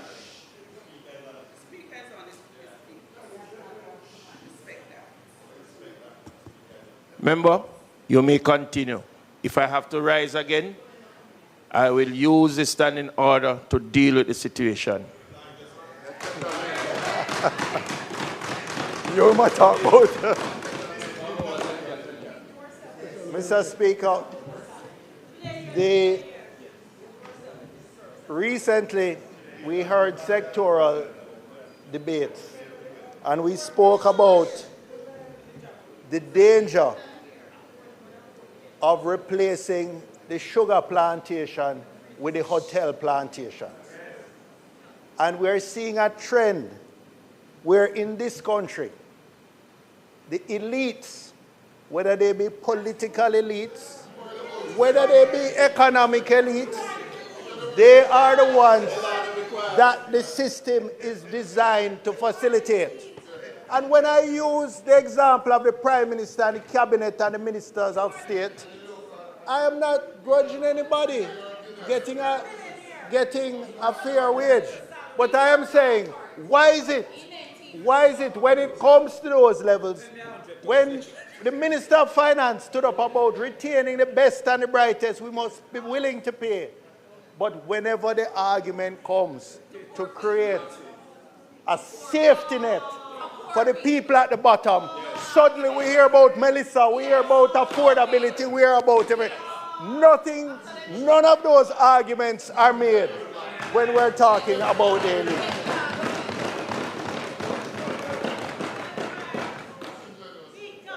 So, Mr. Speaker, promises were made on political platforms. Those promises have been abandoned. The people have been scammed. The people have been scammed. The people have been fooled. They've been chopped. They have been samfied. And that is a disgrace.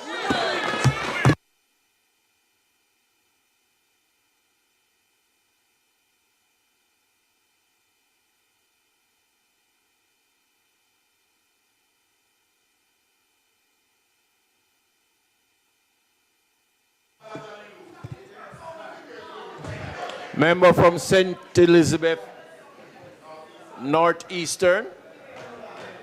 Thank you. Thank you, Mr. Speaker.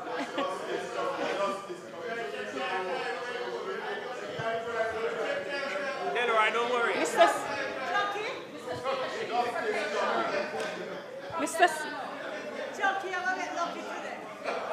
Mr. Speaker, my intervention is actually very brief today.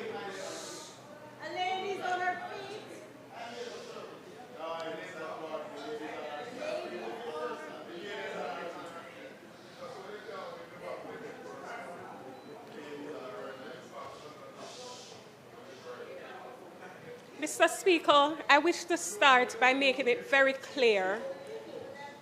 We on this side welcome any fiscal relief that will benefit the most vulnerable amongst us.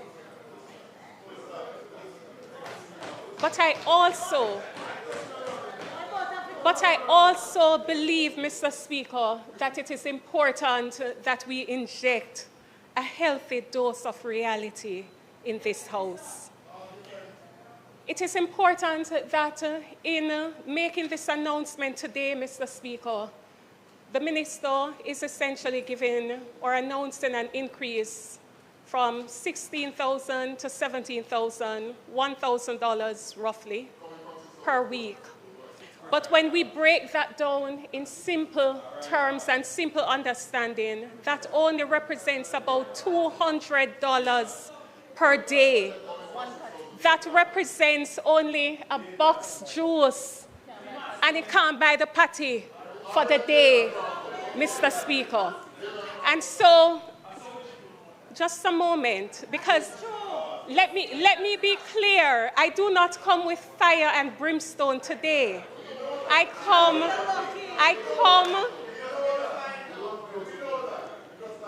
come from a place of concern as one who springs from the bowels of society.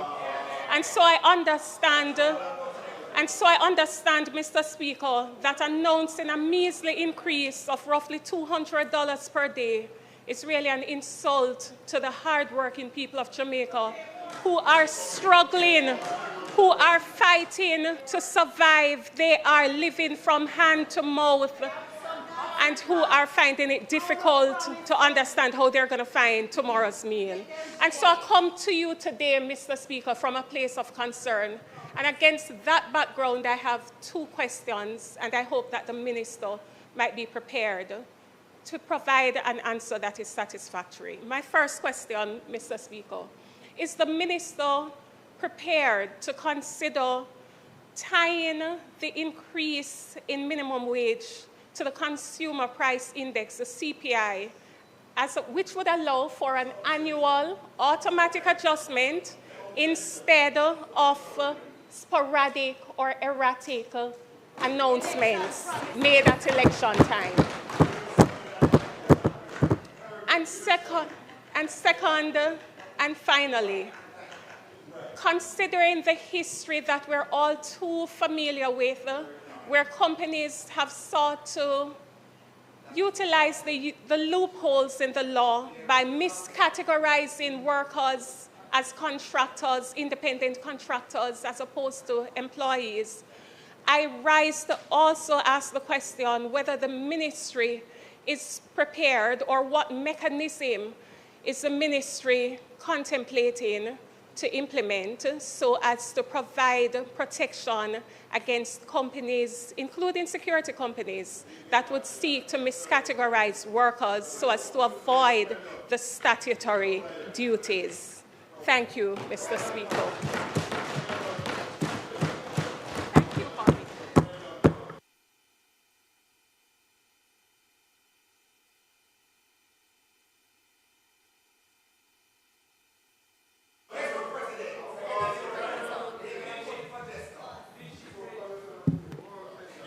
Member from St. Catherine Southern.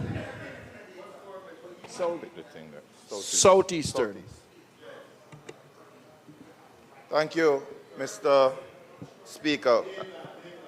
I rise to make my contribution to this debate from not just a professional note, but a personal note, where I have friends who are rebuilding in the West. You use Hurricane Melissa as the reason why you cannot grant this extra $1,000 increase that you promised. But for those who need that extra $200 a day, those who you refused to give the donation money to, but instead spent 1.8%, for those who you will neglect, where NARA is only for major infrastructural projects, where the Solidarity Program sent back $500 million rather than distribute to these people. You are using your contacts, your positions to benefit the wealthy friends among you. But you are using your position today to stop those who are still living under tarpaulins, who know that this is the only way they may help get some help to rebuild. Point of order. Mr. Speaker, there... Turn the mic on. I rise at a point of order. There are certain things that are allowable in a debate. They are held in Standing Order number 16, which speaks the content of speeches. One, the point of order is firstly that the speaker is being repetitious. And the point, yes, the member from Eastern Westmoreland raised a point that is being repeated by the member from St. Catherine. That's the first thing. The second point of order The second point of order has to do with ascribing motive, which the member should never do. There is absolutely no need for a parliamentary debate to sink to the level where motive is being ascribed. Do not do it. All of us sit in this house. The motive that you tried to ascribe was about why it was being done and who it was being done for. So, no, don't do that. Those are my points of order. Point of order accepted. Member, you may continue. Point of order accepted. You may continue. So please adjust your speech. Record, Mr. Speaker, the banter coming from across the aisle was pointed towards Melissa being the cause. Hold a minute, member. You're rising. What we continue to do is explain out all of the things that we're seeing and then say, okay, no. You just ruled. You ruled, it was clear, move on. Don't repeat and then move on. Move on.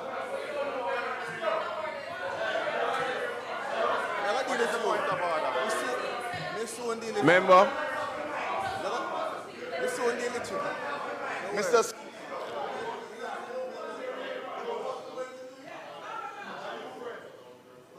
Member from St. Catherine. Member from St. Catherine Southeastern. Member from St. Catherine Eastern. I would have accepted the House Leader point of order. I am now asking you, to readdress the situation and move away from and continue your speech. My point is anchored on the fact that the statements, official and off mic, that state that they cannot give the promised minimum wage because of the ravages of Hurricane Melissa. I am stating clearly that it is Hurricane Melissa why we ought to give the promised minimum wage increase, because it is the only thing that this government can give or has committed to give prior to the election. But now, with donations and all of the other funds that are available, they are giving the people nothing. Give them their increase. That is the only thing that you promised. You are giving them nothing else. That is all I am saying. And stop blaming Hurricane Melissa for everything. Minister.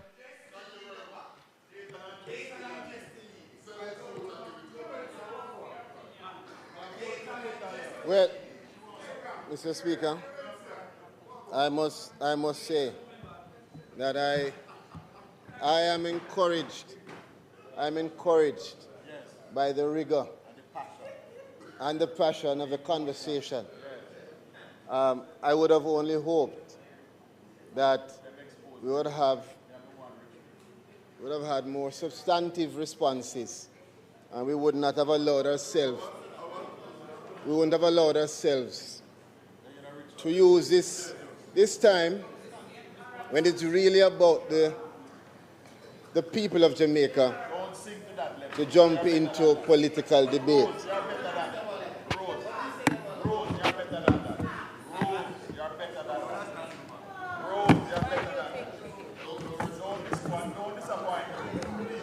Now, a lot has been said, and I want to start by firstly thanking my colleagues for their questions and for their commentary, and also for those on this side who clarified some of the matters that I don't need to repeat.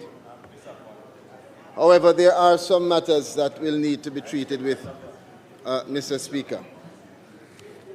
Now, a lot has been said in relation to the minimum wage and the movement of the minimum wage by $1,000 and whatever statement was made before in relation to this government's commitment to move the minimum wage beyond $30,000. Now, let me make it clear. Facts are facts. They're immutable. They won't be changed. And I would encourage my colleagues to look on the history and the evolution of the minimum wage, where it's coming from, 6,200 in 2016, and all of the consecutive movements. If I were to select any one of the movements of any year in the last 10 years, it would perhaps be more or equal to the movement between 2012 to 2016, which is 11%, I believe. This government has not only spoken about it, we are the only government that has put in place the measures and actually realized what we have committed to. I don't need to go into what took place last year. The entire country knows that. And the country is listening to all of us as parliamentarians. And it is the minimum wage workers who are listening on, and those small business owners who are asking themselves whether the parliamentarians that have made certain comments, whether they understand what minimum wage is. I think there's a real misconception. We should be very careful not to confuse the legal minimum wage floor with appropriate wages. And it is clear to me that colleagues on that side either do not understand or understand, but are choosing to make comments as political conjecture. And I would ask them to refrain from that. This is not the argument or discussion for us to go into that kind of politics. When you discuss minimum wage, you're talking about the most vulnerable. And it is time for the national discussion on that to elevate. The role of government is to ensure that no worker falls below the floor. And every time we discuss the minimum wage, we make it clear that we are not asking business to pay minimum wage. I said it when I stood up first, that we are asking business who can to pay more if you can. But the fact is we're here today to say that no matter what, you can't pay less. And there are persons who stood up and made comments who have to ask themselves their own questions. What are you paying in your business? I trust that you're paying above minimum wage. And if you are not, the government is putting in place measures to ensure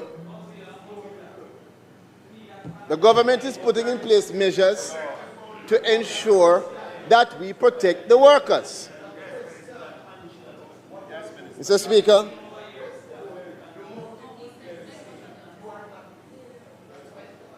again, it is really, again, I really hope that we have this kind of fire and energy for all discussions, because this is a critical one.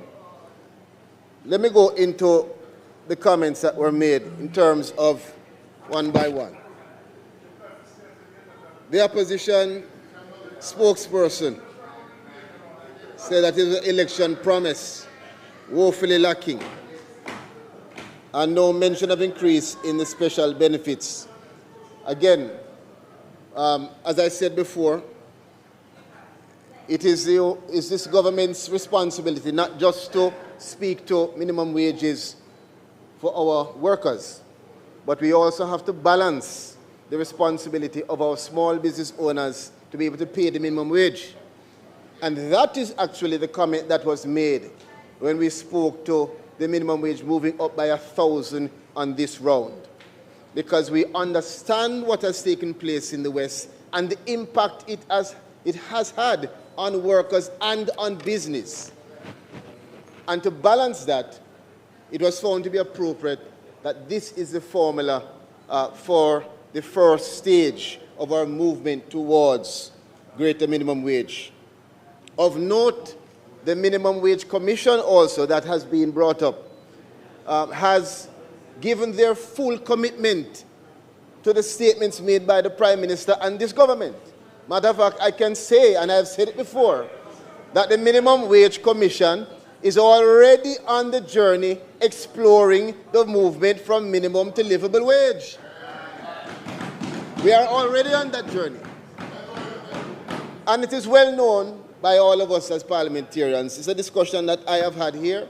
We have stated it, and we continue to do that work. Matter of fact, I also raised that we have a tripartite relationship between government employers and our unions representing the workers. And in that organization of the Labour Advisory Council, we continue to have conversation around the rigorous movement of the minimum wage and how we're going to balance the efforts of our business owners to be able to pay. So, Mr. Speaker, this government is not simply raising the minimum wage. We have taken a number of comprehensive steps, including increasing minimum wage consistently to ensure that Jamaican workers are protected, to ensure that we can continue to have the lowest unemployment that we've ever had in the country, the highest business investor confidence that we've ever had in the country. Mr. Speaker, I heard the member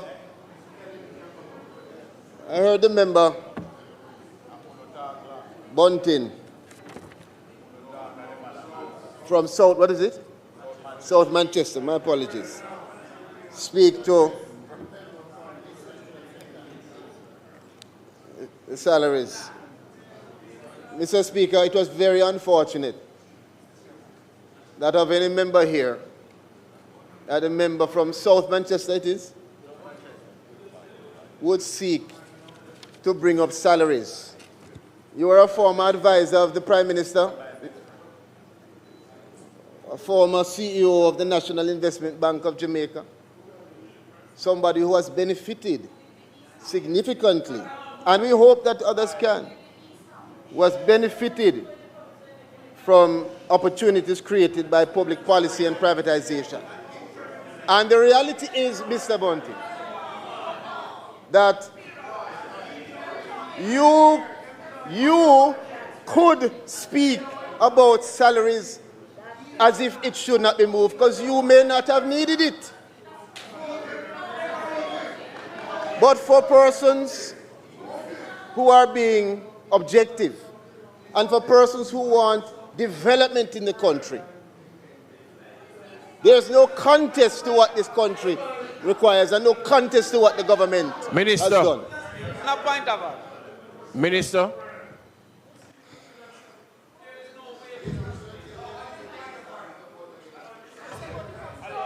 Let's hear the point of order, member. Yes, Mr. Speaker. Whatever number it is, there is no way the minister can be continuously naming and referring to the member in his presentation. If that is not motive, nothing is motive, Mr. Speaker. So he must withdraw that. Minister. Yeah, the land. Minister.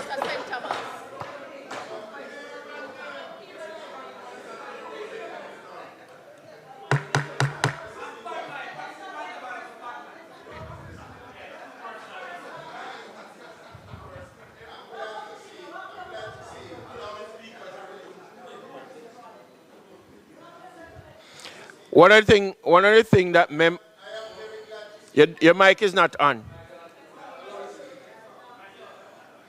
One other thing that members must pay attention to, you cannot ask for something to be done, yet you are the same one that is doing the opposite.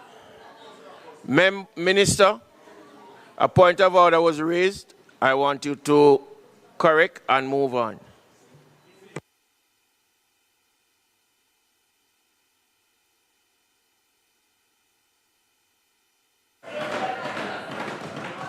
Thank you, Mr. Speaker. Thank you, Mr. Speaker. I'm not sure what it is I'll be correcting. I said the name and then I said the actual, was it South Manchester? That's the only thing I could correct. There's nothing else for me to correct. I want to also refer to the comments that were made in relation to tourism workers. And just to indicate, in the responses from the opposition, you would have noted, Mr. Speaker, that you had separate speakers asking or making comments about special conditions in separate sectors. That is exactly the reason why this government's policy is for a fair and equitable minimum wage floor that is national, so that it doesn't lead to what we saw a while ago, which is not that we don't believe that workers require more, but the national minimum wage, in my opinion, is not perhaps the mechanism to treat with the increase in wages that would be required in tourism or in other sectors. There are other ways that we can deal with providing more for those workers. As it is now, if we were to adopt that, it would lead to what we saw a while ago. Simply, you'd have different sectors asking for the same special conditions. And that is not the principle or the policy of this government. Matter of fact, we have moved towards a level, fair playing field, even including industrial security guards.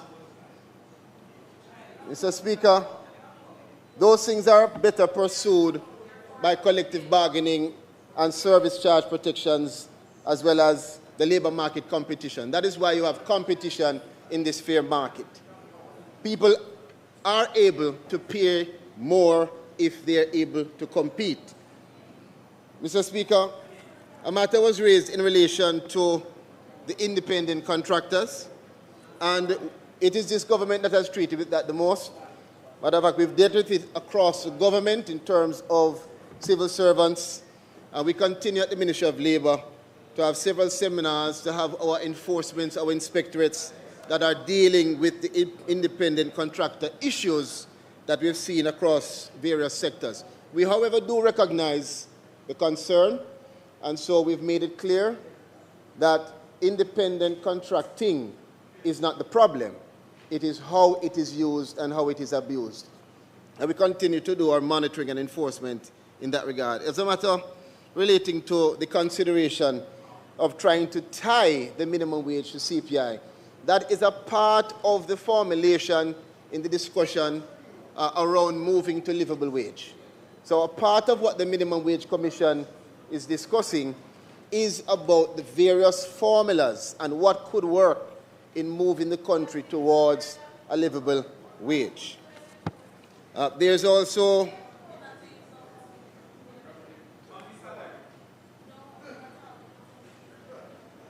I believe there's also something that was raised in relation to a consideration for the category of laborers. Again, same response, Mr. Speaker. If we are to go down the road of special condition, it would lead to an avalanche. Not that we do not consider various sectors to be critical, we do. But the principle and the policy that has worked is to have a level, equitable playing field. Mr. Speaker, I want to thank my colleagues on both sides. I think that this kind of robust discussion is a representation of the importance of the national minimum wage. However, it has to be clear to all of the children, all of the citizens that are watching. When the government speaks about minimum wage, we are not saying people are to be paid $17,000 a week. What we are saying is no one should be paid less than $17,000 a week. We continue to encourage those persons who can to pay more. So when you hear discussions around minimum wage, where people are making it seem as if the government's thrust is for that to be the wage that you are paid, it is false, it is wrong, and it shows a level of ignorance that is not becoming of us as parliamentarians. So I'd ask that we refrain from making those kinds of comments. It confuses the people who are listening to us. Again, I thank all of the colleagues for their commentary. And, Mr. Speaker, we now move that the motions, notice of which was given on the 17th day of June 2026, be approved. The question is that the motion, notice of which was given on the 17th day of June 2026, be approved. Those in favor? Aye. Those against, the ayes have it. Leader. Mr. Speaker, as we are in public business, we do have a short motion from the member from St. Andrew Western, which is really for a matter to be referred to committee. I would ask that we take that motion now. The member has promised me that he will be concise in his introduction to the motion, and we have a response. Then we will recommit the matters on the agenda and finish the House. Yes, we have to recommit the agenda for that.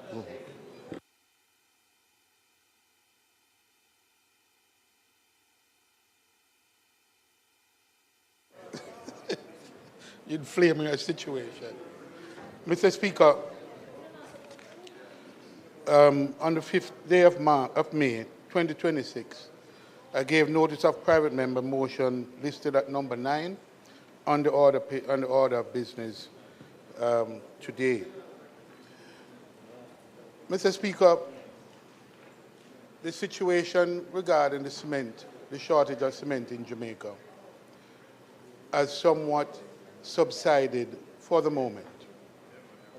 But the fact is, there are many issues still outstanding that I believe needs to be discussed and to be aired.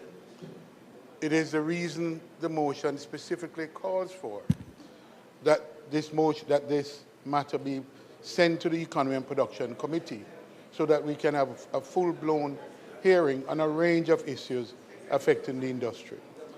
The issue of the matter of the mechanism for monitoring, data on the sector, investment in the sector, is including logistics and investments in the distribution network, are all salient issues.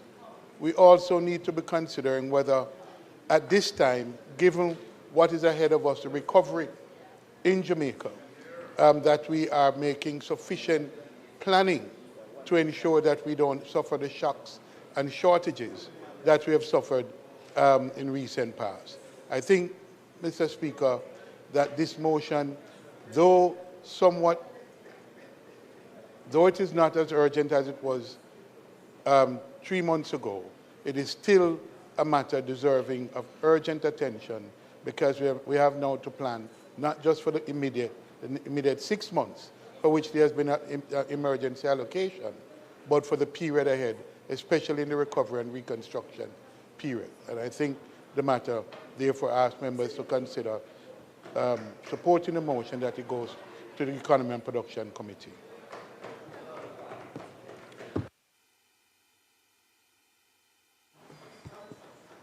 House Leader.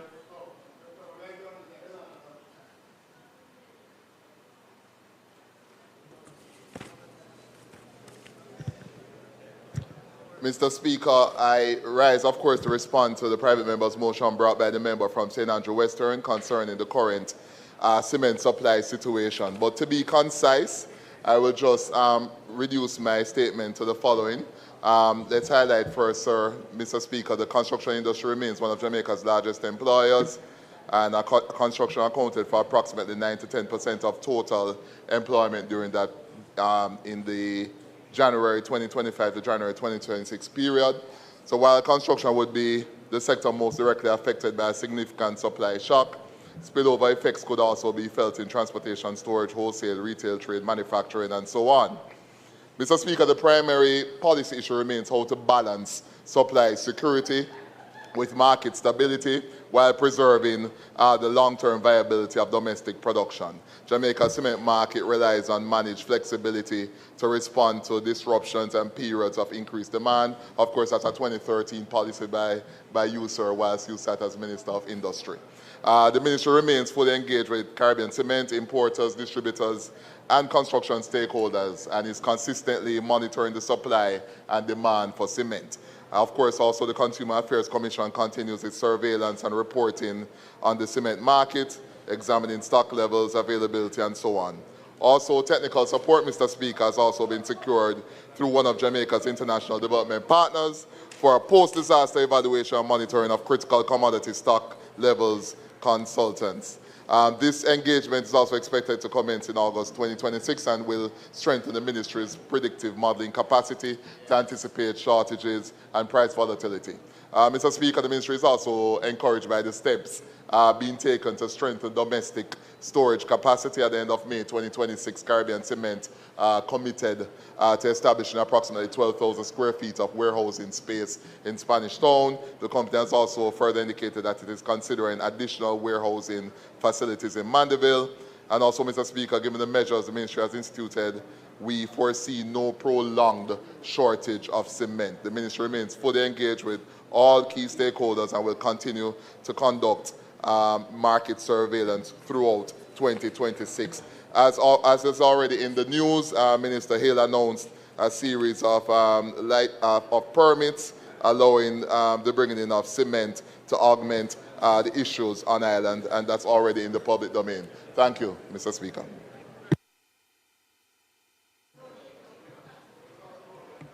Yeah, Mr. Speaker, I move that the motion be adopted. And the question is that the private member's motion, notice of which was given on the 5th day of May 2026, be adopted. Those in favor? Those against? The ayes have it. Mr. Speaker, I now ask for the recommittal of all the items on the agenda.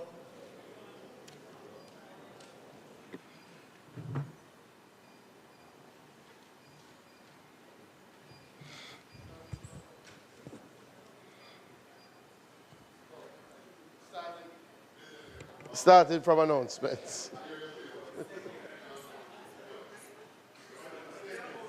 The request is on the floor. Those in favor? Those against? The ayes have it. Statement by ministers.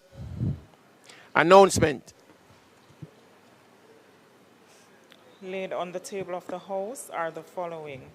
Annual report of the Tourism Product Development Company Limited for the financial year 2023-2024 and the income tax period of disaster relief payments, Hurricane Melissa Notice 2026 under the Income Tax Act. Thank you, Mr. Speaker.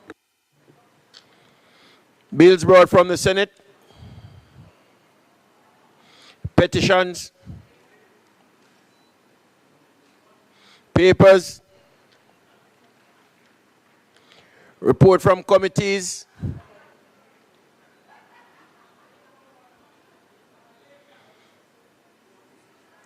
Notices of motion given orally.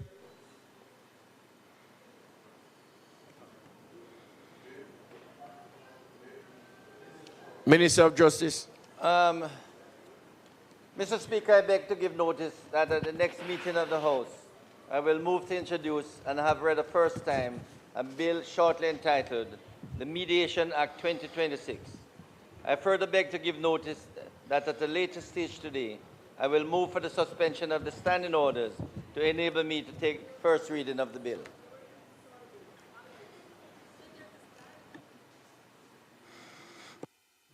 Minister of Finance.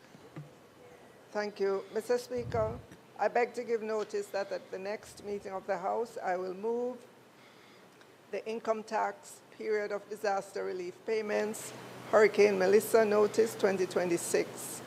Whereas Section 51C(4)(c) of the Income Tax Act, hereinafter referred to as the Act, provides that with effect from November 1, 2025, any payment within a period specified by notice made by the Minister and published in the Gazette, not exceeding in aggregate $200,000 or such other sum as may be prescribed by the Minister by order, subject to affirmative resolution by the House of Representatives, which is paid by an employer to an employee for personal recovery and welfare due to loss or damage suffered from the effects of a public disaster, declared by proclamation made by the Governor General in respect of any event referred to in Section 22C of the Constitution of Jamaica, or a hazard which is the subject of an order under Section 26 of the Disaster Risk Management Act shall not be subject to income tax. And whereas Section 26(1) of the Disaster Risk Management Act provides that where the office reports to the minister that any part of Jamaica appears to be threatened with or affected by a natural or anthropogenic hazard, and that measures apart from or in addition to those specifically provided for in the Act should be taken promptly. And whereas on the 28th day of October 2025, pursuant to Section 26(2) of the Disaster Risk Management Act, the Prime Minister made the Disaster Risk Management Declaration of Disaster Area, Hurricane Melissa, Order 2025, declaring the whole of Jamaica to be a disaster area. And whereas since the making of that order, Hurricane Melissa has impacted Jamaica, resulting in loss and damage to the health and safety of person and to property. Now, therefore, in exercise of the power conferred upon the Minister by Section 5 of the Income Tax Act, the following notice is hereby given. 1. This notice may be cited as the income tax period of disaster relief payments, Hurricane Melissa, Notice 2026.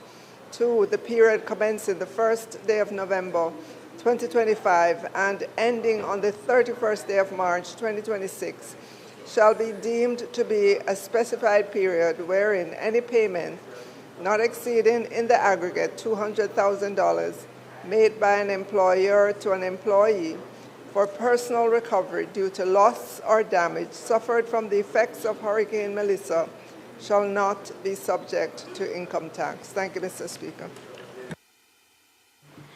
Member from Clarendon Northern. Yes, Mr. Speaker, I beg to give notice that at the next meeting of the House, I will move the following motion.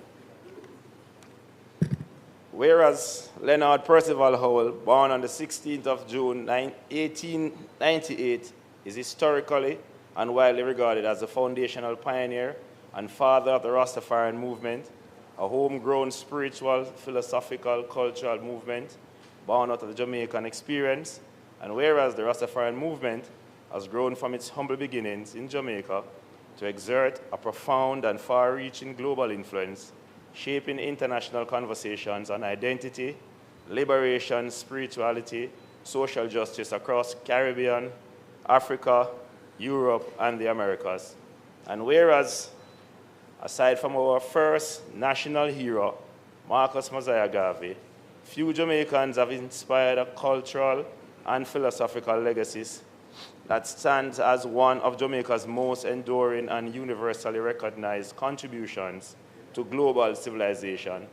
And whereas Leonard P. Howell was a visionary anti-colonial thinker whose teachings directly challenged colonial domination, championed Pan-African consciousness, and inspired generations of marginalized people to embrace African identity, dignity, and self-determination.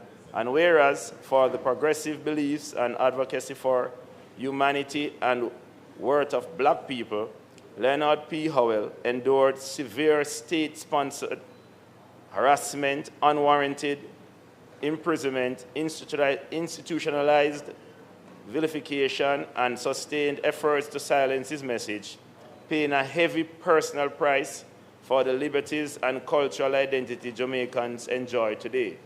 And whereas the formal national recognition of historic figures who resist oppression is a matter of historic justice necessary for preservation of our collective national memory and the rightful positioning of pioneering contributors in the national narrative.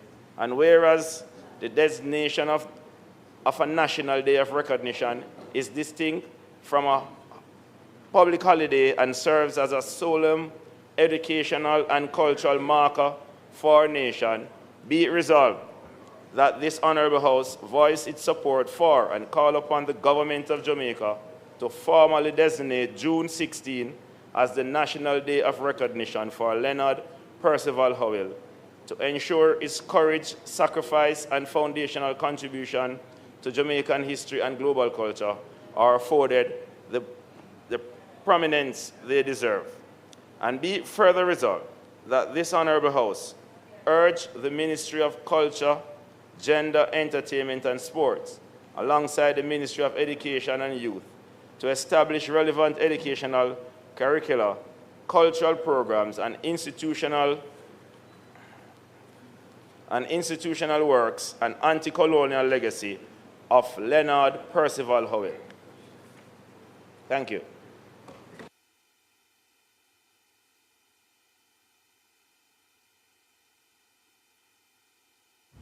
Question and answers to question.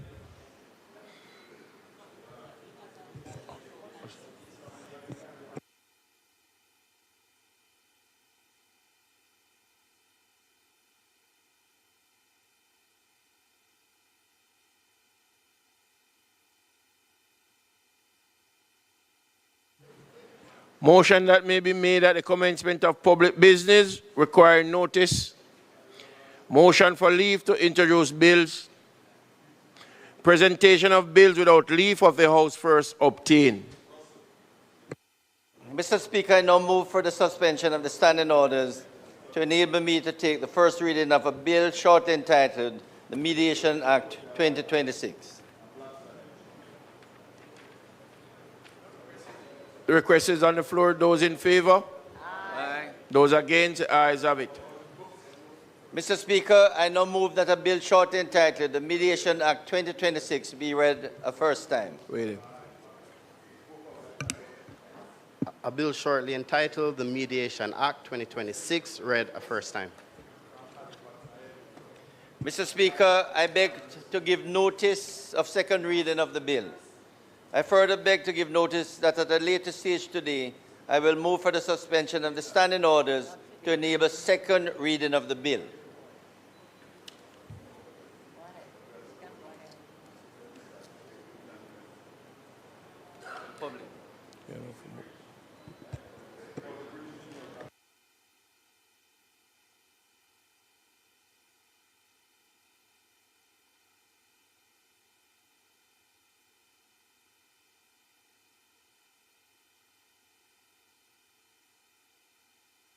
Minister, is it your intention to commence the debate now, or?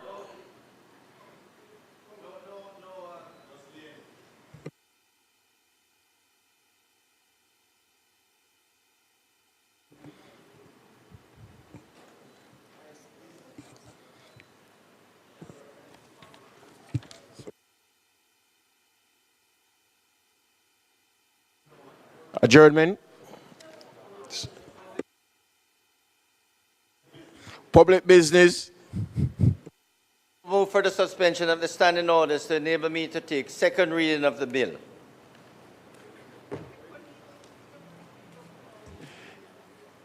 If you're not going to commence the bill, the debate, then you're good where you are for this. Okay. House Leader. Mr. Speaker, it is not intended to do any further business today. I ask that the House be adjourned for a date to be fixed.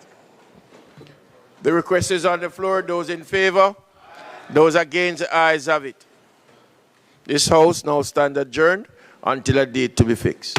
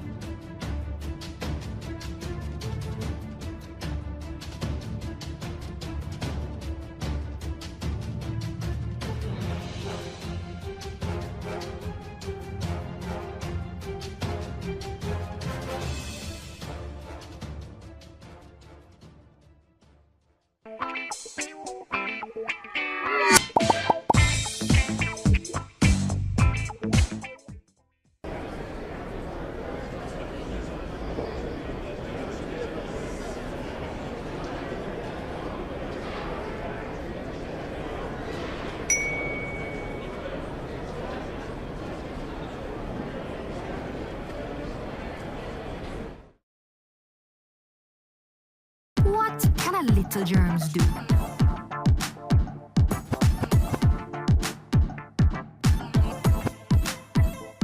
Pink eye running belly, even flu. Germs can make them happen to you. Put germs on our manners with these. Cover your mouth when you cough and sneeze. Always wash your hand with water and soap. Keep dirty hands from your eyes and your nose and your mouth. You don't want to be sick, take care. Practice every day, no germs round here. A message from the Ministry of Health. Breathe in the breath of life. Saturdays and Sundays at 7:30 a.m., Mondays, Wednesdays, and Fridays